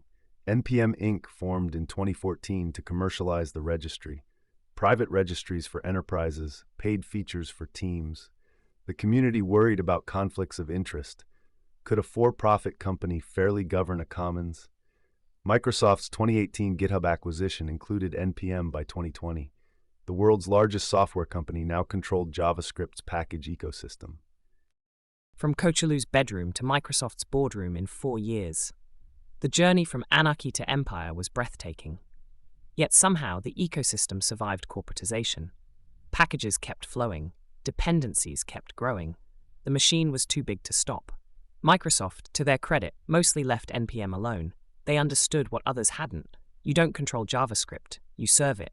You provide infrastructure and pray the developers don't revolt. The commons had grown too large for any company to truly own, even one worth $2 trillion. Meanwhile, the Node.js Foundation formed in 2015, later merging with the JS Foundation under the Linux Foundation, open governance for an ecosystem that had outgrown any single steward. JavaScript everywhere became the new manifest destiny.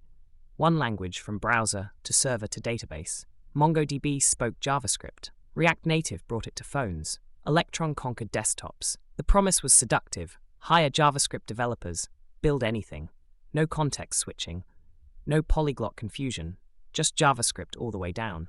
The mean stack, MongoDB, Express, Angular, Node, was the first flag planted. Full-stack JavaScript wasn't just possible, it was fashionable. Bootcamps pivoted overnight. Become a full-stack developer in 12 weeks. The front-end developer could suddenly claim the entire stack, the democracy of it. No longer did you need a computer science degree to build complete applications. The technical benefits were real. Shared code between client and server eliminated duplication. Type definitions could span the full stack. JSON flowed naturally from database to API to browser without transformation. Development velocity increased measurably. Teams reported significantly higher productivity when using single-language stacks. But the monoculture had shadows. JavaScript fatigue entered the lexicon around 2015. The ecosystem moved too fast. Yesterday's best practice was today's anti-pattern. Frameworks released major versions yearly. Build tools changed monthly. The JavaScript developer became Sisyphus, forever pushing the boulder of knowledge up the mountain, only to watch it roll back down with each new release. The fatigue was existential. Step away for 6 months, and you return to an alien landscape. Your tools were deprecated, your patterns were outdated, your knowledge was fossil. The JavaScript everywhere dream demanded eternal learning. Studies showed JavaScript developers spent an average of a quarter of their time learning new tools rather than building features. The paradox of choice paralyzed teams. Which framework, which build tool, which state management library? Analysis paralysis became epidemic. Teams spent weeks evaluating options that would be obsolete within a year. The paradox was exquisite. JavaScript's flexibility, its greatest strength, became its greatest weakness. With no blessed path, every path seemed valid. Every developer became an architect. Every project became a referendum on best practices. The community developed a coping mechanism, starter templates, create React app, Vue CLI, Angular CLI, blessed configurations that made decisions for you, hide the complexity behind npm start, pretend the build process didn't exist. The tools that enabled JavaScript everywhere also hid it behind abstractions. Developers stopped understanding their own stacks. The full-stack JavaScript developer emerged as a distinct role. Job postings requiring Node.js plus React increased dramatically from 2015 onward. Salaries matched or exceeded traditional back-end roles. By 2023, surveys showed 42 to 43% of developers using Node.js, the most popular web technology in its category. The market validated the approach, even as developers complained about complexity. Companies valued the efficiency of single-language teams over the costs of constant learning. The new full-stack developer was a mythical creature, unicorn companies hunting unicorn developers. They needed to understand event loops and event handlers, MongoDB queries and MySQL relations, Webpack configs and web standards. The surface area of knowledge expanded infinitely. Yet somehow they emerged, these JavaScript polymaths. They built startups in weekends. They shipped products with teams of 3. They proved that JavaScript everywhere wasn't just possible, but powerful. The fatigue was real, but so was the revolution. One language had conquered the programming world through sheer persistence and community will. Express.js epitomized Node's minimalist philosophy. Released in 2010, inspired by Ruby's Sinatra, it provided just enough structure. Routing, middleware, request-response handling, nothing more. Applications could be written in 50 lines of code. The simplicity attracted developers exhausted by enterprise Java frameworks. No XML configuration, no annotation processing, just functions handling routes. Express was haiku to J2EE's epic poetry. Every line essential, nothing wasted. The middleware pattern was genius in its simplicity. Functions calling functions, each adding functionality. Authentication, logging, parsing, all just functions in a chain. You could read an entire Express application in minutes and understand everything. The framework trusted developers. No opinions forced, no patterns mandated. This trust created 1,000 architectures. Every team's Express app looked different. Some saw chaos, others saw freedom. The minimalism that made Express approachable also made it dangerous at scale. Real-time capabilities transformed web applications. Socket.io, released in 2010, brought WebSocket support with automatic fallbacks. Persistent connections, bidirectional communication, and low-latency message delivery made real-time applications feasible. Chat applications, collaborative editing, live dashboards, all suddenly feasible. Socket.io handled the messy details of connection management, reconnection, and transport negotiation. The real-time web was psychology made manifest. Users no longer accepted refresh buttons. They expected living documents, breathing interfaces, conversations without delay. Socket.io didn't just enable real-time features. It changed user expectations forever. Consider the poetry of persistent connections. The web had always been request-response, client asking, server answering. Now conversations flowed both ways. Servers could whisper to browsers. The relationship inverted. Push notifications, live updates, presence indicators. The web became aware, reactive, alive. Node's lightweight processes enabled microservice architectures. Each service ran in its own process with minimal overhead. PM2 and similar process managers handled clustering, auto-restart, and load balancing. A single server could run dozens of node processes, each handling specific functionality. The monolith decomposed naturally into services. Microservices were Node's natural conclusion. If JavaScript could run everywhere, why not run it everywhere separately? Each service a haiku, focused, minimal, perfect. The Unix philosophy realized in JavaScript, small tools working together. But the decomposition revealed new complexities. Service discovery, inter-process communication, distributed tracing. The simplicity of monoliths gave way to the complexity of orchestration. Node made microservices easy to write, but hard to run. The community learned painfully that distributed systems were difficult regardless of language. Performance optimizations pushed boundaries. The cluster module allowed node processes to share server ports. Worker threads arrived in 2018, enabling CPU-intensive work to be offloaded to separate threads. The libov event loop optimized for different operating systems. Node started matching and sometimes exceeding traditional server languages in specific benchmarks. The single-threaded limitation became less limiting. Each optimization was philosophy evolving. Node began pure, single-threaded, async-only, callback-driven. Reality forced compromises. Worker threads admitted that some computations needed isolation. Clusters acknowledged that CPUs had multiple cores. The ecosystem matured by abandoning dogma, yet the core insight remained valid. Most web operations were I/O-bound, not CPU-bound. Waiting for databases, reading files, making HTTP calls, Node's event loop handled these beautifully. The original vision survived even as implementations evolved. JavaScript had found its server-side home, even if that home needed occasional renovations. By 2014, Node.js had become production-ready for major applications. LinkedIn replaced their Ruby on Rails mobile backend with Node, reducing servers from 30 to 3 while increasing performance. Netflix, Uber, PayPal, Slack, GitHub, enterprise adoption accelerated. The ecosystem had proven itself at scale. The future had arrived, written in the language of the past. JavaScript, the afterthought, the hack, the real programmers don't language, now powered the services billions used daily. The revolution was complete, but revolutionaries rarely rest. The mobile web loomed, demanding responsive design, offline capabilities, progressive enhancement. Node.js and NPM had given JavaScript the server. The client awaited reconquest, and JavaScript would arrive armed with new powers and new understanding. The ecosystem that broke over left pad would soon reshape how we thought about building for mobile devices. January 9, 2007. Steve Jobs holds up a rectangle of glass and promises the internet in your pocket. The tech press yawned. Mobile web had been terrible for a decade. WAP sites, Opera Mini, screens that rendered HTML like abstract art. But Jobs wasn't selling mobile web. He was selling the real web, desktop sites with pinch to zoom, double tap to reflow. The arrogance was breathtaking. Don't redesign for mobile. We'll make mobile powerful enough for your designs. The iPhone didn't adapt to the web. It demanded the web adapt to fingers. The technical achievement was remarkable. Mobile Safari rendered full desktop sites on a 320 by 480 pixel screen.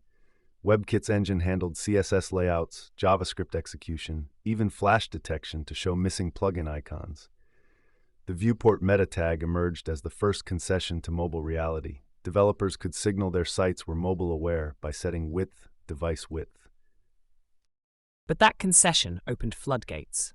Soon every site sprouted an M subdomain.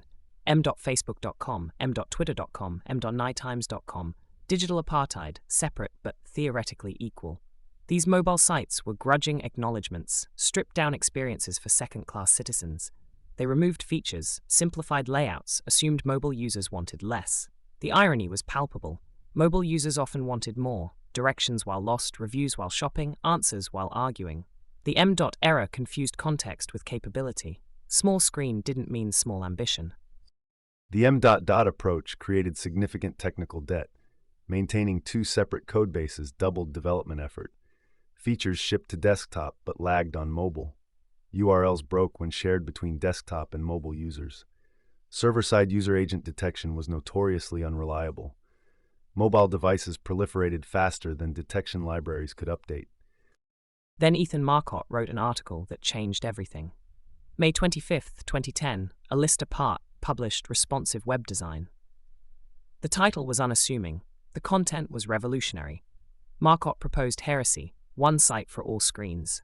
Not separate mobile experiences, but flexible ones. Fluid grids that could compress and expand. Images that scaled. Media queries that applied different styles at different widths. The philosophy was profound. Design systems, not pages. Create relationships, not layouts. The web had always been fluid. We'd frozen it with fixed widths. Marcotte suggested we let it flow again. Marcotte identified three technical ingredients. First, fluid grids using relative units, percentages instead of pixels. Second, flexible images with max width 100% to prevent overflow. Third, CSS3 media queries to apply breakpoint-specific styles. Combined, these techniques allowed single HTML documents to reshape themselves for any screen size. The same content could reflow from desktop to tablet to phone. The word responsive was poetry. Not adaptive, which implied predefined states. Not flexible, which sounded weak. Responsive meant alive, aware, considerate. A responsive design responded to its user, its context, its constraints. The term captured both technical implementation and philosophical approach. You weren't building three layouts, desktop, tablet, phone. You were building one layout that responded infinitely. Every pixel width was considered. Every user mattered. The democratization was intoxicating. One web for all, finally.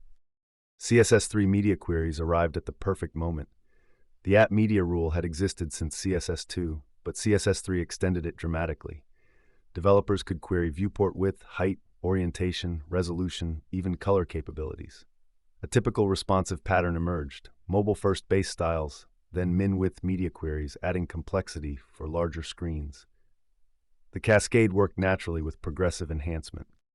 The media query syntax was almost conversational. At median width 768px, when the viewport is at least tablet-sized. At media orientation landscape, when wider than tall. The code read like poetry, describing conditions and responses. Developers began thinking in breakpoints, those magical widths where layouts transformed. 320 pixels for phones, 768 for tablets, 1024 for desktops. Except devices refused these neat categories. Phablets appeared. Retina displays doubled pixel density. The breakpoints multiplied, became fluid themselves. The fluid grid mathematics required precision. Converting fixed designs to flexible ones meant calculating percentages. A 960-pixel container with a 300-pixel sidebar became 31.25%. Margins and paddings needed relative units.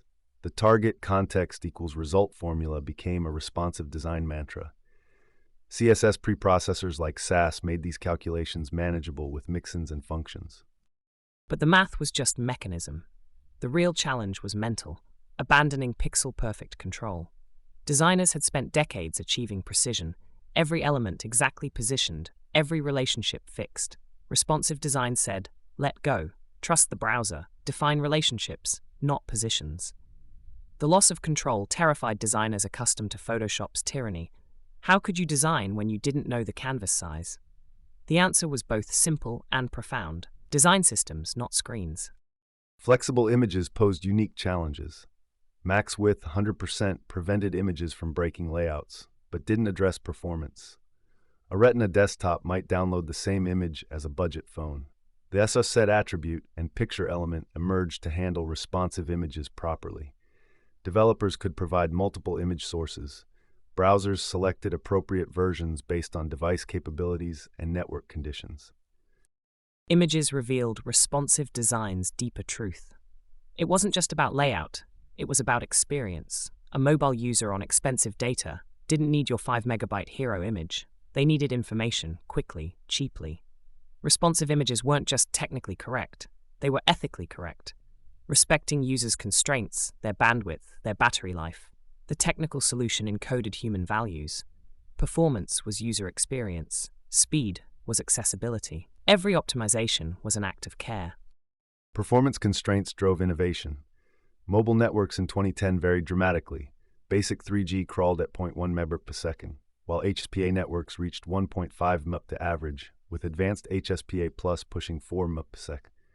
Latency was high, connections unstable. Successful mobile experiences required aggressive optimization. JavaScript bundles shrank. CSS was minified and critical styles inlined. Images were compressed and lazy loaded. The constraints that seemed limiting actually improved overall quality. Constraints as catalysts. Mobile's limitations forced honesty. Every asset questioned, every feature justified. The desktop web had grown fat on broadband's abundance. Mobile was a harsh diet, stripping away excess. What remained was essence. The navigation with 50 links became a hamburger menu with 5. The sidebar of ads vanished. The autoplaying video died unmourned. Mobile revealed what users actually valued. Not coincidentally, desktop users preferred these simpler experiences too. The constraint had revealed universal truth. Luke Wroblewski inverted everything with 2 words: mobile first. His 2009 presentations and 2011 book argued for starting with mobile, then enhancing for larger screens. The logic was irrefutable. Mobile was harder. Less space, less bandwidth, less attention. If you could succeed there, desktop was easy. But the philosophy went deeper. Mobile first meant content first. What absolutely had to be on the page. What could users accomplish with limited interaction models? Mobile first had technical advantages beyond philosophy. Base CSS loaded by all devices stayed minimal. Enhancement styles were wrapped in min-width media queries, only downloaded by capable devices. Parse and render times improved on mobile. The cascade naturally supported progressive enhancement. Starting simple and adding complexity aligned with both performance best practices and CSS architecture. But mobile first was really people first. Wroblewski's insight was anthropological. Mobile users weren't sitting at desks with full attention. They were walking, waiting, multitasking. One hand occupied, glancing between tasks. The context demanded ruthless prioritization. Every tap was an investment, every scroll an effort. Mobile-first design respected these humans in motion. The approach spread beyond web design. Product teams adopted mobile-first thinking. If a feature wasn't worth building for mobile, was it worth building at all? Touch interfaces demanded new interaction patterns. Apple's Human Interface Guidelines specified 44-pixel minimum touch targets. Google's Material Design recommended 48 pixels. Fitz's law applied differently to touch than mice. The edges and corners of screens, easiest to reach with mice, became hardest with touch input. Navigation moved to bottom tabs. Actions clustered in reachable zones. The ergonomics of touch rewrote interface design. The top left logo, sacred since the first websites, became unreachable. The footer, traditionally for legal links, became prime navigation space. Gestures replaced clicks, swipe, pinch, long press. The vocabulary of interaction expanded. But more profound was the immediacy. Desktop computers sat on desks. Phones became constant companions. The interface became direct manipulation of light itself. Mobile wasn't just a smaller screen. It was a different relationship entirely, immediate, intimate, ever-present. Progressive enhancement found new relevance in mobile contexts. JavaScript might fail on flaky connections. CSS might partially load. HTML needed to work alone. Mobile-first progressive enhancement started with core functionality in HTML, enhanced with CSS for layout, and JavaScript for behavior. Each layer was optional. The approach that seemed outdated in the Ajax era proved essential for unreliable mobile networks. Progressive enhancement became moral philosophy. Every enhancement was a privilege not all users shared. That parallax scrolling effect? Meaningless to screen reader users. That JavaScript router? Broken on old Android browsers. That custom font? Expensive on metered connections. Mobile-first progressive enhancement asked, who are you leaving behind? The answer was always someone. The approach demanded humility. Your clever feature was someone else's barrier. Build the core experience first. Enhance for those who can receive it. Never punish those who can't.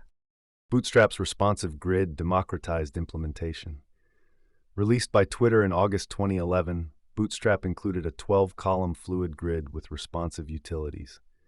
Classes like colMD6 and HiddenXS made responsive layouts achievable, without calculating percentages.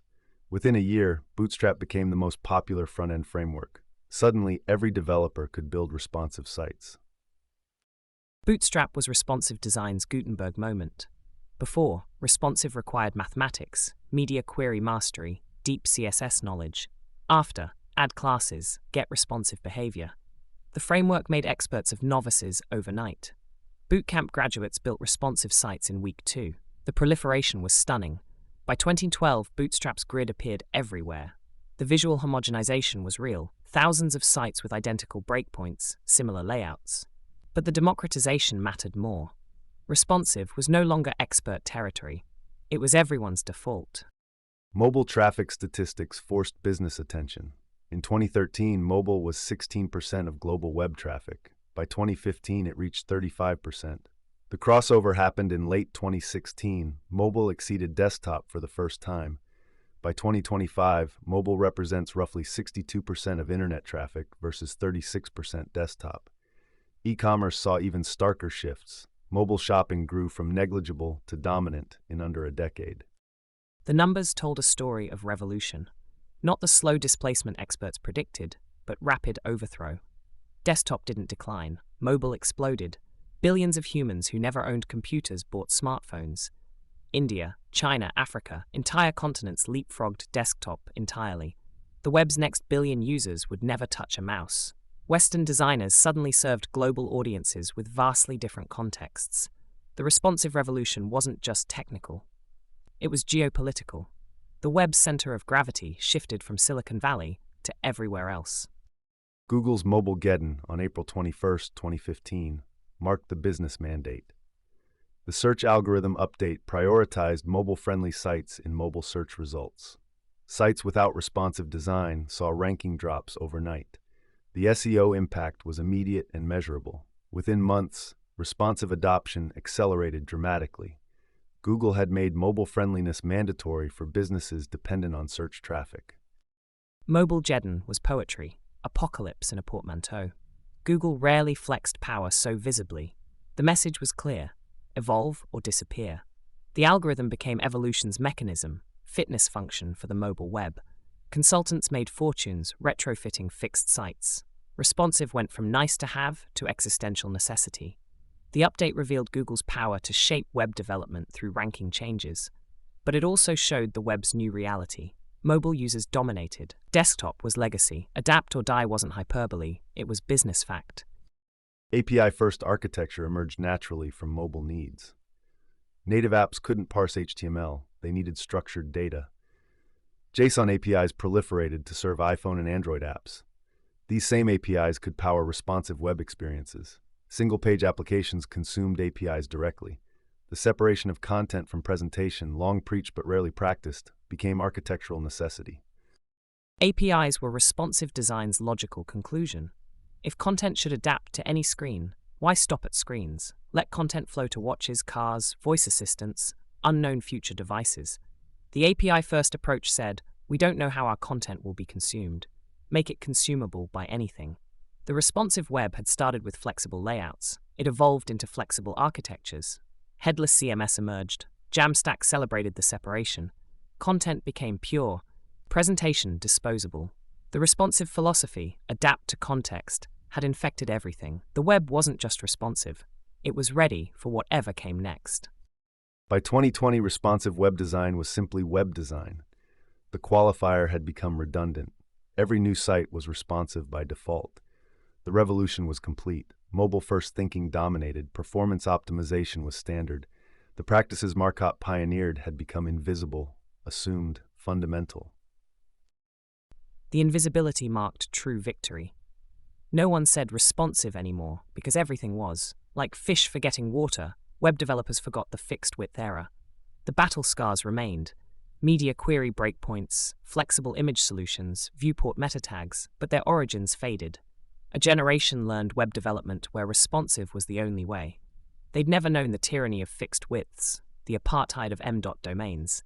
To them, the web had always adapted, always flowed, always responded.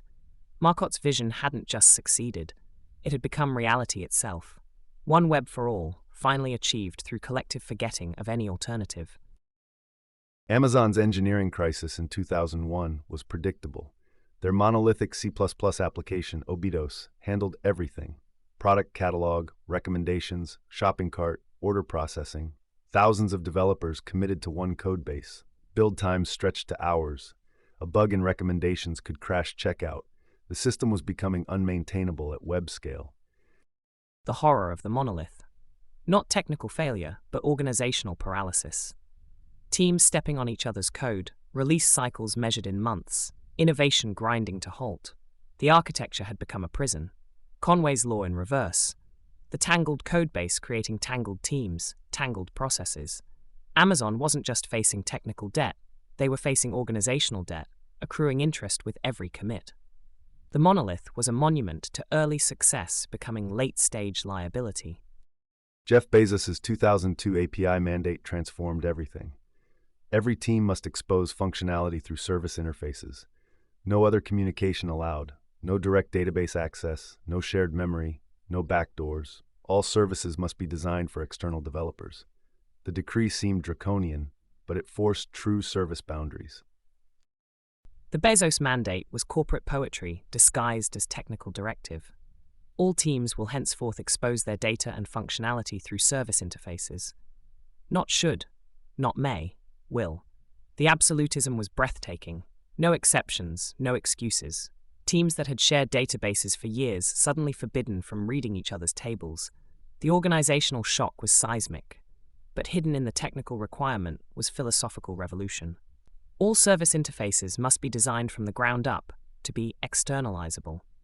Every internal service built as if the world would use it. Because someday, the world would. The technical migration was massive. Teams had to identify service boundaries, define APIs, handle distributed transactions. The shared database, source of so many problems, got decomposed. Each service owned its data, exposed it only through APIs. Service calls replaced function calls. Network latency became a design consideration. But the boundaries were the breakthrough. Suddenly, teams could deploy independently. The product catalog team didn't wait for recommendations. Cart didn't block on inventory. The forced decoupling created accidental innovation. Teams experimented freely within their domains. They chose different languages, different databases, different deployment schedules. The API boundaries became innovation boundaries. Freedom through constraint, autonomy through isolation. The monolith's death released 1,000 flowers blooming. Netflix faced similar challenges with their DVD by mail monolith. By 2008, preparing for streaming scale, they began breaking apart the application. The numbers were staggering. They went from one WAR file deployed quarterly to hundreds of services deployed continuously. By 2016, Netflix operated over 700 microservices, handling billions of API requests daily. Netflix was processing over 15 billion API calls daily across their infrastructure. Netflix's journey was existential. They weren't optimizing, they were transforming. From mailing DVDs to streaming bits, from American service to global platform, the monolith couldn't evolve fast enough, so they shattered it. Each fragment became a microservice with a beautiful name: Eureka for discovery, Zool for routing, Hystrix for resilience. The names revealed ambition, not user service or video processor, but mythological creatures and ancient cities. Each service a small epic in the larger saga. The architecture became narrative, infrastructure as storytelling. The technical patterns they pioneered became industry standard. Service discovery to find endpoints dynamically, circuit breakers to prevent cascade failures, bulkheads to isolate problems, client-side load balancing for resilience. These patterns, documented in the Netflix tech blog, influenced thousands of companies. Open sourcing their tools was genius philanthropy. Netflix could have hoarded their innovations, protected their competitive advantage. Instead, they gave everything away: the tools, the patterns, the hard-won knowledge. Why? Because they understood platform dynamics. The real value wasn't in the tools, but in the expertise to use them. By defining microservice patterns, they shaped how the industry thought. Every company using Hystrix internalized Netflix's reliability philosophy. Cultural imperialism through architectural patterns. They didn't just win the streaming wars, they defined how everyone else would fight. Stripe's 2011 launch redefined what an API could be. Not just functional, but beautiful. 7 lines of code to accept payments, documentation that read like literature, error messages that actually helped. They turned the complex horror of payment processing into elegant simplicity. But the real innovation was treating developers as users worthy of delight. Every API call was an experience, every integration a journey. They didn't just process payments, they processed developer emotions. Stripe's technical decisions reflected this philosophy. Restful design with predictable patterns, idempotency keys to prevent duplicate charges, versioning that maintained backward compatibility for years, test mode that perfectly mirrored production. They solved problems developers didn't know they had. The 7 lines of code became industry legend. Not because payment processing was actually that simple, it wasn't, but because Stripe absorbed the complexity. Behind those 7 lines lurked banking relationships, fraud detection, regulatory compliance, currency conversion. The simplicity was a magic trick, complexity vanishing through elegant abstraction. Developers fell in love, not with payments, but with the experience of integration. Stripe had discovered something profound. Developer experience was user experience. Make developers happy, and they'd make you rich. This was the sociology of developers as kingmakers. Court the individual developer, win the enterprise. The market explosion was quantifiable. Programmable web tracked 105 APIs in 2005. By 2010, over 2,000. By 2015, 15,000. By 2018, over 19,000 public APIs. Some estimates put the total, including private APIs, at over 50,000 by 2016. The growth was exponential, each API spawning integrations, mashups, entire businesses built on top. Each API was a promise and a prison. The promise: build on our platform, access our users, leverage our infrastructure. The prison: our terms, our limits, our whims. Twitter's API tragedy became cautionary tale. Thousands of developers built Twitter clients, analytics tools, innovative interfaces. Then Twitter decided to own the client experience. API rate limits tightened. Terms changed. Businesses built on Twitter's API were strangled by Twitter's strategy. The ecosystem learned a harsh lesson. APIs weren't partnerships, they were dependencies. Build on someone else's platform, live by their rules. Twilio took a different approach. Communications infrastructure, SMS, voice calls, video, exposed through simple REST APIs. Send an SMS in 5 lines of code. Complex telephony protocols abstracted away. By 2016, Twilio powered communications for over 36,000 businesses. Twilio understood developers were kingmakers, not IT departments, not CTOs, individual developers choosing tools. So they courted them relentlessly. Developer evangelists at every conference, sample code in every language, credits for experimentation. They turned boring infrastructure into developer playground. The strategy worked because they recognized a shift. Developers had budgets now, cloud credit cards, they could swipe and integrate, no purchase orders needed. The democratization of procurement meant the democratization of decision-making. Win the developer, win the company. Hackathons, freebies, excellent support, the new currency of platform adoption. Auth0 applied the same model to authentication. Identity management, historically complex, security critical, became API calls. OAuth, SAML, social logins, multi-factor authentication, all abstracted. By 2021, they were managing 4.5 billion authentications monthly before their $6.5 billion acquisition. Authentication as a service was a philosophical statement. Identity, most personal of data, outsourced to APIs. Companies admitted they couldn't build secure auth themselves. Too complex, too critical, too easy to fail catastrophically. Better to let specialists handle it. The admission was healthy but revealing. If every company needed authentication but couldn't build it, what else would be delegated to APIs? The answer was everything. Payments, communications, authentication, maps, machine learning. The API economy wasn't adding features. It was defining what companies actually did versus what they integrated. Service boundaries required careful design. Domain-driven design provided principles, bounded contexts, aggregates, ubiquitous language.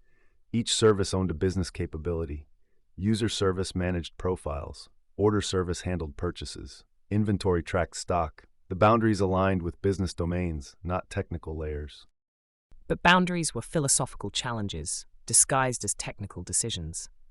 Where does user end and order begin? Is payment part of order or separate service? The questions revealed hidden assumptions about business itself. Conway's law said architecture mirrors organization. Microservices inverted this. Organization began mirroring architecture.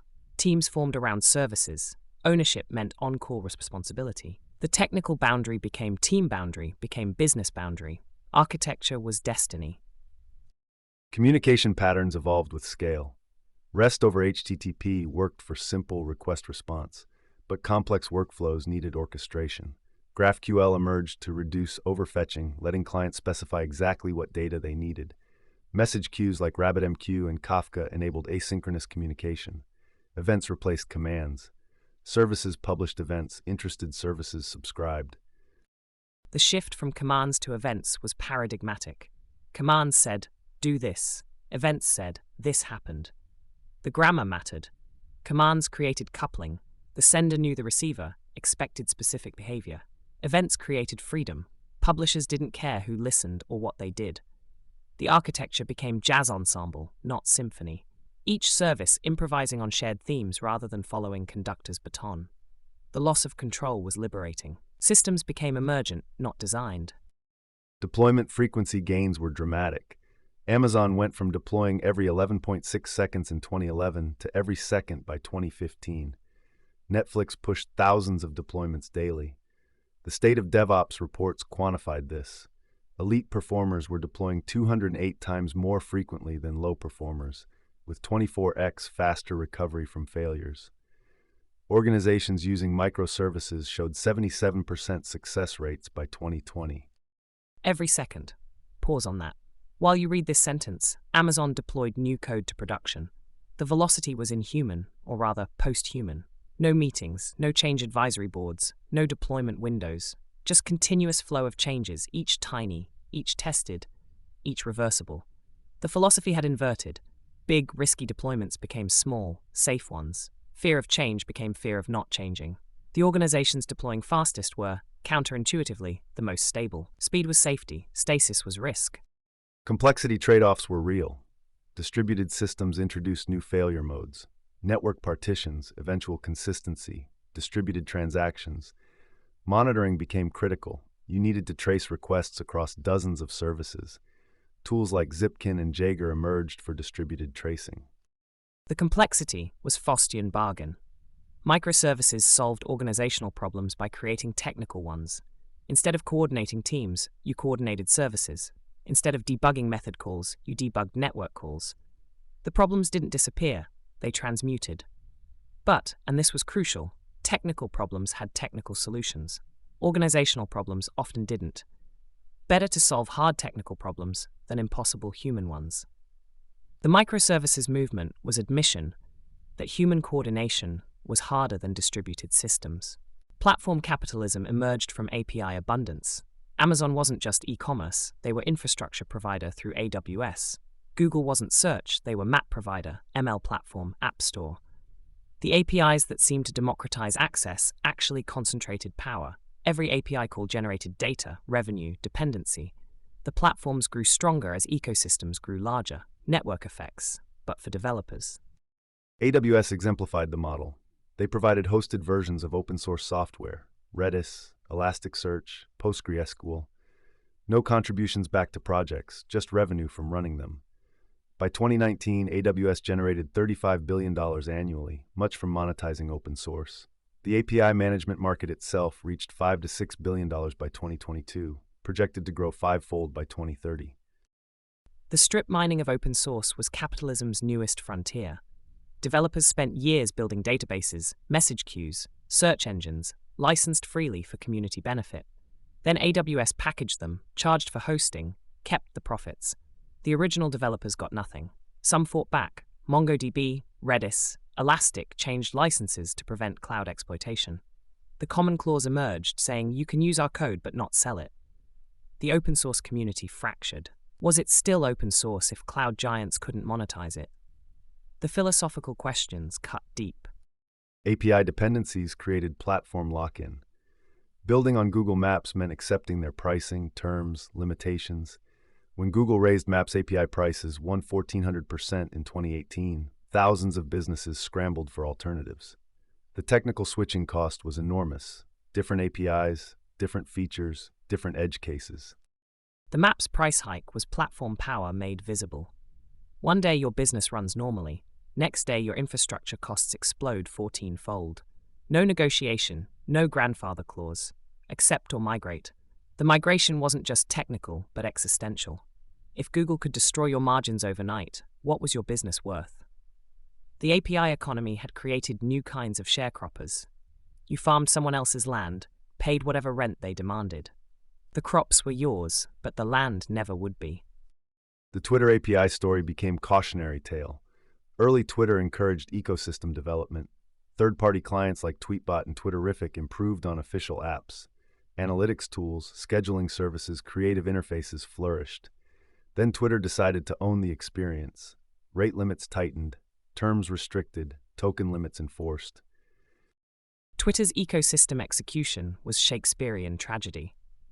The developers who'd made Twitter usable, who'd invented features Twitter later adopted, were systematically eliminated, not through competition, but through API restrictions. Your successful client hit token limits. Your innovative feature violated new terms. The platform that grew through openness achieved dominance through closure. Developers learned the iron law of platforms. Today's partner is tomorrow's competitor. Every successful API integration was future threat to platform control. By 2023, the API economy's scale was staggering. The real value was trillions in enabled commerce, millions of developers building on platforms, billions of API calls daily. Facebook's Graph API alone handled 1.2 trillion requests per day by 2017. The scale was planetary. APIs had become the nervous system of the digital economy. Trillions of requests, each a prayer to platform gods. Give me user data. Process this payment. Send this message. The APIs had become infrastructure's infrastructure, invisible layer beneath everything. But infrastructure is power. Control the APIs, control the economy built on them. The concentration was staggering. A handful of platforms, Amazon, Google, Microsoft, Facebook, provided APIs that millions depended on. The democratization of development had created new monarchies. We'd traded desktop lock-in for cloud lock-in, each API key a feudal oath of fealty. Performance engineering challenges multiplied with microservices. Instead of optimizing one application, teams optimized service interactions. Network latency, serialization overhead, cascade failures. These performance challenges would spawn entire communities dedicated to solving distributed systems problems at scale. Performance became a holistic concern, not just speed, but reliability, cost, complexity. The microservices that enabled agility also demanded sophistication. You needed distributed systems experts, site reliability engineers, observability platforms. The barrier to entry rose even as development democratized. Small teams could build on APIs quickly, but struggled with operational complexity. The future belonged to those who could manage both, rapid development and reliable operation. The API economy had created new problems, requiring new solutions. The cycle continued, each solution spawning next generation's challenges. The performance engineering community would rise to meet this challenge, as we'll explore next. 3 seconds, that's all you had. Google's 2016 bombshell. 53% of mobile users abandoned sites taking over 3 seconds to load. Half your audience, gone, vanished into the impatient ether. The number became gospel, repeated in every performance talk, every optimization pitch. But beneath the statistic lurked existential dread. The web had grown fat, lazy, complacent. Pages bloated with frameworks, libraries, tracking pixels. We'd built a web that worked perfectly on our gigabit office connections, then wondered why the world abandoned us on 3G. The business impact was quantifiable and devastating. Amazon's famous study, every 100 milliseconds of latency cost 1% in sales. Walmart found every second of improvement yielded 2% conversion increase. Google observed 500 milliseconds delay in search results caused 20% traffic drop. These weren't marginal optimizations. They were survival metrics. Money left on the table, fortunes lost to spinner icons. The Amazon calculation was particularly haunting. 100 milliseconds, 1/10 of a second, barely perceptible to consciousness, worth 1% of everything. Scale that across billions in revenue. Suddenly, milliseconds were millions. The blink of an eye became boardroom crisis. Performance wasn't engineering concern. It was existential threat. Your competitor's site loads 200 megs faster? You're losing 2% of every customer. The math was merciless. The cultural shift was dramatic. Performance went from afterthought to imperative. In 2007, most teams tested on fast connections with powerful machines. By 2013, Chrome DevTools had introduced network throttling. Engineers started experiencing their sites on 3G, seeing multi-second load times they'd never noticed. The throttling revelation was like Plato's cave inverted. Engineers emerged from their high-speed caves into the harsh light of global reality.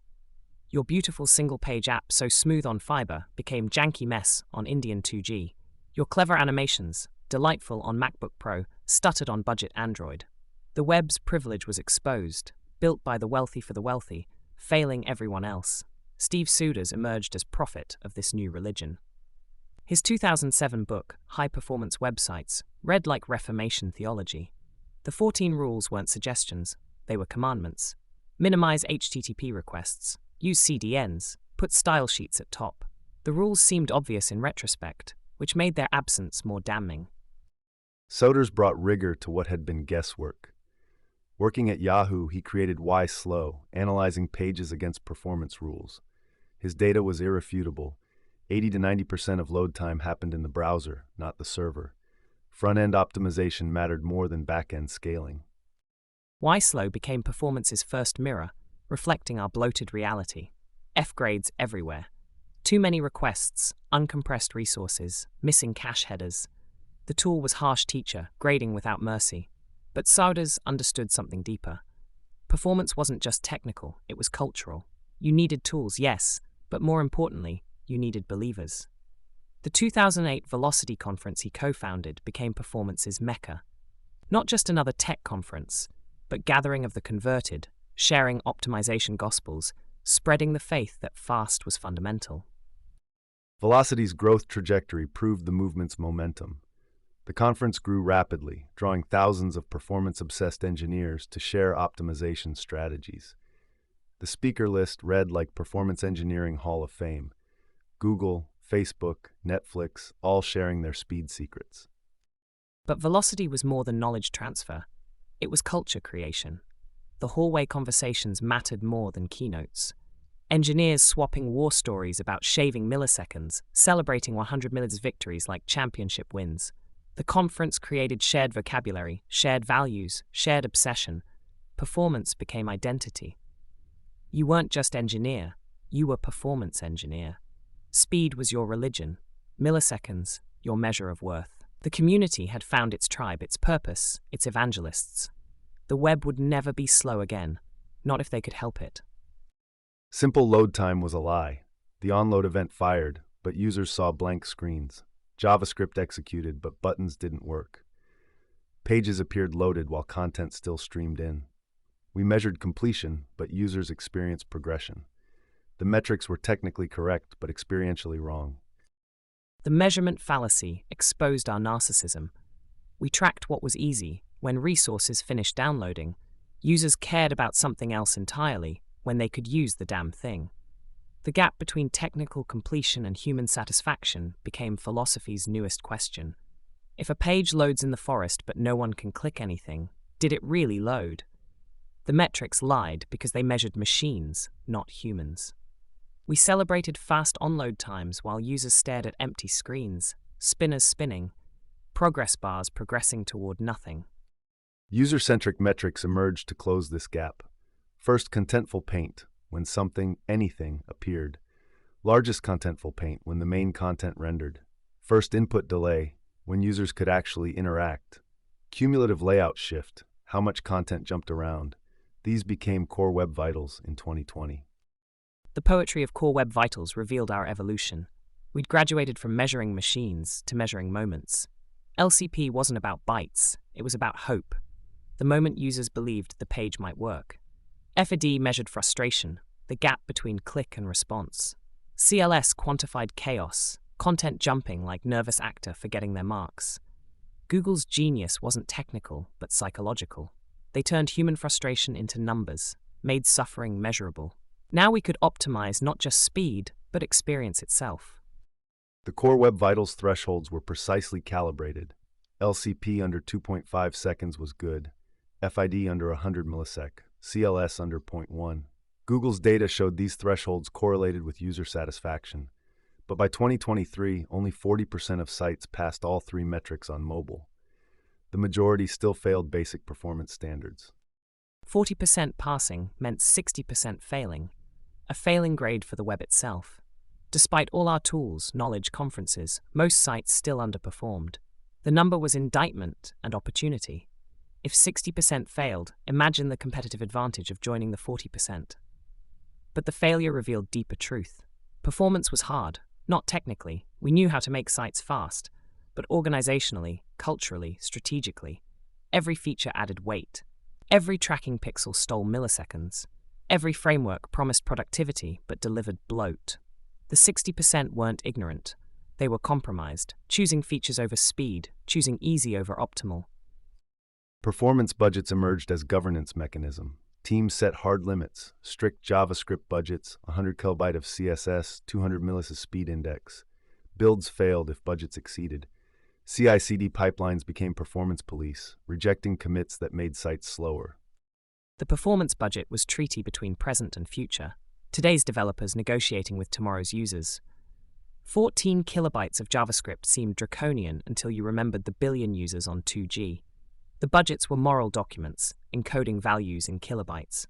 What mattered more, smooth animations or fast loads? Rich interactions or quick responses? The constraints forced clarity. You couldn't have everything. Choose wisely. The budget was mirror reflecting priorities. Teams that set strict budgets cared about users. Teams that ignored them cared about themselves.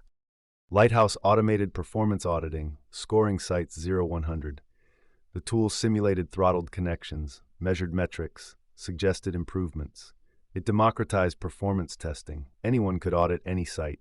The scores became badges of honor or shame. Lighthouse was performance's great democratizer. No longer could sites hide behind "works for me." The scores were public, shameable, comparable. Your competitor's 98 mocking your 67. The number became identity. We're a 90-plus Lighthouse shop. But the democracy cut both ways. Every developer could now shame every site. Twitter threads showcasing bad scores, GitHub issues demanding optimization. The web had found its quality police, armed with metrics and righteous fury. Performance had gone viral. Critical render path optimization became fundamental pattern. Minimize render blocking resources, inline critical CSS, defer non-essential JavaScript. The browser could start painting faster, showing content while rest loaded. The technique cut perceived load time dramatically. The critical path was philosophy disguised as technique. What was truly critical? The logo? The navigation? The call to action? The answer revealed priorities. News sites inlined headlines. E-commerce showed products. Social media displayed posts. The critical path was business strategy made visible. You declared, in code, what mattered most.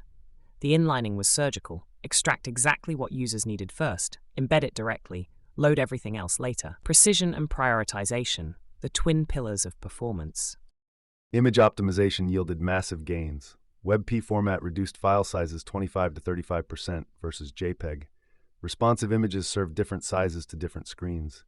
Lazy loading deferred below-fold images. Pages were often 64 to 75% images by weight. Optimizing them was crucial. Images were the web's obesity epidemic. Beautiful, high resolution, unnecessarily massive. We served 2 megabytes heroes to 320px phones, wondering why they loaded slowly. The waste was archaeological, layers of optimization history. First generation, compress everything. Second, serve right sizes. Third, use better formats. Fourth, don't load until needed. Each generation built on the last, progressive enhancement for progressive loading. But the real revolution was admitting images weren't special. They were content like any other, subject to same brutal optimization logic. JavaScript bundling evolved from concatenation to sophisticated optimization. Webpack, rollup, parcel, tools that analyzed dependencies, removed dead code, split bundles intelligently. Tree shaking eliminated unused exports. Code splitting loaded features on demand. The JavaScript that once bloated pages became lean, targeted, efficient. Tree shaking was poetry, the autumn of unused code, functions falling like dead leaves. Your codebase was overgrown forest, bundlers were careful gardeners, pruning what wasn't needed. But the poetry hid violence. Every shaken function was someone's work, discarded as dead weight.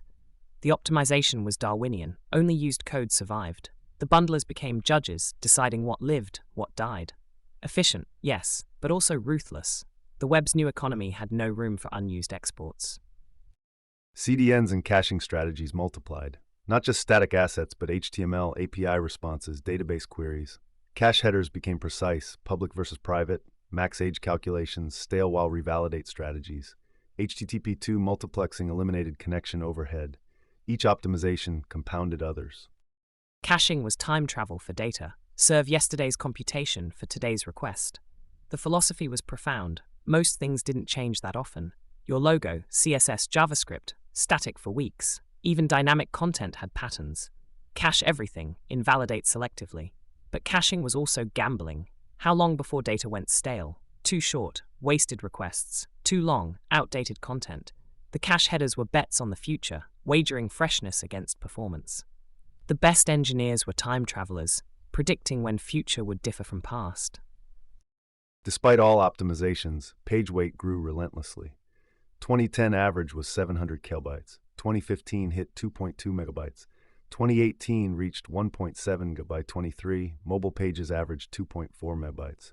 We optimized furiously while adding weight faster. The treadmill never stopped. The weight contradiction was capitalism's cruelest joke. Every optimization enabled new bloat. Faster JavaScript, add more frameworks, better compression, larger images, improved caching, more third-party scripts. We were addicts with better suppliers. The efficiency gains immediately spent on new features, new tracking, new complexity. The web's Jevons effect, increasing efficiency, increased consumption. We made sites faster only to make them slower again. The optimization community ran furiously to stand still. Performance tooling democratized over the decade. Web page test went from Patrick Meenan's creation at AOL to open source standard. Google's Lighthouse integrated into Chrome DevTools. Free tools replaced expensive monitoring services. Any developer could now audit, measure, optimize. The tool's liberation was ideological victory. Performance optimization had been province of specialists with expensive software. Now every developer wielded same weapons. Web page test's film strip view showed exactly how pages loaded, frame by frame.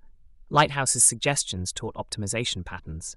The knowledge, once hoarded, became commonwealth. But democratization meant proliferation. Everyone could measure, so everyone did. Performance became spectator sport, sharing bad Lighthouse scores, comparing web page test results. The tools that taught us to optimize also taught us to shame. Google's 2018 announcement extending page speed ranking to mobile search amplified the urgency. Speed had been a desktop ranking factor since 2010, but mobile's inclusion changed everything. Performance became SEO concern. Marketing teams suddenly cared about milliseconds. Budget appeared for optimization. The business case was finally clear. Slow sites ranked lower, got less traffic, made less money. Google's ranking algorithm was invisible, hand-made visible. The search giant had always considered speed, but confirming it publicly changed behavior instantly. SEO consultants became performance evangelists. Marketing budgets flowed to optimization. The algorithm was judge, jury, and executioner. Slow sites sentenced to obscurity. The power was breathtaking. Google didn't make sites faster through technology, but through fear. The threat of lower rankings motivated more than any conference talk. Capitalism's logic finally aligned with user experience. Fast was profitable. The fast by default philosophy transformed organizations. Performance reviews included speed metrics. Teams celebrated optimization wins. Engineers added performance improvements to their promotion packets. Speed became everyone's responsibility, not just the performance teams. Fast by default was cultural revolution disguised as technical practice. It meant questioning every decision through performance lens. Should we add this feature? What's the weight cost? New framework? Show me the benchmarks. Third-party script? Prove the value. The mindset shift was seismic. Performance wasn't cleanup task after launch, it was design constraint from conception. Like accessibility or security, speed became non-negotiable baseline. The culture had inverted. Slow was no longer acceptable. Speed was table stakes. Knowledge sharing exploded through blogs, conferences, online communities. Performance.now conference joined Velocity. Perf Matters community grew on Slack. Chrome DevRel team published optimization guides. The performance community became self-reinforcing ecosystem, constantly sharing new techniques. The community's generosity was competitive advantage inverted. Companies that should compete freely shared speed secrets. Companies freely shared optimization techniques through blogs and talks, lifting the entire web's performance. Why share what helped you win? Because the real competition wasn't each other. It was user abandonment. Every slow site hurt everyone, training users to expect failure. The rising tide of performance lifted all boats. Share your optimizations, improve the web. Everybody wins.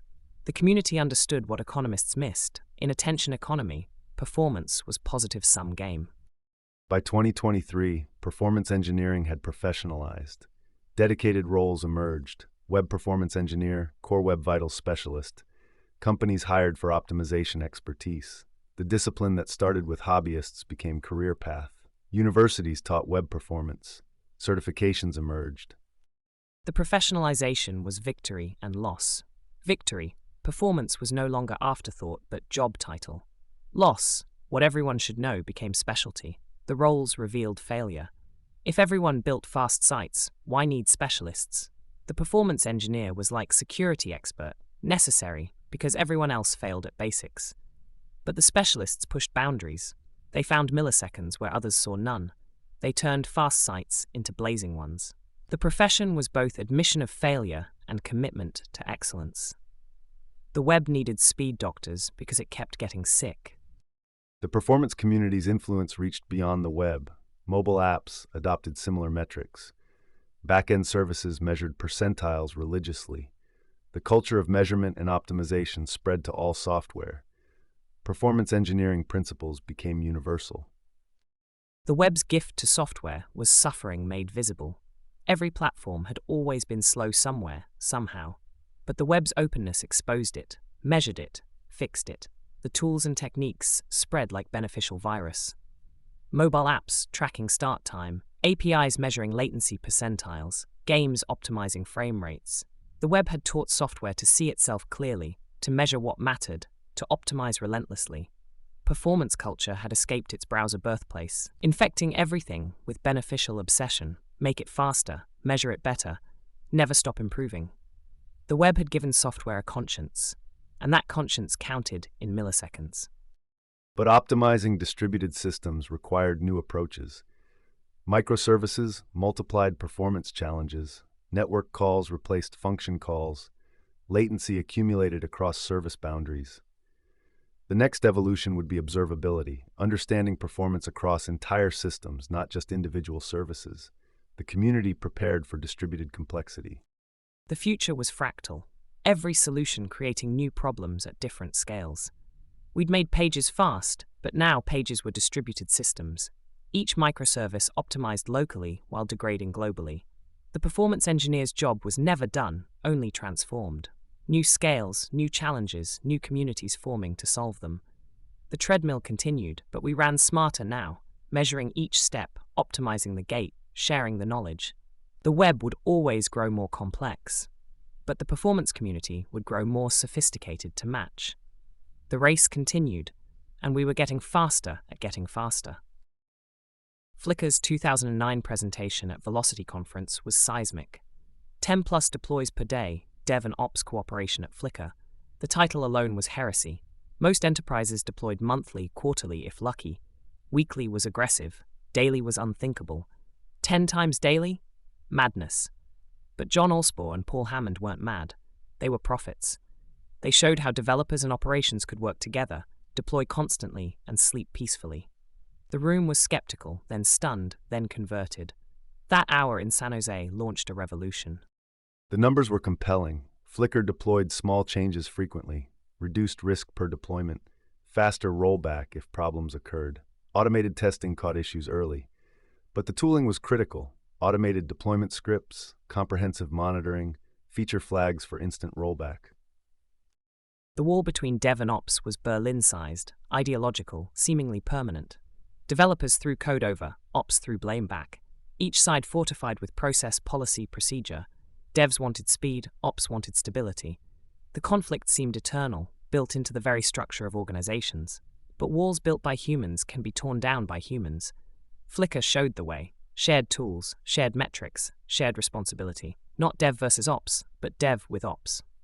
The wall didn't need reinforcement. It needed demolition. Patrick Debois organized the first DevOps Days in Ghent, Belgium, October 2009. The small gathering of practitioners marked the formal beginning of the movement, but the energy was intense. People who'd felt alone in pushing collaboration suddenly found their tribe. The hashtag DevOps exploded on Twitter. Within 2 years, DevOps Days spread globally. Ghent was Woodstock for the waterfall weary. Du Bois didn't plan a movement, just a conference. But movements choose their moments. The frustration with silos had reached critical mass. The technology, cloud, automation, APIs, was finally ready. Most importantly, the pain was universal. Every attendee had scars from the same battles. They came seeking commiseration, left plotting revolution. The conversations between sessions mattered more than presentations. You too? We thought we were crazy. The crazy ones found each other, discovered they were sane, and decided to make the world crazy too. Blameless postmortems became foundational practice. When systems failed, teams gathered to understand why, not to assign blame. Document timeline, identify root causes, create action items. The focus shifted from punishment to prevention. Google's SRE book popularized the approach. Blame is satisfying but sterile. It feels like justice, but breeds only fear.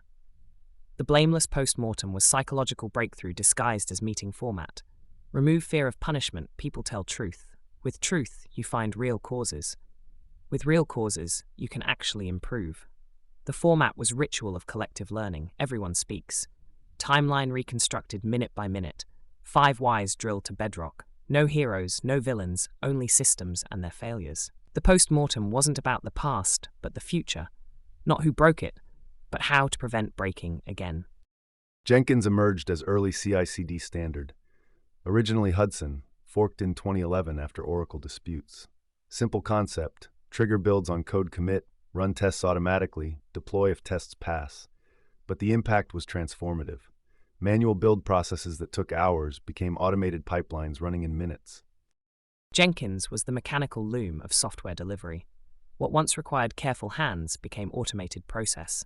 But like the Luddites discovered, automation doesn't eliminate humans, it changes their role. Instead of manually copying files, engineers designed pipelines. Instead of running tests, they wrote better tests. The work became more abstract, more powerful. Jenkins's genius was its simplicity, a box that watched for changes and did things. But in that simple box lay revolution. If machines could build and deploy, what were humans for? To imagine, to design, to improve the machines themselves. The 2016 State of DevOps report quantified what practitioners felt. High performers deployed 200 times more frequently than low performers. Lead time from commit to deploy, 2,555 times faster. Mean time to recovery, 24 times faster. Change failure rate, 3 times lower. The data was staggering. Annual surveys reinforced these dramatic improvements year after year. Those numbers weren't incremental improvements. They were different universes. 200 times more frequent deployment wasn't just faster, it was different philosophy. Like difference between walking and flying. The high performers had escaped gravity. But the beautiful paradox, deploying more often made things more stable, not less. Small changes were easier to understand, test, fix. The caution that seemed safe was actually dangerous. The speed that seemed risky was actually secure. DevOps had inverted decades of conventional wisdom through empirical proof. Infrastructure as code revolutionized operations. Chef launched in 2009, Puppet had hit 1.0 in 2005, Ansible arrived in 2012, Terraform in 2014. Each tool turned infrastructure into text files. Server configurations became code, version-controlled, peer-reviewed, tested. What once required console access and manual commands became declarative specifications. By 2020, over 70% of companies were using IAC in some capacity. Infrastructure as code was Plato's forms made real. The ideal server existed as code, and reality was made to match. No more snowflake servers, each unique in their dysfunction. Now cattle, not pets, identical, replaceable, reliable. The philosophical shift was profound. Infrastructure wasn't built, it was declared. You described the desired state, tools made it so, like writing the world into existence. The server was no longer sacred object, but ephemeral instance of eternal code. Create, destroy, recreate, all from text files. The infrastructure had become liquid, flowing into whatever shape the code described. Cloud platforms accelerated everything. AWS launched EC2 in 2006, but APIs were initially basic. By 2010s, everything was programmable: compute, storage, networking, databases. Provisioning that took weeks of procurement became API calls executing in seconds. Infrastructure as code became inevitable. The cloud made infrastructure into vocabulary. Servers became verbs: launch, terminate, scale. Networks became adjectives: public, private, peered. Storage became nouns: buckets, volumes, snapshots. The cloud gave us language to speak infrastructure into being. Let there be load balancers, and there were load balancers. The biblical power was intoxicating. But unlike gods, we paid by the hour. The cloud's real innovation wasn't technology, but business model. Infrastructure as operational expense, not capital. Fail fast became financially viable. Experiment, iterate, shut down, all just line items on AWS bill. Amazon's you build it, you run it philosophy changed accountability. Werner Vogel's, CTO, made it explicit. Teams that built services also operated them. Developers carried pagers, responded to outages, felt the pain of poor design choices directly. Quality improved dramatically. You build it, you run it was karma made policy. The suffering you created, you endured. No more throwing garbage over the wall for others to clean. The 3 a.m. page was universe teaching you about error handling. The cascading failure was your architecture's judgment day. But the policy was also empowerment. If you ran it, you could fix it. No waiting for ops approval, no begging for access. The feedback loop tightened to zero. Problem, diagnosis, fix, deploy, all in same hands. Accountability and authority finally aligned. Site reliability engineering formalized at Google. Treat operations as software problem. SREs wrote code to eliminate toil, built tools for reliability, established error budgets. The 50-50 rule: spend half time on operations, half on development. When ops work exceeded 50%, hire more SREs or improve automation. SRE was priesthood with metrics. They worshipped at altar of uptime, but understood perfection was false god. The error budget was brilliant. 100% uptime was too expensive, so plan your downtime. Use it wisely. The insight was profound. Reliability wasn't absence of failure, but management of failure. SREs were reliability philosophers with commit access. They asked deep questions. What is acceptable failure? How do we measure suffering? When is good enough actually good? The answers came in code, metrics, runbooks, philosophy made operational. Shift-left testing moved quality checks earlier. Unit tests in development, integration tests in CI, security scans in build pipeline. Catching bugs in production cost 100x more than catching in development. The economics drove adoption. Every stage left caught issues cheaper. Shift left was time travel for quality. Drag the future's problems into the present, where they're cheaper to fix. The bug that would have been customer complaint became failing unit test. The security hole that would have been breach became build failure. But shift left was also shift everywhere. Quality wasn't phase but property, not gate but gradient. Every moment, every commit, every merge, opportunities to ensure excellence. The shift was mental more than procedural. Quality wasn't someone else's problem later. It was everyone's problem now. Container orchestration completed the automation picture. Docker standardized packaging in 2013. Kubernetes, released by Google in 2014, solved orchestration at scale. Containers provided consistency, same artifact from laptop to production. Kubernetes handled deployment, scaling, healing automatically. Containers were suitcases for software. Everything needed for journey packed inside. No surprises at destination. Works on my machine became works in my container, and that container worked everywhere. But Kubernetes was air traffic control for the container age. Thousands of containers landing, taking off, redirected, replaced. The complexity managed by declaring desired state. Like IRC for runtime. You declared, I want 3 instances. Kubernetes made it true, and kept it true. Servers died. Kubernetes replaced them. Traffic spiked. Kubernetes scaled. The orchestration was symphony, where musicians could die mid-performance, and no one noticed. The psychological shift from monthly to hourly deployments was vertigo-inducing. Monthly releases were events, planned, scheduled, feared. Teams booked war rooms, ordered pizza, prepared rollback plans. The monthly release was organizational trauma repeated, but hourly was breathing. No ceremony, no fear, just flow. The shift required rewiring brains trained for decades. Trust the automation, trust the tests, trust the rollback. Most importantly, trust that small changes were safer than large. The psychology inverted. Holding changes became scary, releasing came relief. NoOps emerged as serverless platforms matured. AWS Lambda launched 2014, promising code without servers. Just upload functions, they run when triggered. No servers to manage, patch, scale. Firebase, Netlify, Vercel, platforms abstracting away infrastructure entirely.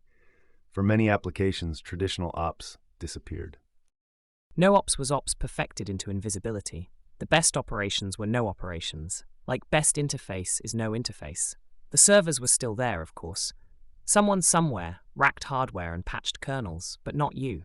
The abstraction was complete. You wrote functions, they ran somewhere, you paid per invocation. The server had sublimed from solid to gas. NoOps wasn't elimination of operations, but elevation. Ops concerns moved into platform, code, architecture. You still worried about performance, reliability, cost, but at higher level, the ops was dead. Long live the ops.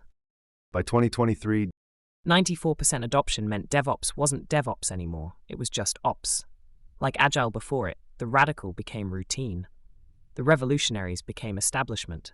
New graduates learned DevOps as normal, not knowing the dark ages of manual deployment. But ubiquity brought dilution. DevOps became buzzword, certification, checkbox. We do DevOps meant nothing and everything. The culture calcified into process. The movement became monument. Yet beneath buzzword fatigue, the transformation was real. Software delivered faster, more reliably, more frequently than ever before. The wall between dev and ops hadn't just fallen. New generation didn't know it ever existed. but rapid deployment created new challenges. Security couldn't be bolted on after. Supply chain attacks exploited CICD pipelines. Compliance struggled with continuous change. The next evolution was already emerging: DevSecOps, policy as code, security woven into every stage. The cycle continued. DevOps had solved velocity but created new vulnerabilities. Every optimization was attack surface. The CICD pipeline that deployed features could deploy malware. The automation that eliminated toil could eliminate security controls. The speed that delighted customers could delight attackers more. Security, the perpetual party pooper, demanded invitation to DevOps celebration. Not as bouncer at door, but as participant from planning. DevSecOps wasn't new silo, but security dissolved into solution. Every commit scanned, every dependency verified, every deployment validated. The future was paranoid by design. Because in world of continuous deployment, continuous attack was guaranteed. The walls we tore down between dev and ops would rise between us and them. Security was next culture war, and DevOps veterans knew how walls fell, not through force, but through collaboration. That brings us to our next topic: how security adapted to this rapid deployment world. The security challenges you mentioned, they're symptomatic of deeper transformation. Kevin Mitnick spent years as FBI's most wanted hacker, hunted like digital desperado, prison sentence, forbidden from touching computers. Yet today, respected security consultant, branding himself world's most famous hacker, his journey mirrors entire culture's evolution. The outlaw became ally, the destroyer became defender. Same skills, same curiosity, different relationship with power. DEF CON quantifies this shift. Started 1993 with 100 attendees, hackers sharing exploits in Las Vegas. By 2019, over 30,000 participants. But composition changed dramatically. Fortune 500 companies sponsor villages, government agencies recruit openly. Spot the Fed contest became meaningless when feds wore badges proudly. The linguistic evolution fascinates. Hacker once meant criminal in public imagination, breaking systems, stealing data, causing chaos. Now, security researcher, penetration tester, red team engineer, same activities rebranded. But the rebranding reflects real change. What was crime became career. What was underground became industry. The hacker ethos, curiosity, exploit discovery, challenging assumptions, transformed from threat to corporate asset. Bug bounty economics drove legitimacy. Google launched Program 2010, Facebook 2011. Create legal channel for vulnerability disclosure. By 2022, HackerOne alone facilitated over $230 million in bounties. Tens of thousands of researchers earning income legally finding flaws. 230 millions buying what exactly? Not just bug fixes, buying transformation of identity. Every bounty payment said, "You're not criminal, you're contractor." The hunter became hired gun. But deeper, buying access to hacker mindset. These weren't employees following procedures, they were adversaries thinking adversarially. Companies were paying to be attacked by people who thought like attackers. Strengthen by inviting weakness. Secure by enabling insecurity. Pentagon epitomized this shift. Hack the Pentagon launched 2016, U.S. Department of Defense inviting attacks on public-facing systems. 1,410 participants, 138 unique vulnerabilities discovered. Cost, $150,000 in bounties. Equivalent security audit would have cost millions. Hack the Pentagon. The phrase itself was cognitive dissonance. Like burn the library or flood the desert. The institution most associated with security inviting insecurity. But that inversion was the insight. Security through obscurity had failed. Security through community succeeded. The Pentagon understood what Mitnick's journey taught. Your best defenders think like attackers. While culture shifted, technical foundations transformed. Early 2010s, less than 20% of web traffic encrypted. HTTPS was expensive, complex, optional. Banks used it, maybe login pages, but most web traffic flew naked across networks. Then Let's Encrypt launched 2015. Free SSL certificates, automated provisioning, removed every barrier except laziness. Let's Encrypt was democracy for encryption. Before, SSL certificates were digital indulgences, sold by certificate authorities like Medieval Church selling salvation. Hundreds of dollars yearly for mathematical proof you were you. Let's Encrypt declared salvation should be free. But free wasn't just price, it was philosophy.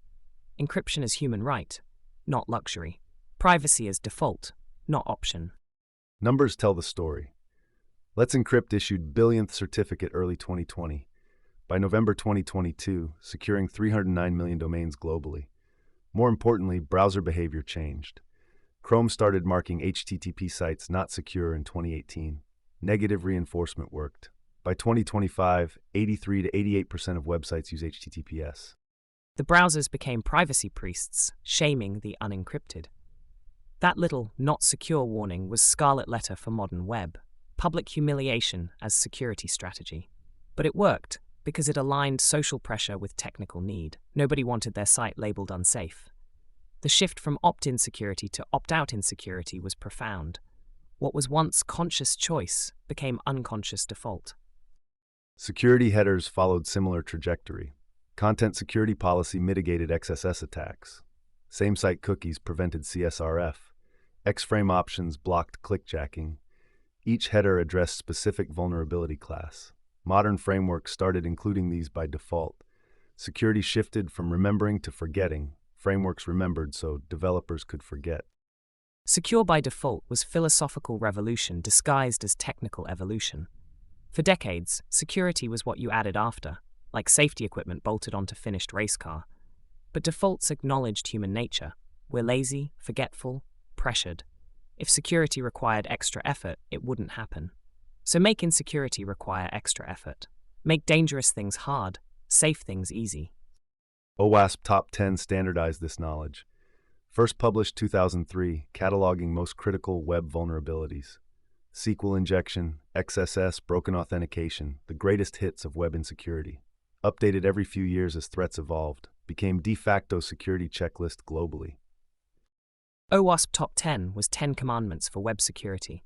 Thou shalt not trust user input.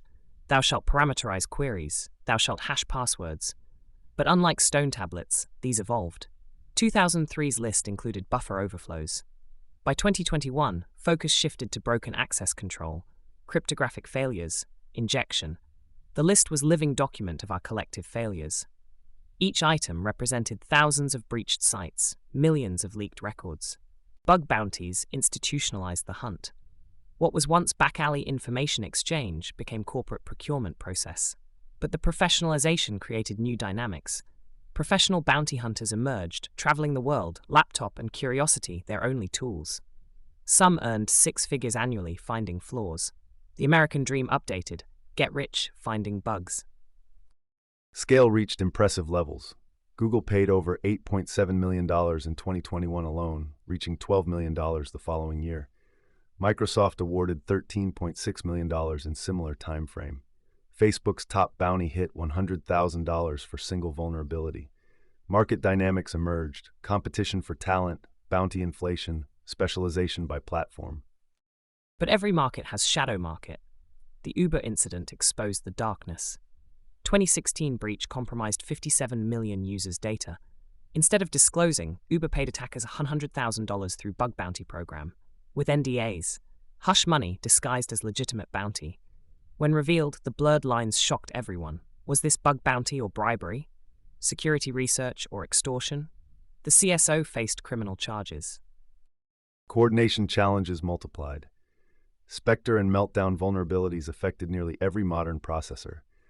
Discovered independently by multiple researchers, 2017, coordinated disclosure took months. Intel, AMD, ARM, Microsoft, Google, Amazon all needed patches before public release. Embargo lasted until January 2018. Spectre Meltdown was Manhattan Project for vulnerability disclosure. The secrecy, the coordination, the stakes. Cloud providers needed advance warning to patch millions of servers, but every additional party increased leak risk. The ethical calculus was excruciating.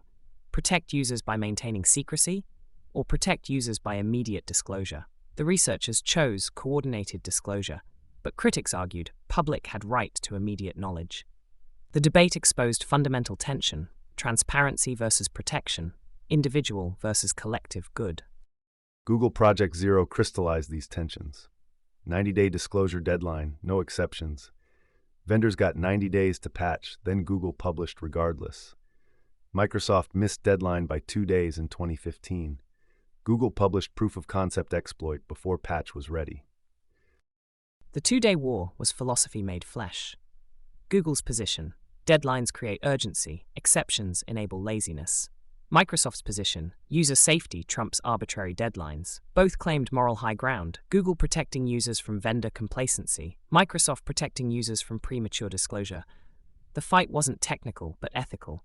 What obligation did researchers have? To vendors? To users? To abstract principles? Record 25,000 CVEs reported in 2022, 25% increase from previous year. Not necessarily more vulnerabilities, but better detection, more eyes looking. Automated scanning tools, wider researcher community, increased awareness. The paradox: web getting simultaneously more secure and more vulnerable. 25,000 confessions of imperfection. Each CVE a small admission. We built it wrong. But the admission was progress. Hidden vulnerabilities were debt accumulating interest. Disclosed vulnerabilities were debt being paid. The increase wasn't failure, but success. Success at finding what was always there. Like therapy revealing repressed memories. Painful, but necessary for healing. Supply chain attacks shifted focus. Event Stream NPM package compromised 2018. Maintainer handed popular package to unknown developer who injected cryptocurrency theft code. Log4j vulnerability 2021 affected millions of Java applications. Dependencies became attack vectors. The supply chain attacks revealed our beautiful naivety. We built castles on foundations we never examined. Trusted strangers' code with blind faith, usually fine, occasionally fatal. Event Stream was betrayal of commons. Volunteer maintainer, burnt out, hands keys to kingdom to helpful stranger. Stranger was wolf. Log4j was different terror, vulnerability in code everywhere, invisible, embedded in everything. like discovering air was poisonous. Both taught same lesson. Nothing is truly yours in modern development. DevSecOps emerged as response. Security integrated into CICD pipelines. Automated dependency scanning, container image analysis, security testing and build process. Shift left applied to security, catch vulnerabilities during development, not production. Tools like SNCC, GitHub security alerts made security visible in developer workflow. DevSecOps was security achieving enlightenment. For decades, security was goalie, last line of defense, separate from team. DevSecOps made everyone goalie. Security wasn't phase but property, woven through entire process. The shift left was really shift everywhere. Security in IDE, in commit, in build, in deploy, in runtime. The aspiration was security as autonomic nervous system, functioning without conscious thought. Modern frameworks embrace secure defaults extensively. React escaped user content automatically. Rails protected against SQL injection by default. Django included CSRF tokens automatically. Developers had to explicitly choose insecurity. The frameworks encoded decades of hard-learned lessons. The frameworks became wise parents, protecting children from dangers they couldn't yet understand. The accumulated wisdom of millions of mistakes, crystallized in code. Each framework carried genetic memory of past breaches, but the protection created new innocence. Developers who never experienced SQL injection didn't understand parameterized queries. Safety through ignorance. Were we creating generation that couldn't protect themselves without frameworks? The disclosure debates never truly resolved. Every vulnerability rediscovered the same questions. Who owns knowledge of weakness? Researcher who found it? Vendor who created it? Users who suffer from it? The ethical frameworks multiplied. Responsible disclosure, coordinated disclosure, full disclosure, each claiming moral superiority, but context made mockery of rigid rules. Nuclear plant control system versus social media widget, same disclosure timeline? ISO IEC 29147 attempted standardization. Published 2014, providing vulnerability disclosure guidelines. Define clear communication channels, acknowledge receipt promptly, provide regular updates, coordinate disclosure timing. Framework for conversation between researchers and vendors. Standards for managing chaos. Like Robert's rules for bar fights. The ISO standard was admission that conflict was inevitable, so manage it. But standards couldn't resolve fundamental tension. Researchers wanted recognition. Vendors wanted time. Users wanted protection. Attackers wanted opportunity. Every disclosure balanced competing interests. Nobody fully satisfied. Everybody partially protected. Trust became central currency. Researchers trusted vendors to patch responsibly. Vendors trusted researchers to disclose ethically. Users trusted both to protect their interests. When trust broke, like Uber incident, entire system threatened. Trust was the only thing that couldn't be coded. You could automate builds, orchestrate containers, scan dependencies. But trust? Trust required humans trusting humans. The whole security ecosystem was elaborate trust network. Certificate authorities trusted by browsers, trusted by users. Researchers trusted by bounty programs, trusted by companies. Web of trust indeed. But trust was fragile. One betrayal rippled outward. Yet despite tensions, the system largely worked. Vulnerabilities got found, disclosed, patched, not perfectly, not always ethically, but better than alternatives. The web in 2025 dramatically more secure than 2005 or 1995. Collective effort of hackers, companies, and frameworks paid off. Better than alternatives was hardly ringing endorsement. But perhaps that was wisdom, recognizing perfection as enemy of progress. The messy, contentious, sometimes corrupt system we built still protected billions of users daily. Every encrypted connection, every blocked injection, every patched vulnerability was small victory. The hackers who once threatened became guardians. The companies that once ignored became invested. Security culture prepared us for next challenge, making web not just secure, but accessible to everyone. The progression was clear. From security as afterthought to security as default. From hackers as enemies to hackers as allies. From encryption as luxury to encryption as given. Each transformation built foundation for next challenge, ensuring security didn't become new barrier to entry. Which brings us to our next topic, security and accessibility, seemingly opposed, actually aligned. Both about removing barriers, Security removes barrier of fear, fear of breach, theft, manipulation. Accessibility removes barrier of ability, physical, cognitive, economic. The secure web protected everyone. The accessible web included everyone. Our next challenge was ensuring pursuit of one didn't compromise other. The hacker ethos of curiosity and challenge would be essential.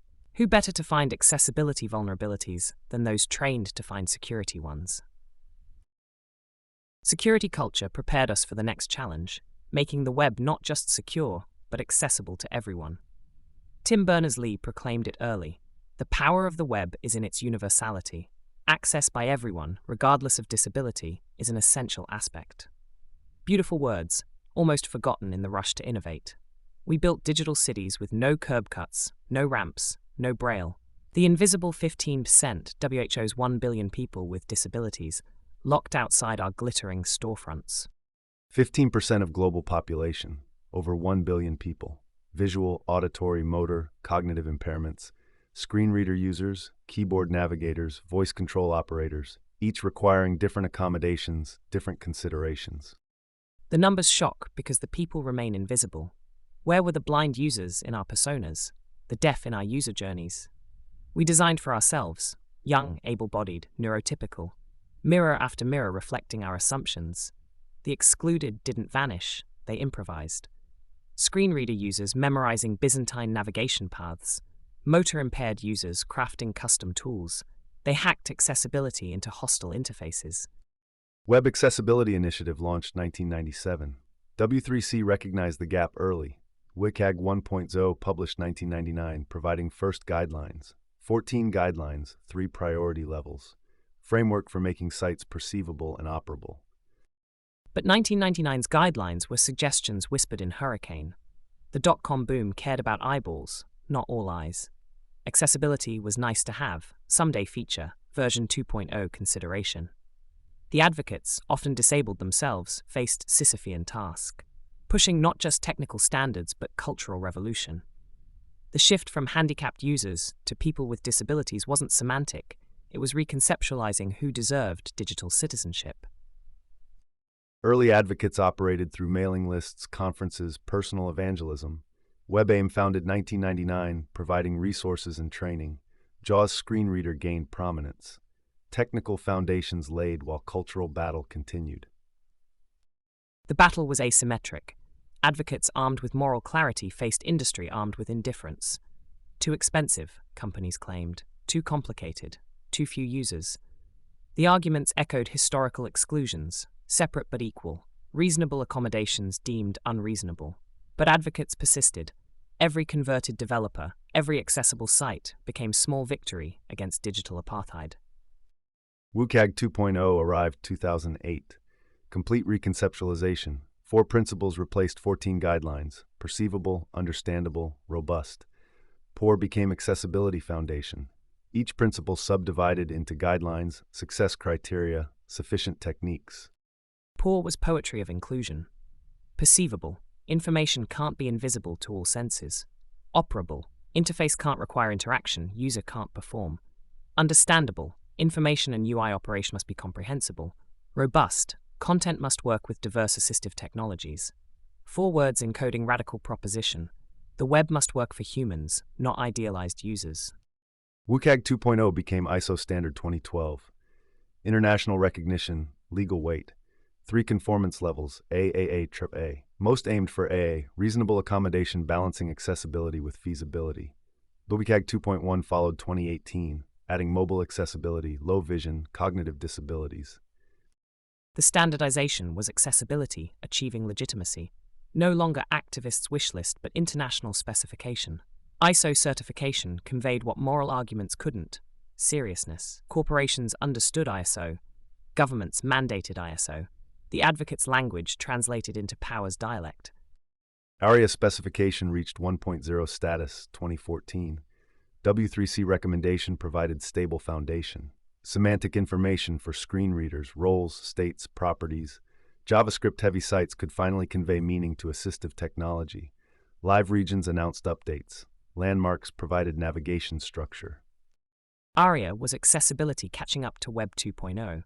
For years, Dynamic interfaces were accessibility nightmare. Screen readers announcing nothing while visual users saw everything. ARIA bridged that gulf, semantic annotations making the invisible visible, like subtitles for structure. But ARIA was double-edged. Used correctly, it opened worlds. Used incorrectly, it created new barriers.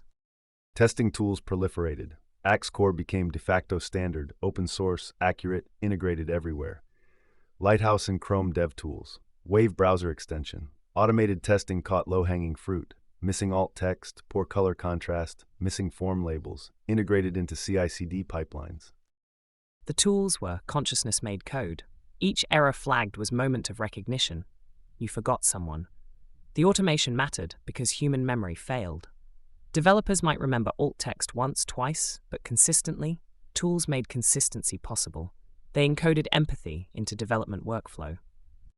Major frameworks embraced accessibility.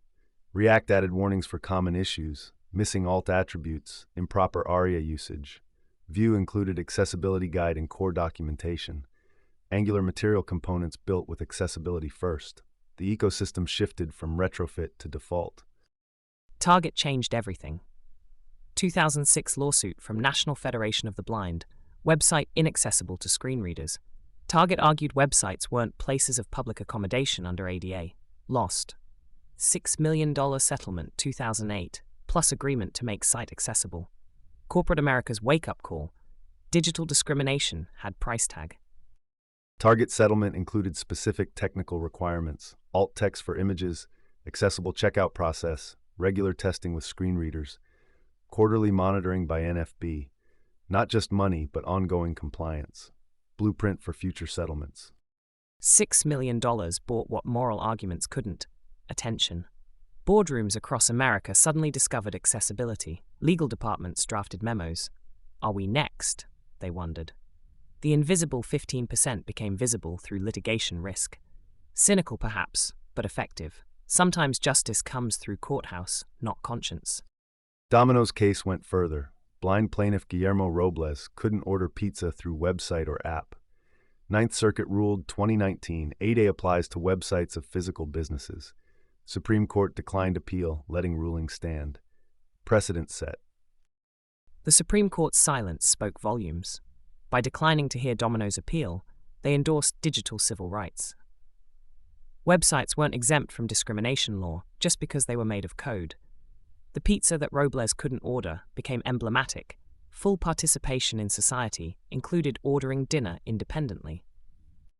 Lawsuit surge followed. 8 and 14 federal ADA Title III suits 2017, over 2,250 in 2018, 2,256 in 2019, exceeded 3,000 in federal court by 2022, over 4,000 including state cases. Majority targeted retail, hospitality, food service. Serial plaintiffs emerged, filing hundreds of cases. Lawsuit tsunami, businesses cried. Extortion. But was it?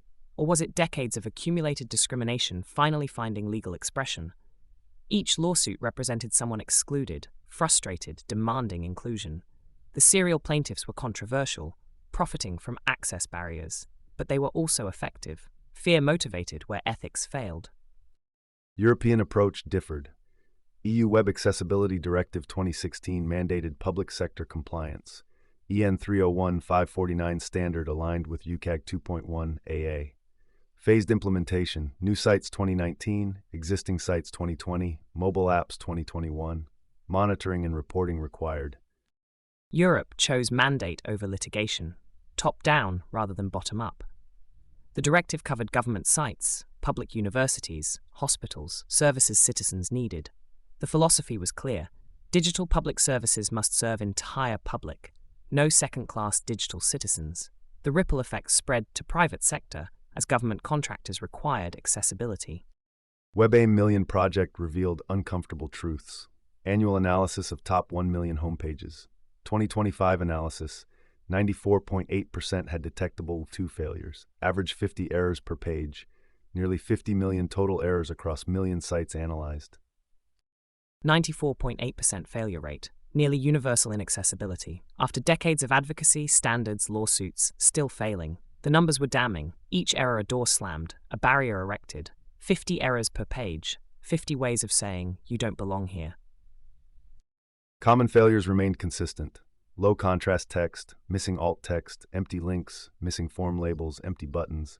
Basic errors easily fixed, persistently present. The banality of exclusion. Not complex technical challenges, but simple oversights. Forgotten alt text. Trendy low contrast grey on grey text. Pretty but unreadable. Forms without labels. Guess what this field wants? The errors weren't malicious, which made them worse. Thoughtlessness, not hatred, built these barriers. Shift-left accessibility emerged as response. Moving testing from post-launch audits to development phase. Linters catching errors during coding. Pre-commit hooks blocking inaccessible code. Design systems with accessibility built in. Earlier intervention, better outcomes. Shift left was temporal redistribution of care, moving consideration from afterthought to forethought. The economics were compelling, fixing accessibility in design cost fraction of post-launch remediation. But beyond economics was ethics. Building accessible from start meant never excluding, rather than excluding, then apologizing. Business case strengthened. Accessible sites improved SEO, alt text, semantic HTML, clear navigation benefited search engines. Mobile users benefited from keyboard navigation. Captions helped in noisy environments. 15% larger market, better performance metrics. The curb cut effect made digital. Physical curb cuts, mandated for wheelchairs, helped parents with strollers, delivery workers, travelers with luggage. Digital accessibility similar. Captions helped language learners. Clear navigation helped everyone. Keyboard support helped power users. Inclusion's profound secret. Designing for margins improved center. Global Accessibility Awareness Day crystallized movement. Started 2012 with single blog post. Joe Devon, developer watching his father struggle with digital interfaces, called for Worldwide Awareness Day. Now celebrated globally. Workshops, hackathons, empathy labs. Third Thursday each May, world pauses to consider inclusion. GAD participation grew exponentially. Major tech companies hosted events. Accessibility hackathons produced innovations. Empathy labs let developers experience assistive technology. Knowledge transfer accelerated. Empathy labs were revelation engines, developers navigating sites blindfolded, using only keyboard. The frustration immediate, visceral. Experiencing exclusion temporarily created permanent awareness. Abstract principles became embodied knowledge. Next-generation frameworks embed accessibility deeper. React's evolving automatic ARIA handling. Vue 3's composition API enabling better screen reader support. Svelte's compile time accessibility checking. Tools getting smarter, defaults getting better. From compliance to culture, the real revolution. Not we must, but we want. Not checking boxes, but considering humans. The most innovative companies now see accessibility as innovation driver. Constraints spurring creativity. Voice interfaces, gesture controls, brain-computer interfaces, accessibility research, pioneering future interaction paradigms. Microsoft's Inclusive Design Toolkit, Google's Accessibility Scanner, Apple's industry-leading VoiceOver, major players investing heavily, accessibility teams growing, budgets increasing, recognition that inclusive design is good design. The giants learned what advocates always knew. Inclusion pays dividends.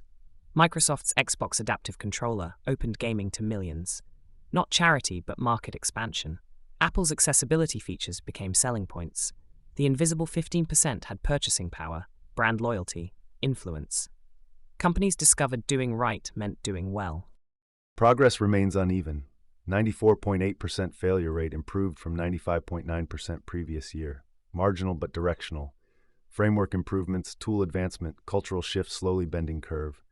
Next WebAIM report might break 90%. Small victories accumulating. The web we're building, slowly, imperfectly, inevitably, approaches Berners-Lee's vision. Universal access, not as aspiration, but assumption. Where security made web safe for commerce, accessibility makes web safe for humanity. Every improved contrast ratio, every added alt text, every keyboard navigable interface steps toward digital democracy. The arc of web development bends toward inclusion, not fast enough, but it bends. By 2015, a digital apartheid had emerged. Native apps commanded attention, engagement, loyalty, while web experiences languished. Users spent 87% of mobile time in apps, mere scraps for browsers.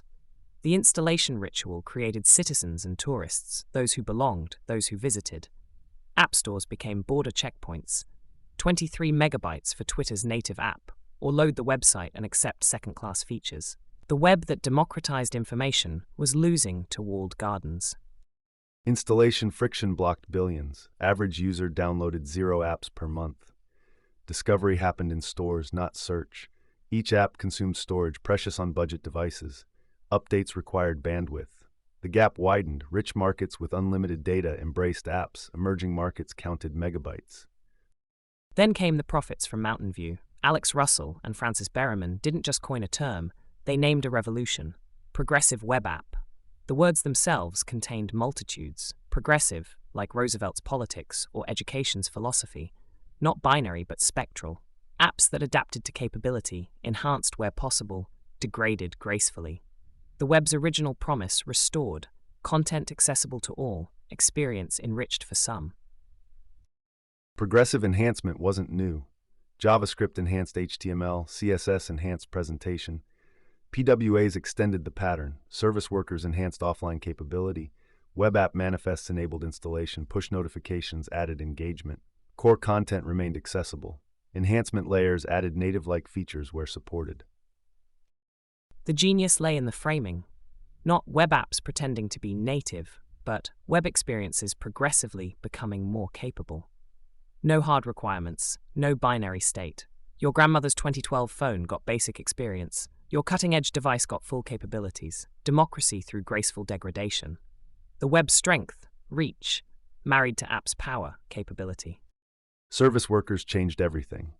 Background scripts intercepting network requests, sitting between page and server, programmable proxy in your browser, first meaningful offline capability for web, JavaScript running independently of web pages, persisting between sessions, managing cache programmatically.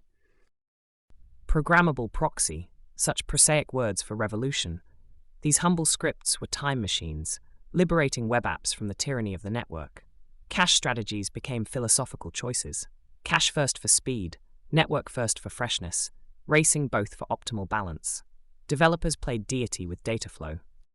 App shell architecture emerged. Cache minimal UI skeleton, header, navigation, layout, instant load even offline, fetch content dynamically when available. Twitter Lite's entire package was just 600 kilobytes, loaded in under 3 seconds on 2G. Native-like performance from web technologies. The shell game, empty vessel awaiting content's spirit. Ancient pottery metaphor for modern web. The shell persisted while content flowed, structure enduring while substance evolved. Pure form separated from content, ideal UI awaiting material instances. Caching strategies proliferated. Pre-cache critical assets during install, runtime cache for dynamic content, stale while revalidate for balance, network only for sensitive data, cache versioning, quota management, selective updates, offline first mentality spread. Offline first, what perfect inversion. The connected age's children learning to assume disconnection. Optimists becoming pragmatists.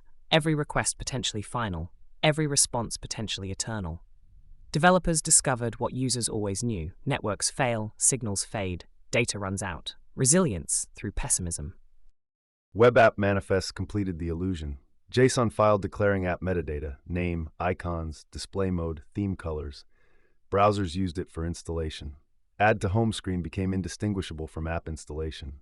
Full screen launch, splash screens, OS integration. Twitter Lite validated the model. 600 kilobytes initial download versus 23.5 megabytes native Android app. 65% increase in pages per session. 75% more tweets sent. 20% lower bounce rate. Data usage reduced by 70%. Became default mobile experience for all users. 600 kilobytes of revolution. Twitter discovered what poets always knew: constraint breeds creativity. By accepting limits, they transcended them. Less became more through ingenious compression, lazy loading, aggressive caching. The constrained version outperformed the feast.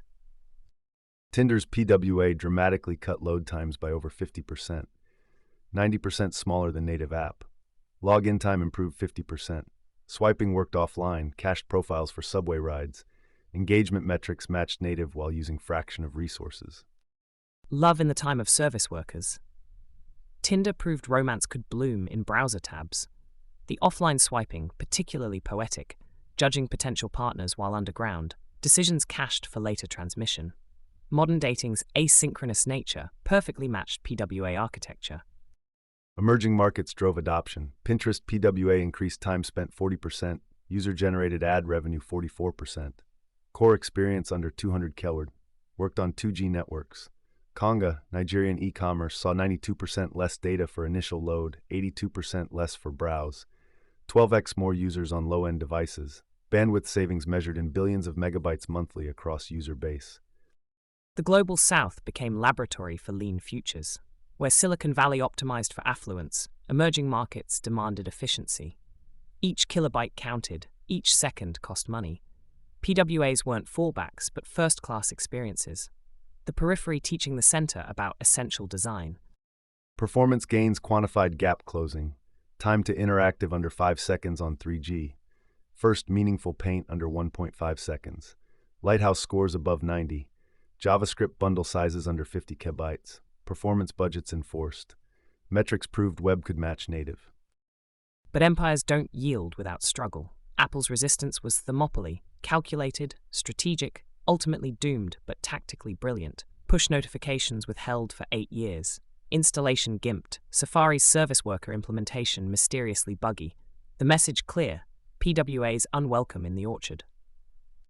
Financial incentives obvious. App Store generated $85 billion revenue in 2022, 30% commission on transactions. PWAs bypassed toll booth, direct threat to business model. Financial Times led the exodus. Refusing Apple's 30% cut and data restrictions, they withdrew entirely. Built sophisticated PWA, offline reading, push updates, gesture navigation. Proved financial publications needed no store blessing. Readers followed. The Grey Lady showed others the door. Push notifications finally arrived iOS Safari 2023. 8 years after Chrome, limited implementation required user installation first, background sync still missing. Apple dragged feet while claiming security concerns. Security theater masking monopoly maintenance. Every delayed feature, every privacy concern protected profits. Apple discovered what medieval churches knew. Controlling distribution meant controlling discourse. But reformation was coming. Developers as digital Luthers, PWAs as printed Bibles.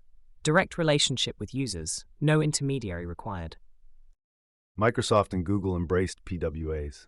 Edge could install any PWA from browser. Play Store accepted PWA submissions. Windows 11 integrated PWA support deeply. Chrome OS essentially built on web technologies. Platform competition drove standards forward. The coalition of the willing versus the obstinate orchardist. Microsoft's embrace particularly striking. Company that once tried extending and extinguishing, now championing open standards. Corporate redemption through web technologies. Even empires can evolve. Testing culture transformed. Works in airplane mode became standard QA check. Development started offline, added network as enhancement. Service worker libraries proliferated. Workbox from Google, PWA features and frameworks. Angular, React, Vue shipped with PWA support standard. Airplane mode as development's new default. Building for disconnection in the hyperconnected age. Developers discovered what mystics knew. Isolation clarifies essence. Strip away network, reveal application's soul. Digital applications, learning analog resilience through enforced solitude. Only 1% of sites use service workers, but includes Twitter, Pinterest, Spotify, Washington Post, Financial Times, Trivago, Uber. High traffic properties embracing PWA, quality over quantity metric. 1%, the vital few, like early Christians or internet pioneers, small percentage driving massive change. These weren't random adopters, but strategic converts. Each major site switching sent ripples. Users experienced better, expected better, demanded better. Revolution through raised expectations. Framework integration accelerated adoption. Create React app included PWA template. Next.js added offline support. Gatsby generated service workers automatically. Developer experience improved dramatically. Complexity abstracted. The frameworks learned carpentry, building sturdy shells for others to inhabit. Complexity hidden behind simple APIs. Like indoor plumbing or electricity, PWA capabilities became infrastructure. Young developers won't remember when websites died without networks. Progress measured in forgotten difficulties. Universal app platform emerging. Write once, run anywhere. Finally realistic. Desktop through PWA installation, mobile through browser or installation. Single codebase, multiple platforms. Web winning through persistence. The web's revenge served patient and cold. Native apps had their decade, 2008 to 2018, the golden age of downloads. But the web remembered older truths. URLs outlive platforms, standards outlast companies. Open endures while closed decays. Progressive web apps proved the web's fundamental resilience, not through revolution but evolution, not through replacement but enhancement. Each capability added, each gap closed, the web absorbing native strengths while maintaining its openness. The future, as always, unevenly distributed, but inexorably approaching. After 25 years of accretion, the web buckled under its own cleverness. LAMP stacks demanded priests, server administrators patching kernels at 3 a.m., database shamans optimizing queries, security acolytes forever vigilant. We'd built cathedrals requiring constant maintenance. Meanwhile, Matthias Billman at Netlify was having a heretical thought. What if we just stopped? What if we returned to the beginning? Static files, immutable and pure. The irony was perfect. Web began with static HTML. Tim Berners-Lee's first pages were pre-written files, then CGI scripts, then PHP, then full application servers. Complexity grew exponentially. By 2015, deploying even simple blog required orchestrating databases, caching layers, load balancers. Matthias Billman coined Jamstack that year, proposing radical return to pre-built files. Build, don't render. Billman's battle cry contained multitudes. Every request became an act of compilation, servers sweating to assemble identical pages thousands of times. Sisyphean computation. His Jamstack manifesto proposed pre-building everything, serving artifacts instead of manufacturing them. The web's original sin, dynamic generation, could be undone. Performance gains were immediate. Pre-built HTML served from CDNs achieved sub-50 milliseconds delivery globally. No database queries, no template rendering, no server computation. Just file retrieval at network speed. The same optimizations that accelerated video streaming now accelerated entire websites. But deeper than speed lay philosophy. Static sites were immortal. No databases to corrupt, no servers to crash, no sessions to expire. They achieved what dynamic systems desperately sought, true statelessness. Every request independent, every response identical. The web returning to its platonic ideal. Jamstack coined in 2015, JavaScript, APIs, markup, 3 pillars supporting new architecture. JavaScript handled interactivity client-side, APIs provided data through standardized interfaces, markup pre-built at compile time, separation of concerns elevated to architectural principle. The acronym itself was incantation, summoning order from chaos. Jam, JavaScript, APIs, markup.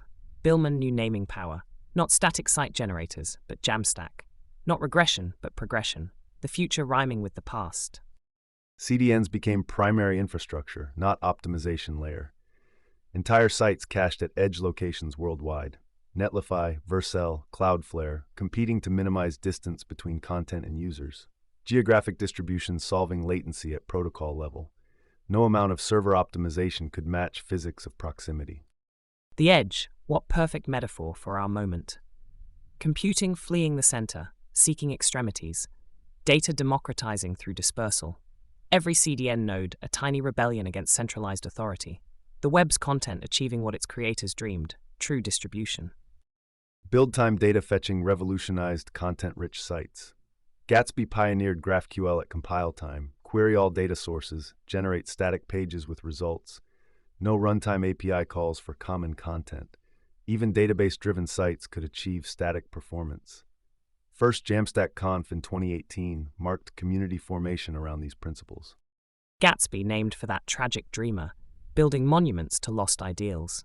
Each build reconstructed the dynamic web's complexity into static simplicity, data transformed into pre-rendered HTML at compile time. HTTP archive tracked adoption. Jamstack usage doubled annually through late 2010s. 2 times growth year over year, exponential curves validating the approach. By 2022, surveys showed over 1/3 of Jamstack developers building sites with millions of users. Generator ecosystem exploded. Jekyll in 2008 started Revolution, Ruby-based, blog-focused GitHub Pages integration. Hugo followed in 2013, Go-powered millisecond builds, template flexibility. Gatsby in 2017 brought React. Eleventy in 2018 emphasized simplicity, each tool solving specific problems. A Cambrian explosion of creation tools. Each generator embodied distinct philosophy. Jekyll's Ruby elegance for simple blogs, Hugo's Go-powered speed for massive documentation sites, Gatsby's React integration for interactive experiences, Eleventy's minimal footprint for performance purists. Tool choice became philosophical statement. Use cases expanded beyond blogs. By 2022, over a third of Jamstack developers reported building sites with millions of users. Enterprise documentation, e-commerce platforms, news sites, SaaS marketing, static-first architecture proved scalable to any size. Millions of users, but served by no servers. Massive scale achieved through CDN distribution, popularity managed by geographic proximity rather than server capacity. The architecture that scaled by default. Build time challenges emerged at scale. Sites with thousands of pages took hours to generate. Next.js introduced incremental static regeneration, rebuild only changed pages. Gatsby added deferred static generation, build critical pages first, others on demand. Innovation followed problems. Time itself became architectural concern. Incremental static regeneration meant choosing which pages to build immediately, which to defer. The temporal dimension of web architecture, controlling when computation happened, not just where. Framework integration accelerated adoption. React, Vue, Svelte all embraced static-first principles. Meta frameworks emerged. Next.js could export static or render server-side. Nuxt followed for Vue, SvelteKit for Svelte, choice without lock-in. But content yearned for freedom. Traditional CMSs welded content to presentation, WordPress themes, Drupal blocks, prison bars of formatting. The headless movement proposed amputation. Separate the head, presentation, from the body, content. Let data flow like plasma between vessels. New players emerged API first. Contentful, Sanity, Strappy, built for developers, not page builders. Content modeled as structured data. GraphQL or REST APIs for retrieval. Clean separation between content management and content display. These tools turned content into pure information, freed from presentation concerns. Writers managed content, designers crafted experiences, developers built systems, each in their optimal environment, united by standardized APIs. The great decoupling of content management. Even WordPress adapted REST API infrastructure added in 2016, with GraphQL via plugins. Survey data showed 19% using Contentful, 16% Sanity, 22% Headless WordPress. Satisfaction scores consistently above 4 out of 5. Legacy systems and new players competing on developer experience. WordPress's transformation proved instructive. The monolith learning modularity through its REST API, traditional systems adapting to headless patterns. 22% of Jamstack developers used headless WordPress, proving even established platforms could evolve. Composable architecture emerged. Teams could swap services without re-architecting. Need better search? Replace Algolia with Elasticsearch. Want different CMS? Migrate from Contentful to Sanity. Lego blocks replacing monoliths. Flexibility through standardization. Composable, the Lego block philosophy applied to web architecture. Each service interchangeable through standardized APIs. Teams gained freedom to optimize individual components without rebuilding entire systems. The microservices dream realized at the front-end layer. Then came the platforms, bearing gifts of simplicity. Netlify, Vercel, transforming deployment into single commands. Git push triggered global deployment. Pull requests generated preview URLs automatically. The entire DevOps complexity abstracted away. Deployment simplified to version control. Pushed to main branch, site rebuilt and deployed globally within seconds. No servers to provision, no pipelines to configure. Convention over configuration, achieving what complex DevOps setups previously required. Edge locations ensuring sub-50 milliseconds delivery worldwide. Just worked, most radical phrase in technology. These platforms abolished whole categories of suffering. No more FTP credentials, no more server configurations, no more deployment scripts. Complexity encapsulated, simplicity exposed. Preview URLs transformed collaboration. Every pull request got unique deployed environment. Designers could review changes without local setup. Stakeholders could approve features before merge. Deployment democratized. Testing became trivial. The branching structure of Git made tangible every feature living at its own URL before merging. No more works on my machine excuses. Democracy of deployment where anyone could experience proposed changes through simple links. Serverless functions bridged static dynamic gap. Adoption jumped from 46% to 71% in single year. Form submissions, authentication, payment processing, handled through AWS Lambda, Netlify functions, Cloudflare workers. Static sites gained dynamic capabilities without server management. The serverless model completed the circle, compute resources appearing only when needed, vanishing when idle, infrastructure becoming truly elastic, billed by millisecond of execution. The dream of utility computing finally realized. Cultural transformation followed technical. DevOps complexity replaced by front-end simplicity. Barriers to entry lowered. Junior developers could deploy production sites day one. The priesthood disbanded, knowledge democratized. And thus the wheel turned full circle. From static HTML to dynamic complexity, back to static simplicity, but enhanced with modern tooling, global distribution, and API integration. The web rediscovering its essence through exhaustion of alternatives. The simplicity movement validated. Performance, security, and developer experience aligned at last. The serverless functions we discussed barely scratched the surface of a grander transformation, the wholesale migration of computing from basement closets to celestial abstractions. Physical servers, once hummed in climate-controlled rooms, tended by priests in polo shirts. Now they dissolve into the cloud, ethereal resources summoned with incantations of code. Migration statistics prove overwhelming. By 2025, 94% of enterprises use cloud services. 2/3 of enterprise infrastructure runs cloud-based. Growth continues at 20% compound annual rate. Physical servers becoming historical artifacts. 94%.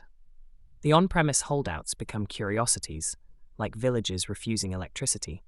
Though perhaps some wisdom lurks in their resistance. Control traded for convenience. Ownership exchanged for rental agreements written in legalese and service-level promises. Economics drove adoption. Startups could compete with enterprises, spinning up resources with credit cards instead of capital expenditure. AWS launched 2006, offering compute on demand.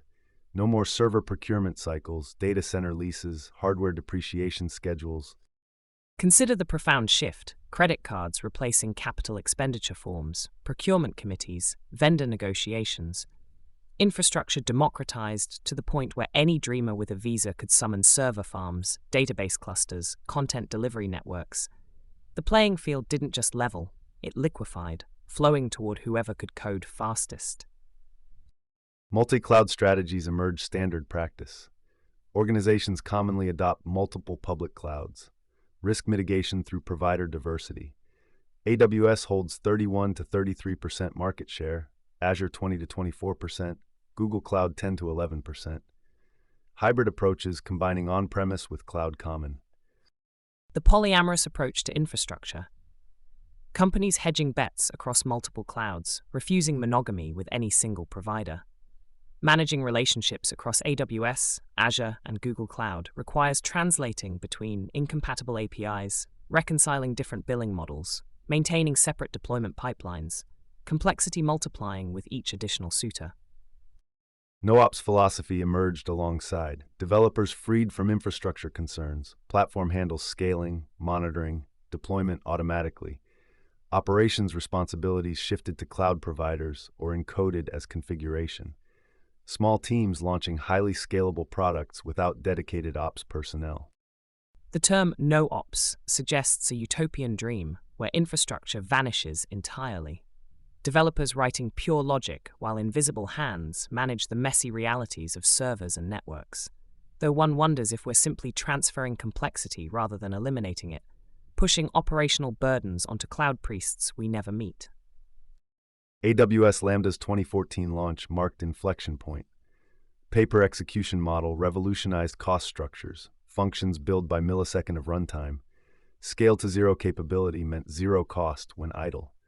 By 2022, over 50% of cloud customers actively used serverless technologies. Lambda takes its name from the anonymous function, computing's most abstract gesture. What perfect symbolism for this dissolution of servers into pure functionality. No longer renting machines by the hour, but thoughts by the millisecond, the commodification of computation itself. Adoption accelerated beyond projections. Serverless usage grew from experimental to mainstream within decade.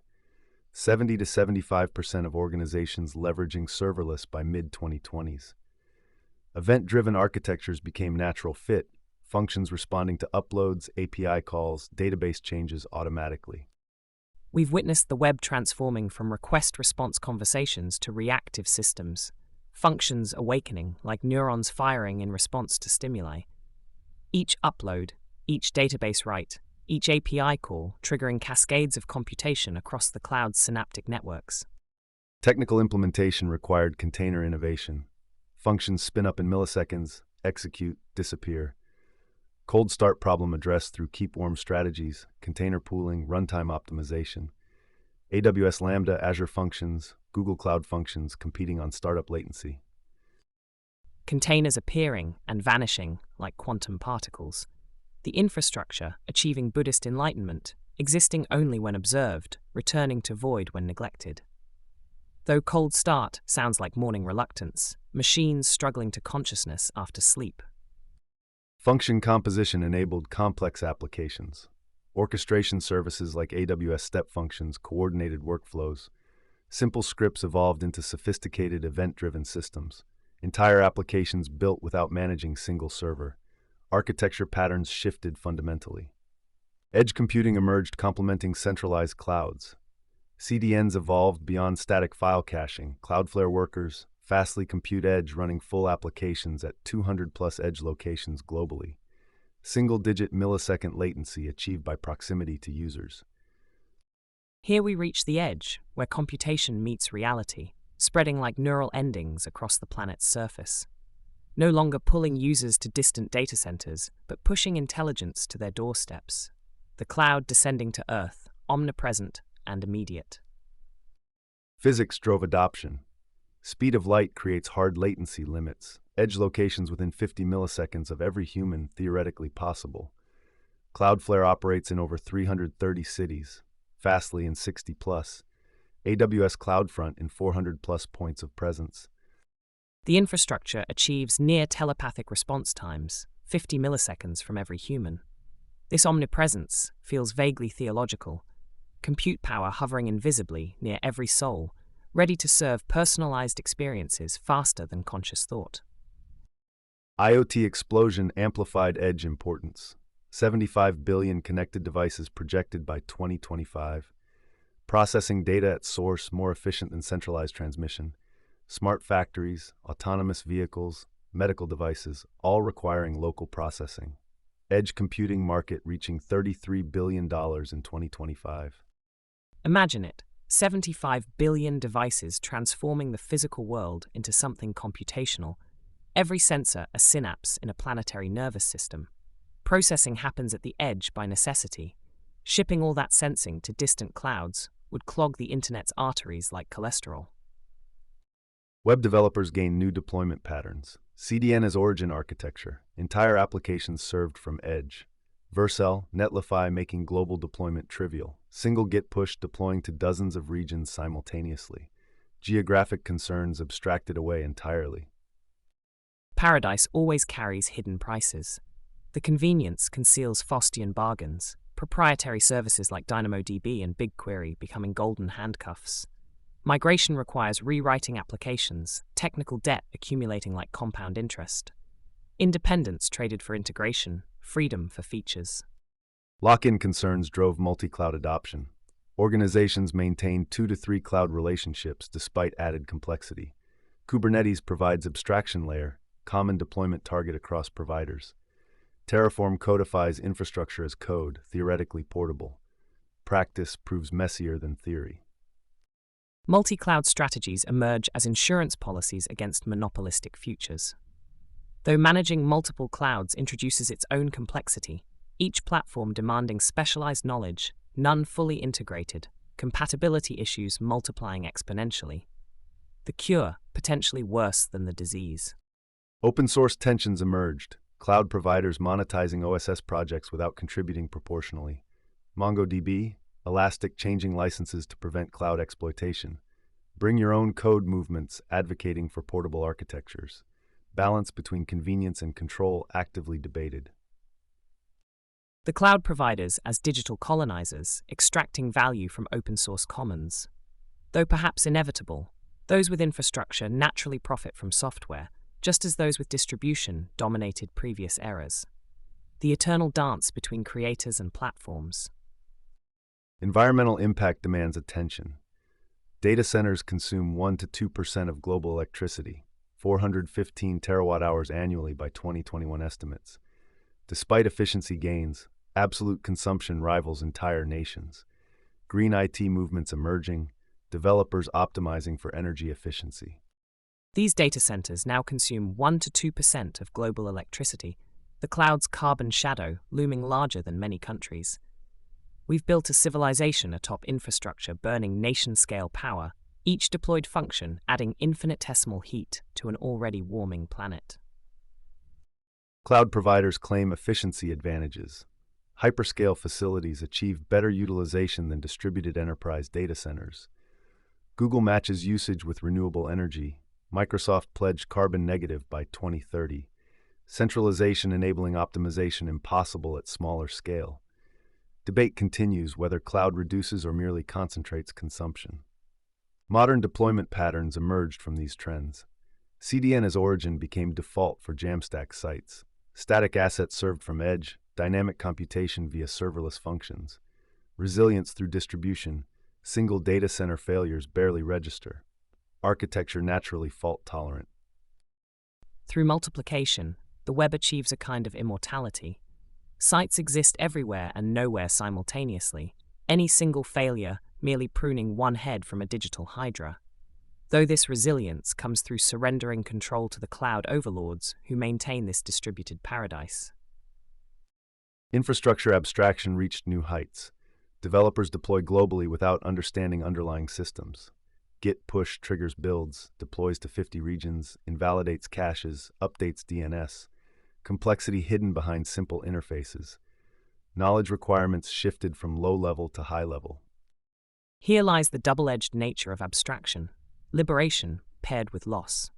Developers wield godlike deployment powers while understanding less about actual infrastructure than ever, like pilots flying by instruments, trusting the black boxes beneath sleek interfaces.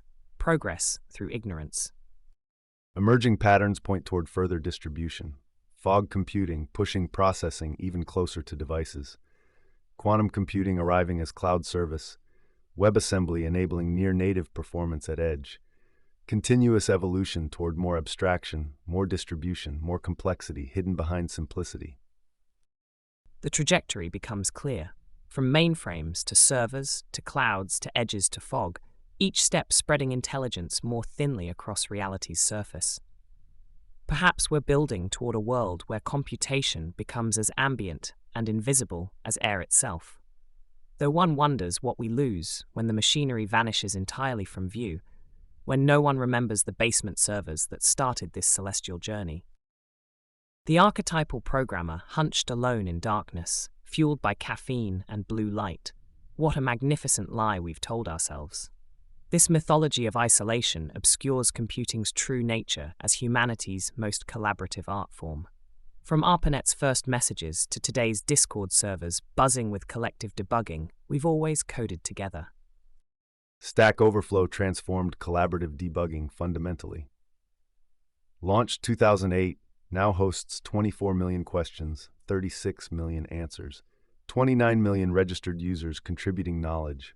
Expert topic questions typically receive answers within median 11 minutes. 92% of specialized questions answered rapidly, though overall average spans days. Collective problem solving at unprecedented scale. The speed staggers the imagination, faster than pizza delivery, this instant communion of minds across continents. Stack Overflow became our collective consciousness, a shared brain, where every frustration transforms into tomorrow's wisdom. Though perhaps we've grown too dependent, can any of us still debug without that orange and gray oracle? Meetup.com catalyzed local gatherings starting 2002. JavaScript user groups, Python meetups, DevOps days proliferated globally. Major cities host hundreds of tech meetups monthly. Even smaller cities maintain active groups. Face-to-face knowledge transfer supplementing digital forums. From pixels to physical spaces, developers discovered something screens couldn't replicate: the electric energy of shared enthusiasm, collaborative problem-solving in real time, whiteboarding algorithms on napkins. These gatherings transformed coding from solitary profession to social movement, complete with rituals, hierarchies, and the inevitable sticker collections. Conference scale exploded dramatically. Google I/O, Microsoft Build, Apple WWDC draw tens of thousands. React announced at JSConf US 2013, viral adoption within weeks. Knowledge dissemination accelerated through live streaming, recorded talks. Geographic barriers dissolved. This collective brain trust effect, thousands of minds converging, accelerated innovation exponentially. Conferences evolved into pilgrimages, developers traversing continents to worship at the altars of new frameworks.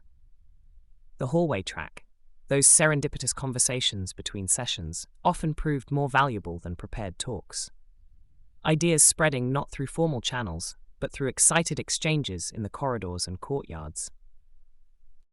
Apache Software Foundation established governance precedent in 1999. Meritocratic processes for managing critical infrastructure. Linux Foundation now hosts 850 active projects, 827,000 developers contributing. Neutral governance preventing corporate control. Consider the scale: 800,000 souls collaborating without traditional hierarchy, proving that anarchy can build cathedrals. Though meritocracy carries its own shadows, whose merit counts, measured by which metrics? The foundation model attempts democracy in code, imperfect but infinitely better than corporate fiefdoms. Single maintainer risk crystallized during left pad incident, 2016. 11-line package removal broke thousands of builds globally. Bus factor, dependency on individual maintainers, exposed systemic vulnerability. Projects adopted codes of conduct, succession planning, foundation backing for longevity. The left pad apocalypse illuminated a terrifying fragility: 11 lines of code, nearly toppling the internet's infrastructure. Each npm install became a prayer that volunteers maintain their vigil. We'd built civilization atop the goodwill of strangers. Kubernetes migration to CNCF demonstrated neutral territory strategy. Google relinquished control to Cloud-Native Computing Foundation. Corporate contributions continued while preventing single-vendor dominance. Pattern repeated. Node.js Foundation, OpenJS Foundation.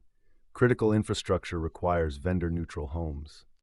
What fascinating strategy, corporations releasing their grip to ensure adoption. Google understood that clinging to Kubernetes would limit its growth. Better to set it free. Let the community raise this child. Control traded for ecosystem dominance, a subtler form of power. Programmer culture once dominated, exclusive, homogeneous, hostile to difference. But tectonic shifts began around 2010. The ADA initiative's anti-harassment policies spread from radical proposition to conference requirement. Codes of conduct transformed from controversial to mandatory, reshaping who felt welcome in our spaces. Quantifiable changes emerged. Hundreds of conferences adopted codes of conduct post-2010. Speaker diversity increased measurably. Women speakers now represent approximately 1/4 of conference presenters, up from minimal representation decade prior. Diversity scholarships, childcare provisions, pronoun stickers became standard. Those pronoun stickers, such small gestures, carrying enormous weight, making visible what was assumed, creating space for those previously erased. The conference as social laboratory, experimenting with inclusion in ways that rippled outward into companies and communities. Targeted initiatives multiplied. Black Girls Code founded 2011, Girls Who Code 2012. PyLadies, Women Who Code, Latinas in Tech built support networks. Outreachy provided paid internships for underrepresented groups. Structural pipelines created where none existed. These initiatives weren't mere charity, but recognition that talent exists everywhere, while opportunity doesn't. Each bootcamp graduate, each mentorship connection weakened the old guard's monopoly on who looked like an engineer. New roads into the kingdom, built with intention and care. The Hat I Look Like an Engineer campaign 2015 challenged stereotypes directly. Visual representation shifted, conference stages, community leadership, online presence, imposter syndrome discussions normalized, mental health, work-life balance entered technical discourse. GitHub sponsors and Open Collective created sustainable funding models. Individual maintainers could receive direct support. Corporate sponsorships formalized, companies hiring full-time open-source contributors. DevRel roles proliferated, companies investing millions in community goodwill. Here, Conference economics scaled massively. Free local meetups coexist with $5,000 tickets. Major conferences generate billions in economic activity: hotels, restaurants, transportation. San Francisco Moscone Center alone hosts events generating nearly $2 billion annually, 20% of city's tourism economy. Host cities compete for events. Tech conferences became significant GDP contributors. from pizza in community centers to convention halls rivaling sporting events, the conference industrial complex emerged, complete with vendor halls, sponsored parties, swag economies. Developers became desirable demographics, courted by cities and corporations alike. COVID-19 forced hybrid models. Virtual attendance exploded, conferences reaching hundreds of thousands online. Linux Foundation events saw 188,000 attendees in 2022, up 120% from 2021. Geographic barriers eliminated. Time zones remain challenging. Post-pandemic events maintain streaming options, democratizing access globally. The pandemic's silver lining: suddenly, a developer in Lagos could attend Silicon Valley conferences without visa applications or flight costs. Though we lost the serendipity of physical presence, we gained planetary reach. The community truly globalized overnight. Google's Summer of Code epitomizes our mentorship tradition. 19,000 new contributors, guided since 2005. This intergenerational knowledge transfer ensures community survival. Senior developers remember receiving help, feel obligated to give back. The chain remains unbroken. Formal programs multiplied. Linux Foundation mentorships, Major League Hacking fellowships, companies instituted internal pairing, open source projects label good first issues explicitly. Onboarding documentation improved. Barriers to entry systematically lowered. The beauty of good first issue lies in its pedagogical wisdom. Projects designing their own apprenticeships, creating gentle slopes up the mountain. No more trial by fire, throwing newcomers into codebases to sink or swim. We learned that nurturing contributors required intentionality. Stack Overflow created moral obligation loops. Users receiving answers feel compelled to answer others' questions. Reputation systems gamified helpfulness. Knowledge sharing became cultural expectation. Pay-it-forward ethos embedded in platform mechanics. Stack Overflow achieved something remarkable, transforming altruism into addiction. Those little reputation points triggering dopamine, developers competing to explain Quicksort more clearly than the last person. We'd gamified generosity, turned teaching into a massively multiplayer online game. New platforms emerged for scaled mentorship. Discord servers with thousands of members. Twitch streams of live coding sessions. Senior developers broadcasting knowledge to unlimited audiences. Parasocial mentorship relationships formed. Traditional one-to-one model supplemented by one-to-many broadcasting. Parasocial mentorship, learning from someone who doesn't know you exist. Thousands watching a senior developer debug in real time, absorbing not just solutions, but problem-solving approaches. The apprenticeship model scaled to infinity through streaming technology. Though something ineffable is lost when the mentor can't see the student's confusion, can't pause to ensure understanding. Community involvement became professional necessity. Employers value open-source contributions, conference speaking, blog writing, developer identity intertwined with community participation. Not just networking, but fundamental to career progression. We've woven community so deeply into developer identity that isolation becomes professional suicide. Your GitHub profile matters more than your resume. Your Stack Overflow reputation speaks louder than credentials. We've built a culture where sharing knowledge isn't just virtuous, it's vital for survival. The lonely coder in the basement? They're not just antisocial, they're unemployable. Picture the web circa 1994, digital neighborhoods where earnest enthusiasts coded HTML by hand, pixel by precious pixel. GeoCities addresses organized by interest. Silicon Valley for tech minds, Paris for cosmopolitan dreamers. These weren't businesses but digital homesteads, labors of love where commerce felt almost sacrilegious. Then came the first banner ads in October 1994, those garish rectangles disrupting our pure digital communion. Banner advertising launched October 1994 on Hotwired. Initial click-through rates hit 44%, astronomical by current standards. AT&T's "Have you ever clicked your mouse right here?" generated immediate revenue. Digital advertising grew from $0 to $550 billion by 2022, now exceeding all traditional media combined. 44% clicking through. Imagine such innocence. We hadn't yet learned to ignore those flashing rectangles. That first AT&T banner opened Pandora's box, transforming the web from digital library to Times Square. Every pixel became potential real estate, attention itself the commodity being traded. Dot-com boom psychology peaked 1998 through 2000. Pets.com burned through $300 million in 2 years. Webvan raised $800 million before bankruptcy. Market valuations based on eyeballs, not revenue. Nasdaq Composite Index rose 400%, then crashed 80% by 2002. The sock puppet became our era's golden calf.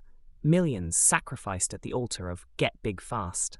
Venture capitalists threw money at anything ending in .com, creating this collective hallucination where profits were passé. Eyeballs replaced earnings. Page views became the new gold standard. We convinced ourselves the old rules no longer applied.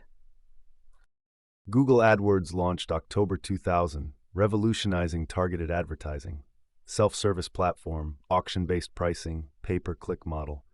Google's advertising revenue grew from $0 to $224 billion by 2022. The template established: free service, targeted ads, user data monetization. Google's genius wasn't search, but transforming search into surveillance. Every query revealed desire, every click mapped intention. They offered us the Library of Alexandria for free, asking only our digital souls in return. The Faustian bargain we all signed: convenience for privacy, access for anonymity. Amazon operated at losses for 6 years, pursuing market share.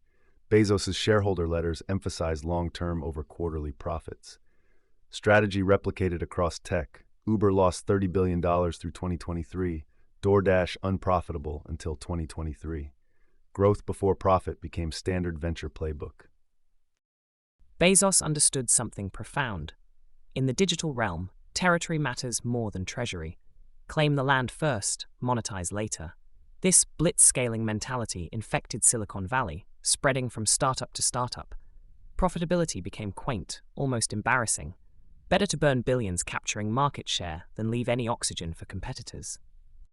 HTTP's stateless protocol necessitated tracking mechanisms. Netscape cookies, introduced 1994, enabled session persistence. Third-party cookies allowed cross-site tracking, building user profiles. This technical foundation enabled the $550 billion targeted advertising ecosystem. Cookie syncing, fingerprinting, super cookies evolved to maintain tracking despite privacy measures. Named after fortune cookies, these digital breadcrumbs transformed into tracking collars. The stateless web gained memory, and with memory came the ability to stalk users across the digital landscape. Every site visit left traces, building shadow profiles more detailed than any census. SSL certificates enabled secure transactions starting 1994. Payment card industry compliance standards formalized 2006. Complex requirements, encryption, access controls, vulnerability management. Stripe revolutionized implementation, 7 lines of code replacing months of integration work.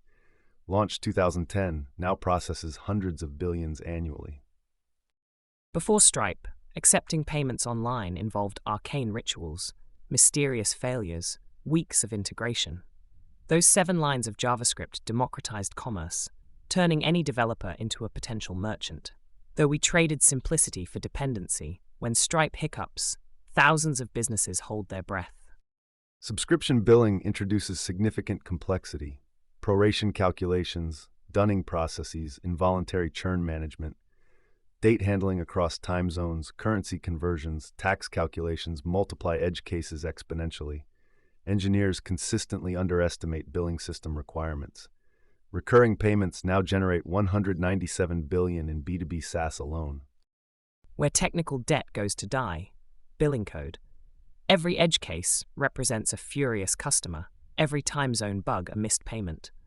The shift from one-time purchases to subscriptions seemed elegant until implementation. Suddenly, we're calculating partial month proration while handling failed payments across 17 currencies. API economy requires microsecond metering precision. AWS Lambda bills per 100 millisecond execution increments. Twilio charges fractions of cents per SMS. Usage tracking infrastructure must capture, aggregate, bill millions of microtransactions. Real-time rating engines, idempotency guarantees, audit trails create substantial technical overhead. Imagine, billing by the millisecond. We've created economic models so granular, they require quantum accounting. Every function call potentially costs money, every API request a microtransaction. The infrastructure to track these infinitesimal charges often costs more than the services themselves. Capitalism achieving its ultimate form, monetizing computation itself. Heartbleed shattered our illusions in 2014. The internet's encryption, protecting trillions in transactions, maintained by one exhausted developer, earning $2,000 yearly. OpenSSL, critical infrastructure for half the web, surviving on spare change. The revelation sparked existential crisis. How had we built civilization on volunteer labor? Post-Heartbleed, Core Infrastructure Initiative launched May 2014. Linux Foundation coordinated funding from Amazon, Google, Microsoft. $3.9 million initial commitment. OpenSSL funding increased from 2,000 to hundreds of thousands annually. Critical projects systematically identified, corporate funding arranged. Maintainer compensation improved, but remained fraction of commercial value generated. 3.9 million, pocket change for companies worth trillions. Though at least recognition dawned that free software isn't free to maintain. The mythology of passionate volunteers coding for glory alone finally cracked. Behind every critical library stands a human being with rent to pay. LeftPad incident, March 2016, demonstrated fragility differently. Developer unpublished 11-line package breaking thousands of builds globally. NPM had to unpublish, unprecedented action. Colors.js Sabotage 2022 went further. Maintainer deliberately corrupted releases.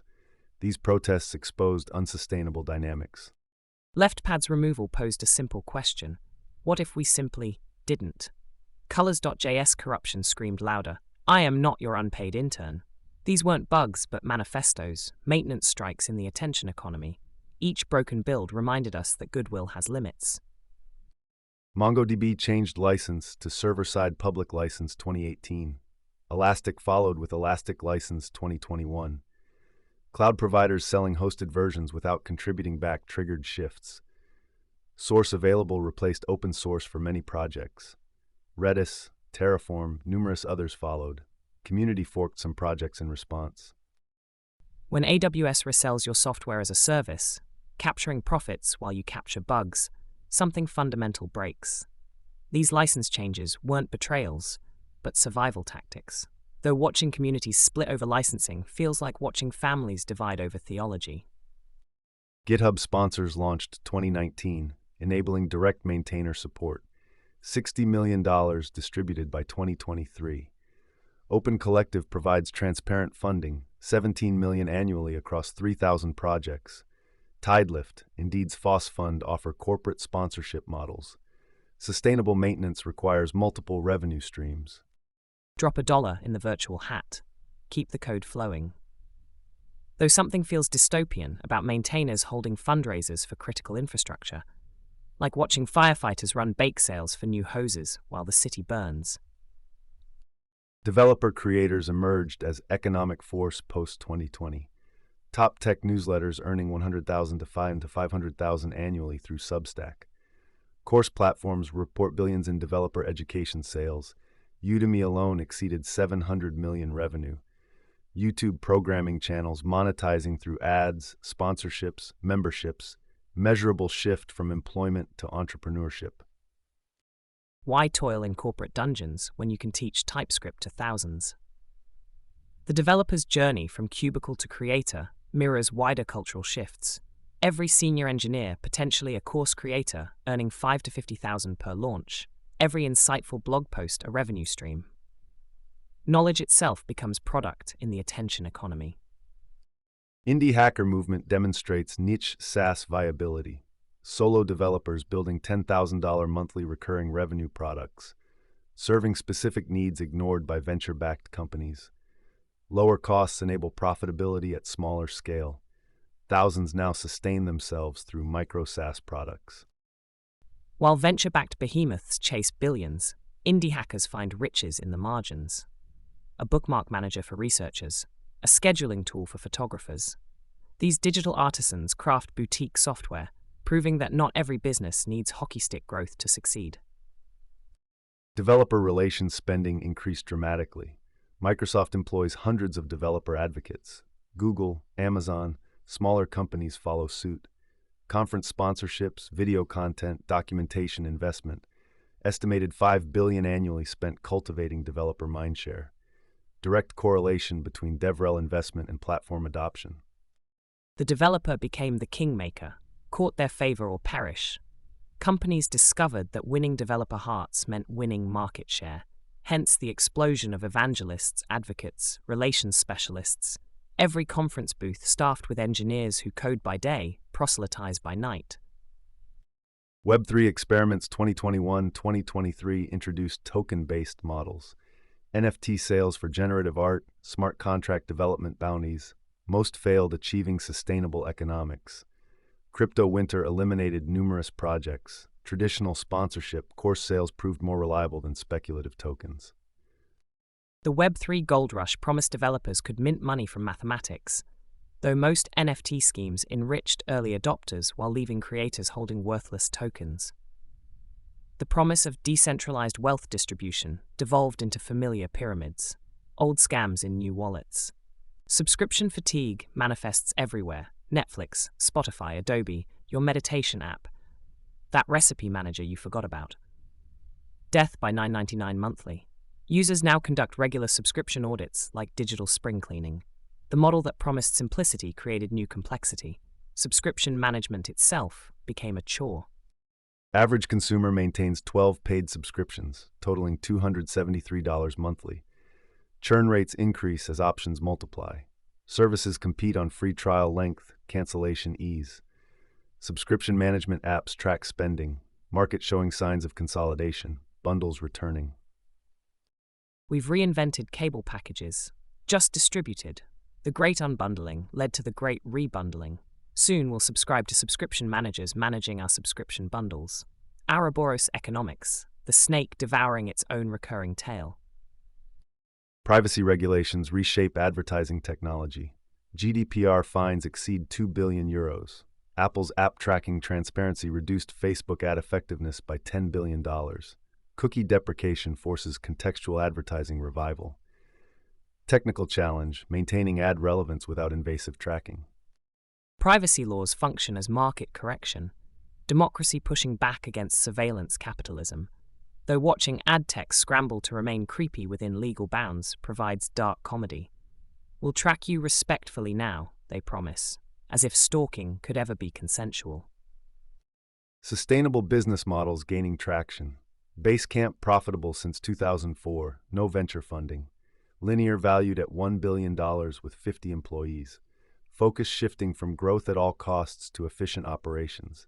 Profitability no longer embarrassing, sometimes even celebrated. The radical notion that businesses should sustain themselves without burning venture cash seems almost revolutionary, though it took decades of unicorn carcasses to remember this ancient wisdom. Profitability, once passé, becomes punk rock again. Community ownership experiments gaining momentum. Mastodon serves 5 million users through federation. Wikipedia demonstrates 20-year sustainability via foundation model. GitLab explored exit to community before IPO. Platform cooperatives like Stocksy United share profits among contributors. Technical infrastructure increasingly supports democratic governance models. The commons reborn in digital form. After decades of platform feudalism, communities explore self-governance. Worker cooperatives for the web, democratic alternatives to corporate control. Mozilla Foundation manages Firefox, Python Software Foundation stewards the language, Apache Foundation hosts hundreds of projects. We're finally asking, what if users and creators shared ownership of the value they create together? ChatGPT hit 100 million users in 2 months, fastest adoption in history. GitHub Copilot reached 70% developer adoption by 2023. We're witnessing fundamental shifts in human-computer interaction. Large language models aren't just tools, they're collaborators generating code, architecture suggestions, entire applications. 2 months to 100 million souls, humanity rushing toward its digital oracle. We've created mirrors that speak back, code that writes itself, machines dreaming in JavaScript. The Prometheus myth made manifest. We stole fire from the computational gods, and now that fire thinks. Technical achievement centers on transformer architecture, attention mechanisms, parameter scales reaching trillions, but practical impact matters more. Developers report 30 to 50% productivity gains. Boilerplate vanishes. Documentation generates itself. Test suites emerge from natural language descriptions. What haunts the midnight hours? Will we become prompt engineers shepherding silicon savants? The existential dread creeping through developer forums. Am I training my replacement? Every productivity gain carries its shadow. Every automated function a small death of craft. Stack Overflow traffic declined 14% in April 2023 following GPT-4's release. Forums witnessing the shift toward AI-powered assistance. Web GPU enables browser-based machine learning. On-device processing preserves privacy while delivering real-time personalization. Browsers become AI runtime environments. JavaScript libraries like TensorFlow.js, ONNX Runtime Web make neural networks first-class web citizens. The infrastructure exists, adoption accelerates. The browser transforming into neural substrate, each tab a potential consciousness. We're distributing intelligence to the edges, democratizing AI while keeping secrets local. Though I wonder, when every website thinks, when every interaction learns, do we lose the beautiful stupidity of static HTML? Code quality presents new challenges. AI generates syntactically correct but semantically questionable solutions. Security vulnerabilities hide in plausible-looking code. Studies show AI-assisted code contains more bugs initially but iterates faster. Trust but verify becomes essential practice. The Sorcerer's Apprentice splitting endlessly, each AI suggestion spawning 10 edge cases, each helper requiring supervision. We've gained speed but sacrificed understanding. Developers debugging code they didn't write, couldn't write, barely comprehend. The tool shapes the hand that wields it. The promises we made resound like broken bells. $30 billion chasing digital revolution in 2021. Own your data, we cried. Decentralize everything. The blockchain would free us from Zuckerberg's panopticon, from Google's all-seeing eye. Then FTX collapsed, taking $10 billion in documented losses. The dream became nightmare, utopia revealed as Ponzi scheme. Technical limitations remain substantial. Ethereum processes 15 transactions per second versus Visa's 24,000 to 65,000. Gas fees spike to hundreds of dollars during congestion. Layer 2 solutions improve throughput but add complexity. The trilemma persists: decentralization, security, scalability. You can have two, never three. The trilemma as Greek tragedy, each choice demands sacrifice. We built digital democracies that couldn't scale, trustless systems requiring absolute faith in code, decentralized networks controlled by whale wallets. The contradictions multiplied like paradoxes in a Borges story. NFT transaction volume peaked at $17 billion in January 2022, crashed 95% by 2023. Technical innovation continued regardless. Smart contract platforms evolved, zero-knowledge proofs enabled privacy, decentralized identity standards emerged. Infrastructure improved while speculation evaporated. NFTs became our generation's tulips, except tulips were beautiful. The ape JPEGs and pixel punks revealed deeper truths about value, community, belonging in digital spaces. We weren't buying images, but membership. Not art, but identity. The crash taught us that revolution requires more than receipts on blockchains. Practical applications survived hype cycles. Decentralized finance protocols manage billions despite volatility. Creator monetization through tokenization continues. Privacy-preserving technologies like zero-knowledge proofs find use beyond crypto. The builders kept building while speculators fled. What endures speaks volumes. The dream of ownership without overlords, creation without gatekeepers, privacy without isolation. Web3's gift wasn't the technology, but the questions it forced. Who owns the internet? Who profits from our presence? Can we imagine better futures than surveillance capitalism? WebXR APIs shipped in Chrome, Edge, Firefox. Browsers became our platforms without plugins. 3JS, Babylon.js, abstract complexity. Developers create 3D experiences using familiar web tools. No app stores, no gatekeepers. URL bar as portal to virtual worlds. The web extending into space itself, dimensions unfurling like origami in reverse. We're sculpting light in 3 axes, crafting realities accessible via hyperlink. Tim Berners-Lee's flat documents exploding into universes. Though I fear we're building shopping malls in the sky, commerce colonizing even our virtual frontiers. Performance challenges multiply in 3D. Rendering at 90 frames per second prevents motion sickness. Mobile GPUs struggle with complex scenes. Progressive enhancement becomes critical. Experiences must gracefully degrade from full VR to mobile AR to 2D fallbacks. Graceful degradation as design philosophy, acknowledging not everyone owns $1,000 headsets.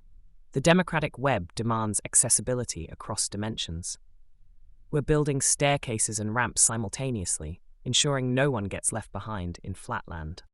Apple's Vision Pro launched at $3,500. Meta's Quest 3 targets mainstream at $500. Market projections reach hundreds of billions by 2030. But web-based experiences bypass app stores, reduce friction. Web GPU enables complex shading, physics simulation. Browsers transform into game engines. Every platform holder dreams of their walled garden, Meta's metaverse, Apple's spatial computing kingdom. But the web resists capture, flows around barriers like water. The real metaverse won't be owned, but emerged. Not designed, but evolved from a million experiments. Spatial computing introduces new paradigms. Gesture recognition, eye tracking, voice commands replace mice and keyboards. Developers must rethink interaction design. Accessibility takes new forms. How do screen readers work in 3D space? Standards bodies race to define guidelines.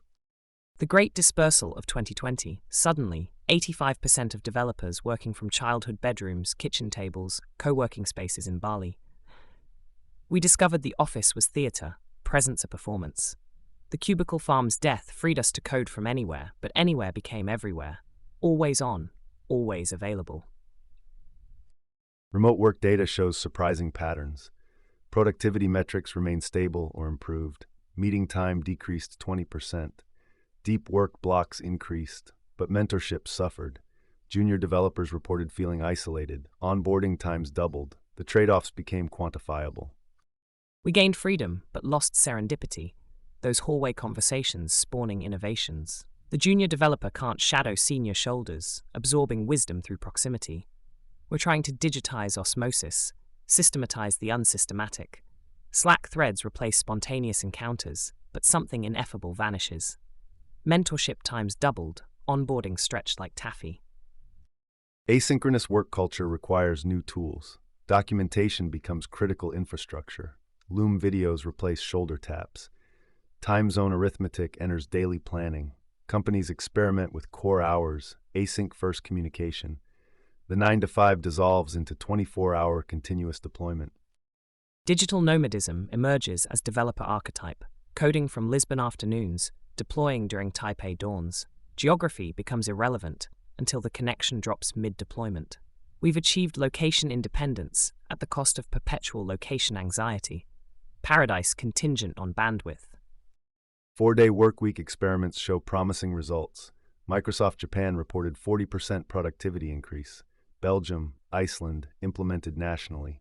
Developer burnout decreased. Work-life balance improved. The 5-day week, artifact of industrial era, finally questioned. 3-day weekends to contemplate what we're building, why we're building. The Protestant work ethic finally meeting its match in developer exhaustion. We're realizing that rest isn't laziness but requirement, that creativity needs fallow periods. The machines never sleep.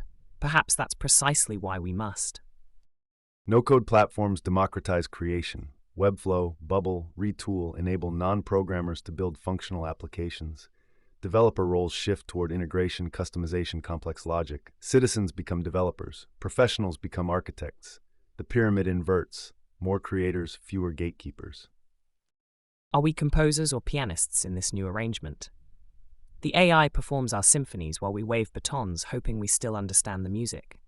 Every developer confronting the question, what makes me irreplaceable? The answer increasingly, taste, judgment, the ineffable human ability to know what to build, not just how.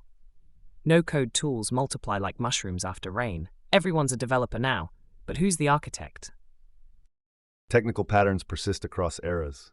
Progressive enhancement from HTML to AI, start simple, layer complexity. Graceful degradation from VR to mobile, accessibility first. Separation of concerns from CSS to microservices, modularity endures. The principles transcend implementations. The eternal return of the same ideas, dressed in new syntax. We discover MVC in React, find REST in GraphQL, see mainframes in Serverless. The cosmos of code cycling through patterns like constellations, different stars, same stories. Perhaps all innovation is remembering what we briefly forgot. Community dynamics show similar constancy. Early news groups argued tabs versus spaces. Discord channels debate TypeScript versus JavaScript. Knowledge-sharing mechanisms evolved, but intent remains. Collective problem-solving, peer review, open collaboration, social protocols outlast technical ones. From Usenet flames to Twitter ratios, we're still the same argumentative species, just with better animations. Though beneath the bike shedding lies something beautiful. Strangers teaching strangers. The gift economy of knowledge persisting despite capitalism's best efforts to monetize every keystroke. Environmental impact demands attention. Average web page weighs 2.3 megabytes, roughly the size of the original Doom game. Data centers consume 2% global electricity. Carbon footprint of streaming, cryptocurrency, AI training accumulates. Green computing transitions from nice-to-have to necessity. We built the ethereal cloud from very earthly coal, powered our digital dreams with fossil nightmares. Every unnecessary JavaScript library, every auto-playing video, every redundant framework, small murders of the planet. The sustainable web demands we question not just how, but why we build.